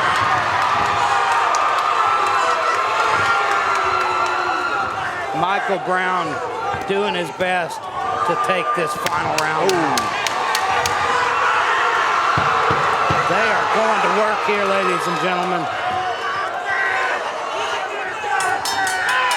Absolutely. Wow. That's how you fight for a finish. I'd love to see it. Barn burner there at the end.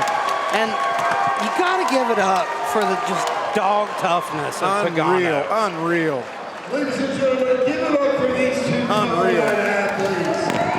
I have a feeling that Michael took that pretty cleanly, though. I think unanimously, but man, what a performance by Michael Brown. But what a show of toughness and will power by Duncan Pagano.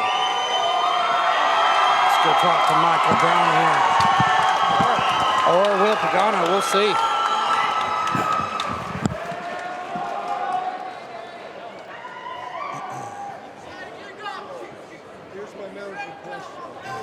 Wow, very composed performance by the reigning Doghouse Promotions champion, Michael Brown. He really poured it on there in the final round, the final 30 seconds, looking for a knockout. It did not come. Duncan Pagano proving to be very resilient, very tough, and a good game opponent coming in here and taking on the hometown guy, Michael Brown. But it appears this one's going to go. Michael Brown's going to take the ABA title and the Doghouse Promotions light heavyweight title back to the Doghouse. The judges have rendered a unanimous decision with the winner from the red corner.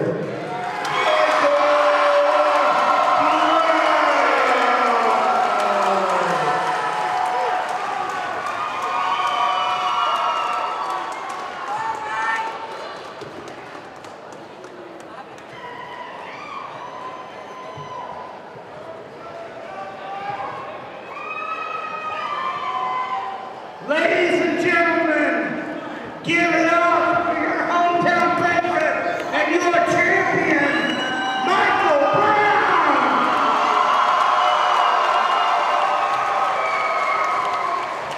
Michael, I want you to talk me through that absolutely stellar performance. You look so sharp and clean in there. You had a very tough opponent. Were you surprised you didn't get him out of there? Honestly, no. Duncan's a great guy. He trains hard for a good gym, good work. I thought it was a good match, solid. He took some solid blows, and it was just a great lineup. Now, you've come a long way to get here, overcome a lot in your life. What does this fight mean to you? So I only fight for one reason, really. Like, I love the sport, I love the guys, I love the friends that came. I fight for God, and what it means to me is just to show people that you can do anything with Christ. And he's got me here. I've came a long ways in life. I've been all over the world, and all glory goes to him who will perform. Ladies and gentlemen, give it up one more time for your champion, Michael Brown. A man of few words, but a man of faith, and a very good example for anyone who's in the deep waters and needs help overcoming addiction or any problems in your life. Find yourself a fight gym and get to training. And if you don't know how to do it, just hit Michael Brown up. He'll help you out.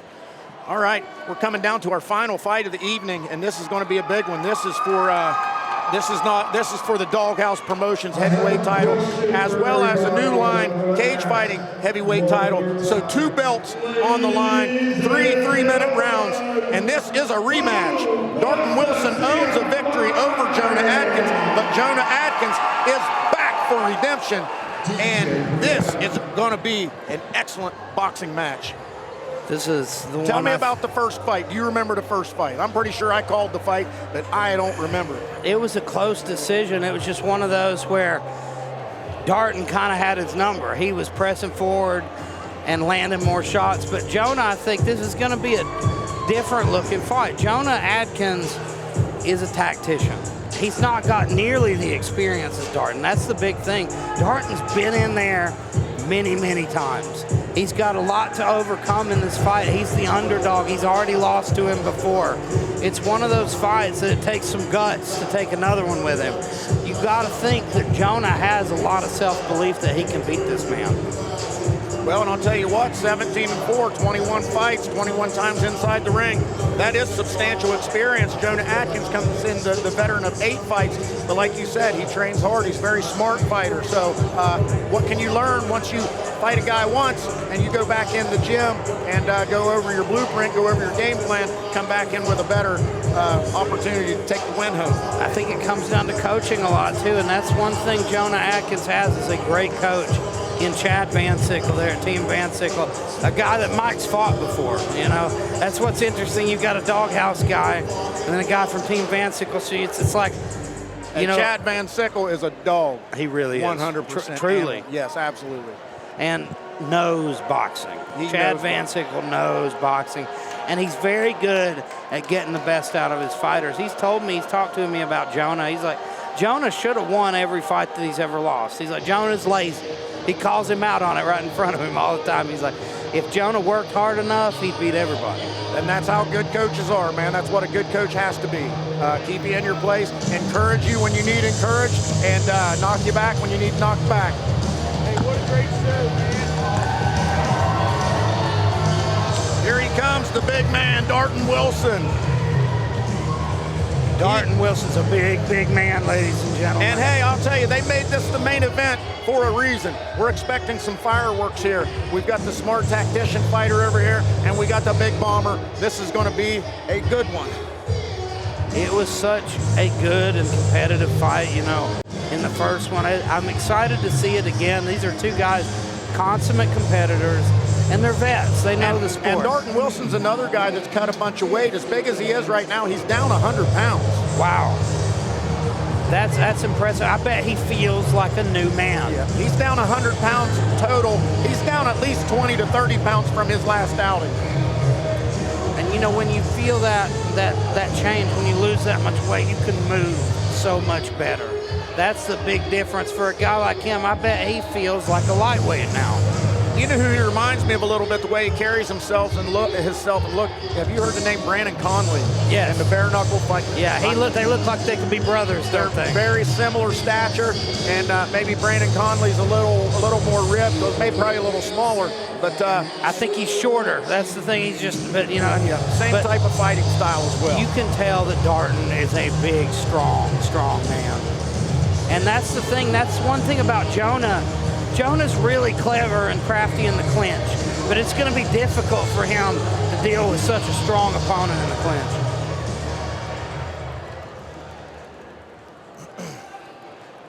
Bout 15 is your. But I'll tell you this, Macho Bob, I am a sucker for a trilogy. So, you know, I'm kind of hoping to see Jonah come back in this one so we can see a great trilogy. Yep, I like a good trilogy myself. Champion from Columbus, Ohio, Jonah Adkins.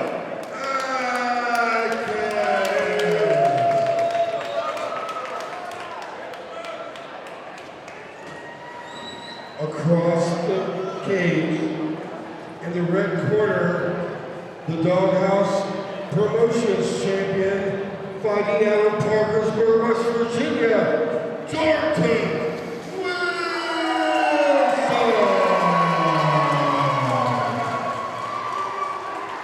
All right, here we go, folks. Bout number 15. 15th and final bout of a fantastic evening here in Parkersburg at the Memorial Fieldhouse. These are two men that are probably a lot more used to fighting in the ring. Right, yes. That's one thing that makes this interesting. I wonder who it's going to benefit. Well, I tell you what, no feeling out process for Jonah Adkins. He comes out and fires away. A lot of times you see that in a fight like this where they fought before. There's no feeling out. They've already done it. So like it's just like round. Man, Darton Wilson just threw a vicious right hand that just missed the jaw, and that one landed. Darton Wilson just walking his opponent down. Now there's a big left that rocked the head back. Jonah Atkins fires back. I think that was the issue that Jonah had in the first fight, dealing with the pressure of Darton. Because Darton's going to press forward and march you down the whole fight. Well, and he's doing a little better job here with the bigger cage, not getting stopped against the ropes, and moving laterally by the time he gets to the cage. So that's a big distance for Darton Wilson to cover. That was a big right hand. And that right hand's again. He's camping. He's loading up on that thing.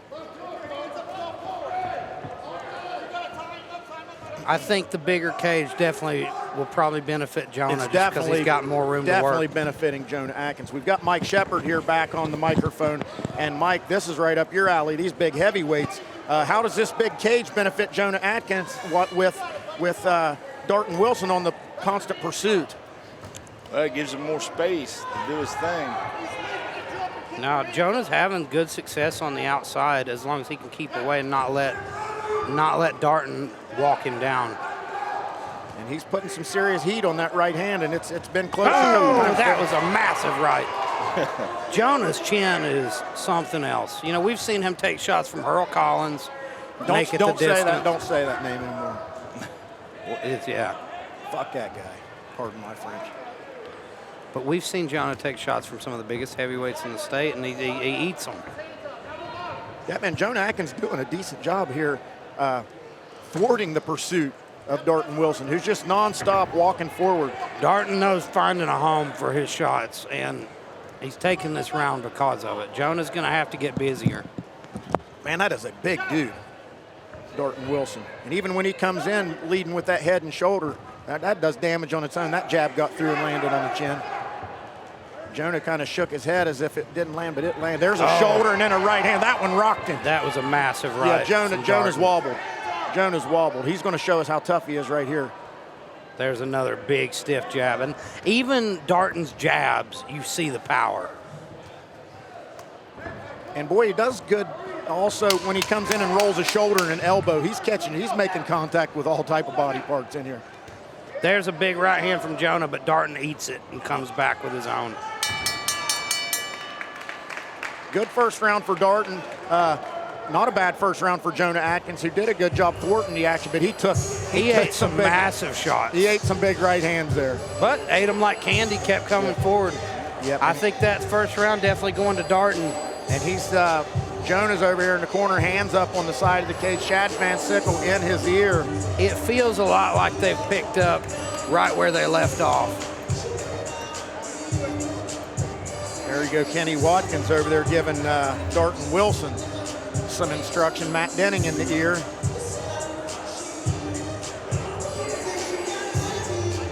Jonah Atkins turns, faces back to center. Chad Van Sickle, his coach. I think talking to him there about how to utilize the spacious octagon that they're fighting in here, because Darton Wilson is the predator in here tonight. He's going to have to find an answer for Darton's forward pressure. And that's tough. It's tough to find an answer for a guy who's an absolute mountain and he knows how to box. Ooh, when that jab's stiff, boy, that thing lands. It's like getting hit with a pugil stick right in the mouth. That's the thing, too. Like, Jonah's landing clean shots, but the power difference is definitely there. That right hand landed behind the ear, no damage, though. Oh, there's a good right.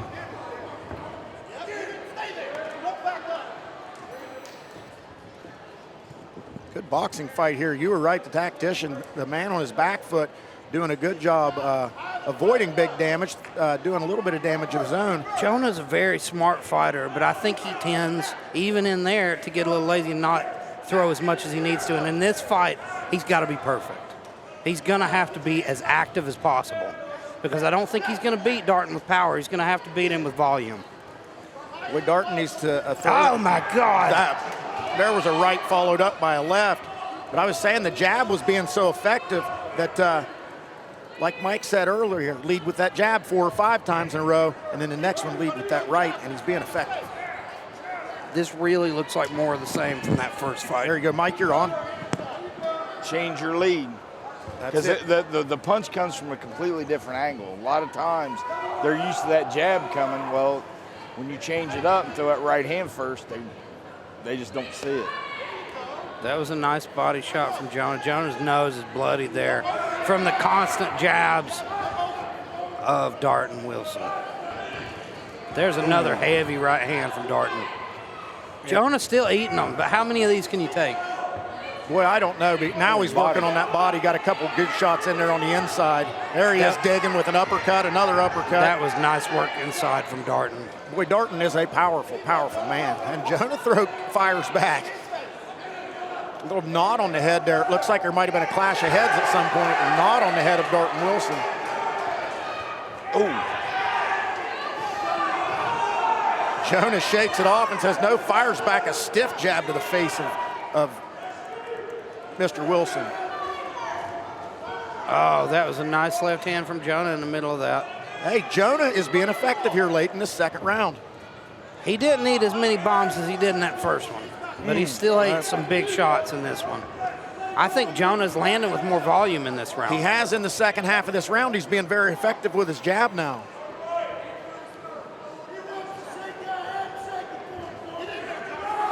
And you're starting to see a little bit of difference in the Jonah shakes his head, says, I'm not hurt. But he keeps eating them. Wow. Oh, and a good two-punch combo to finish the round there by Jonah. Jonah Atkins is not out of this fight. Darton Wilson, I believe, won the first round pretty clearly. The second one, he came out fast, started the second round fast, but Jonah Atkins came back a little bit there in the second half of that round, started landing some jabs, had a nice two-punch combo there to finish the second round. So, with that being said, I don't think he did enough to win that round, but I don't know. I could be wrong. You too, buddy. I'm just saying worst case scenario, you got to fight like you need the third round. Jonah needs something big. Jonah needs something big, maybe a knockdown. I think Jonah's got to stop him or get the knockdown to get the draw. Yeah. I think he's down 2 rounds.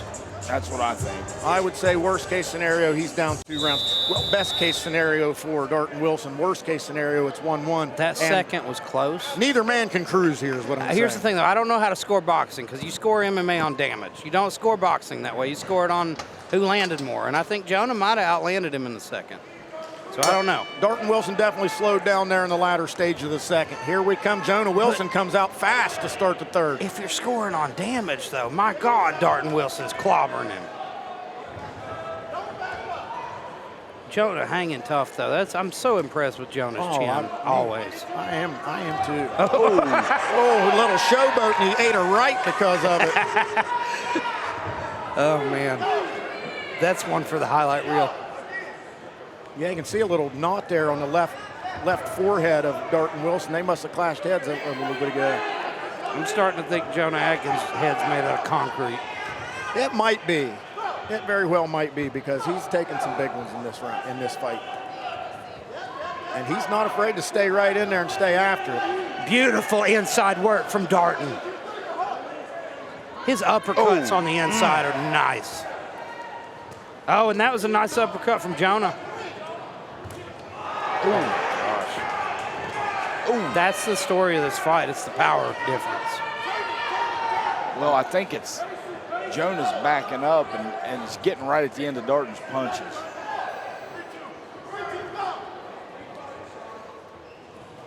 I'll tell you what, for as many of those big mitts he's ate in the middle of his face, man, he still looks pretty composed in there. Still trying there's to another land his big own. right. We're at short time here, though, and it looks like it's too little too late. Darton Wilson is a force to be reckoned with in this amateur heavyweight division. Just a big man. Reminds me of Tim Boach. Yeah. Tough, too. Absolutely. You can't hurt him. You know, Jonah, that's the problem. Like, Jonah's catching him clean, and he just keeps walking forward. There's another right. Man. I think Darton's getting a little tired here, but, you know, this is beautiful work for 3 rounds. Tired of throwing punches, I think. I mean, when you catch a guy that many times, you're going to get tired. Credit to Jonah for hanging tough. And still, with a few seconds left, trying. Valiant effort from both men. And you can see the fatigue on Darton. He's still. This is the longest last 30 seconds in the history of boxing. Oh, a huge right hand. They're swinging, ladies and gentlemen. There's a clinch. Jonah's like, please clinch me. Wow. Stop hitting me. Jeez Louise. And there's Jonah coming forward. I can't believe the gas tank on these Eating big shots. guys. Big men, big gas tank. Man, how did he not go down from that right end? He's got an iron chin. There's the 10-second knock. They both do. Yeah, you can't hurt Darton. Iron body work. Both guys. Has Darton ever been stopped? Oh, he's going to puke. Yeah, I don't see it. Iron chin, iron will. That was macho. That was a macho performance. Fired up as Darton. I can get behind that. I can get behind that. Let's go talk to your heavyweight champion. All right, what has been an exciting night of fights here in Parkersburg. New Line Cage Fighting in conjunction with Doghouse Gym. Again, let's touch on some of these sponsors here. Cunningham Concrete, Cherry River Construction, Interstate Insurance Agency, Astor Auto, Dutch Miller Auto, Polo Club, home of the after fight party, AWOL Bail Bonding, Twisted Glass Smoke Shop, Pro One Electric, Speed Max, Route 95 Auto Works, and Marion Tennant Pre-Owned Autos, Dishman Pre-Owned Autos, and Pro Trust Advisors. And Fly CKB. I'm not sure what Fly CKB is, but it's down here in the corner with a nice West Virginia logo. And here comes Danny Ray with the judges' scorecards. And we're going to render the decision in our final fight of the night. And the winner of this one takes home 2 beautiful belts, Doghouse Promotions and New Line Cage Fighting Heavyweight Boxing belts. My vote goes to Darton Wilson, the big man from the Doghouse Gym. But I have seen crazier things in this lifetime. And it looks like Danny's got the decision in hand, and here we go. The judges have rendered a unanimous decision for the winner out of the red corner. I think we all expected that, but boy, what a performance and what a show of toughness and grit by Jonah Atkins, who proved that he's got one of the best chins in the game, because Darton Wilson hit him with some big, heavy leather straight to the middle of the face, the forehead, the jaw, the body, and Jonah Atkins soaked it up and drove on. What a game fighter he is. That was an excellent fight. See the big man in there holding up 2 beautiful belts. Give it up for your heavyweight champion, the dangerous Darton Wilson.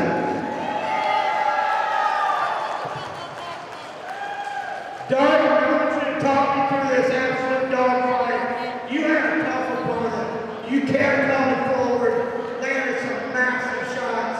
Were you surprised you didn't get him out of there? Yeah, the first time we fought back home, I think the fourth round, almost dropped into the knee. I squared up on the other time. He's tough to get out of. So, tell me, your heavyweight champion, I don't see it. Times 10. Now what's next? Who's next for you? Ladies and gentlemen, I want you to give it up for a real monster here, Darton Wilson.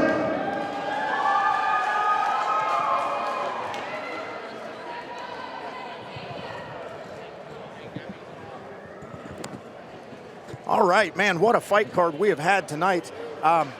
Just heard from the Doghouse Promotion New Line Cage Fighting Heavyweight Champion there, Darton Wilson.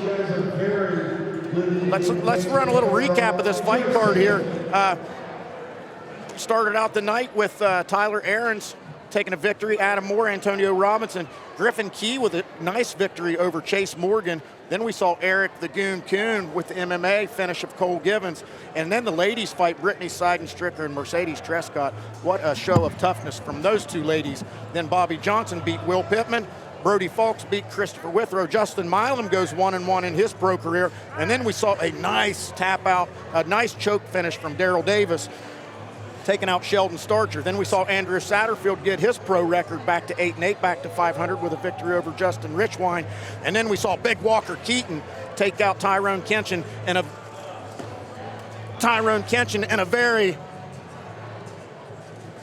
very what's the word I'm trying to think of? I was picking money up off the floor. A very impressive victory. And then we saw Michael Brown take out Duncan Pagano, and of course Darton Wilson over Jonah Atkins. Elijah Thacker, let's sit down. Let's run this back. Who's your fighter of the night? Let's pick an MMA fighter of the night, and let's pick a boxing fighter of the night. If we're going to talk about, let's say we got submission of the night, that's got to go to that beautiful bulldog choke. Daryl Davis. From your boy Daryl Davis. Easy work, me as well. Now, fight of the night. That's a hard one to pick, guys, because we had a lot of barn burners tonight. I think maybe Bobby Johnson versus Will Pittman. I like that one too. Lots of damage on the lower legs. We'll call that one the kickboxing fight of the night. Both guys threw everything at each other. Now, as far as boxing, what do you think? I liked Michael Brown's performance against Duncan Pagano. Very impressive. But I'm going to go with Mercedes Trescott. She was straight down the middle, 1-2. She threw more punches than anybody else the whole night and took out a tough competitor in Brittany Seidenstricker. Never stopped either. From bell to bell, they were going to war. Never stopped. And I'd also like to shout out Chase Morgan and Griffin Key. That was the highest level fight of the night. I think that was another one I would pick, fight of the night. They're going to be professional fighters down the road somewhere. And I want to go one more time and shout out Eric the Goon Kuhn out of this, what's the name of their gym up there? Category 5. Category 5, man. These guys are all about it. They're just about like VO2 Fitness. When you see that guy across the ring, you know you're in for a good one. You know they're the real deal.